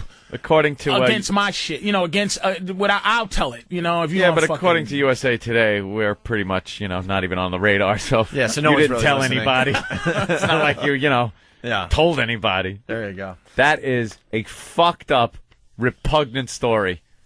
So Jesus that's why I say, Christ. See, this is what we got to do. It's just that easy to. Wow, look, it's just easy. No, man. All right, look, we can't do this, but ouch, nigga, too. Ouch, nigga, too. And look at my face. I never smile. And I just look like a big one of them motherfuckers. The Photoshops have begun on whackbag.com, and it's not pretty. And, you know, this is what we have to do. While Jim Norton's in L.A. being a star, we got to get these guys in and just beat them down. A week and a half, and I know Patrice ran out of shit to say in his head and said, well, I got a little That's what happens. Bill Burr, you know. Bill Burr started admitting crap that he didn't even do. They know. We've done the same thing. Yeah. Jesus. All right, Patrice. That is something. I want to thank you. And now I made can't our even show great I today. can't even argue like the point. You know, when it first came up, it's like, you know, if you hang out in a stairwell and some girl's coming up and you grab her and throw her on the ground and rape her, that's rape. But, you know, you're on a date, you're doing this, and I'm ready to, well, Patrice, let me tell you, there are some circumstances where after that, no, I don't have enough information to I completely believe everything you just said. Sometimes you hear some of these. Sometimes you hear these stories while we sit in here, and you go, "Oh man, you're so full of shit. You have blinders on." But I have no doubt in my mind that I had a good friend that went crazy behind that, man. That it went down. He never recovered. From Never recovered. Never recovered. Charlie's picking up on something. Charlie, go ahead. This is Charlie. I did a weekend in Bergen County. I want to send some love out to Patrice, and I'd like you guys to play the Cranberries for him because I know that's his favorite song. Yeah, which one is your favorite again? Zombie. Bunch of evil bastards. There we go. Patrice is back, everybody. Shit. Motherfuckers are just assholes. Here's the Cranberries on your home of rock and roll.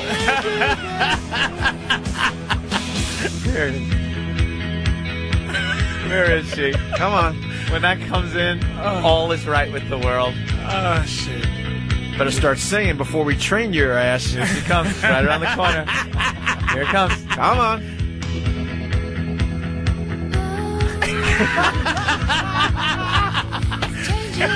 Everybody. John Cusack. Renee Zellweger. The warmest blanket. The warmest blanket. I love you, damn it. You don't know what love is. I don't know how to quit you. The warmest blanket. Oh, horrible. Oh, a bunch of dicks. Just brutal. Yeah, but you're back now. I've changed. You'll never change. I'll change for you. Opie's like, this motherfucker. I know we're 15 and we still live at home, but we're in love. You'll want to wrap yourself in the warmest blanket. New from Universal Pictures. Starring John Cusack. Meryl Streep Streep as Zellweger. Mom. Yeah. Meryl Streep.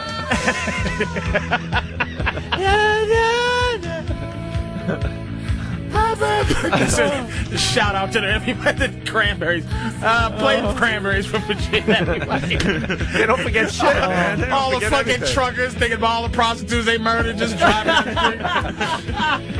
You know, all she did was really just poke me too hard. I had to fucking choke this bitch. I actually buried a bitch and I didn't get caught. Fuck.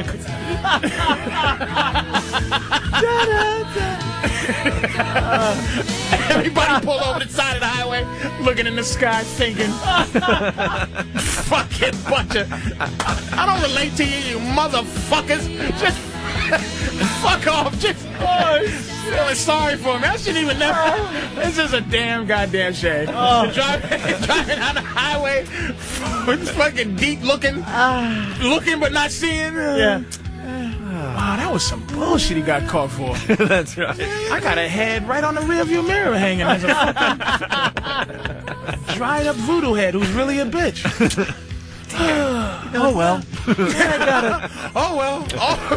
Off to kill another hooker. Now I gotta think about the bitch in my trunk.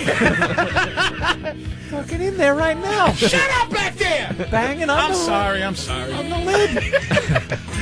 Hey, how about this song, baby? Here, listen to that while you're back there. She's back there. All duct taped up, all chloroformed up. Even she's feeling good. Pumping chloroform in the back when she wakes up. He's not right for our family, but I love him, Mother. The warmest blanket. A Lifetime movie.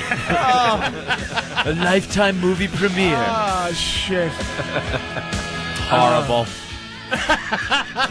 It's great. Oh, you guys Great are fucking song. funny. You know what's man. funny about this show? Like, everyone was riveted and no one could figure out if they should joke or not, but now the jokes are coming in. It is Of course what they are. it is, man. It is what it fucking is. You got to. Motherfuckers not joking, then there's a problem. For the first time on this show, people are going, should we or should we not? Should we leave this alone or... Because it's touchy, but you know, it's probably Doug. Fuck that shit! Fucking guy. He just called in a strike on his computer. I can't wait for the King Kong, my face holding a white woman on top of something. Kind of big. All right, fucking whatever the On top of the fucking Photoshop guys, we know what this Prudential Center. You'd be climbing the Prue John building. Hancock and shit. Rowing a boat. I'm fucking Charles River with a white woman. Lawyers in biplanes swooping past you.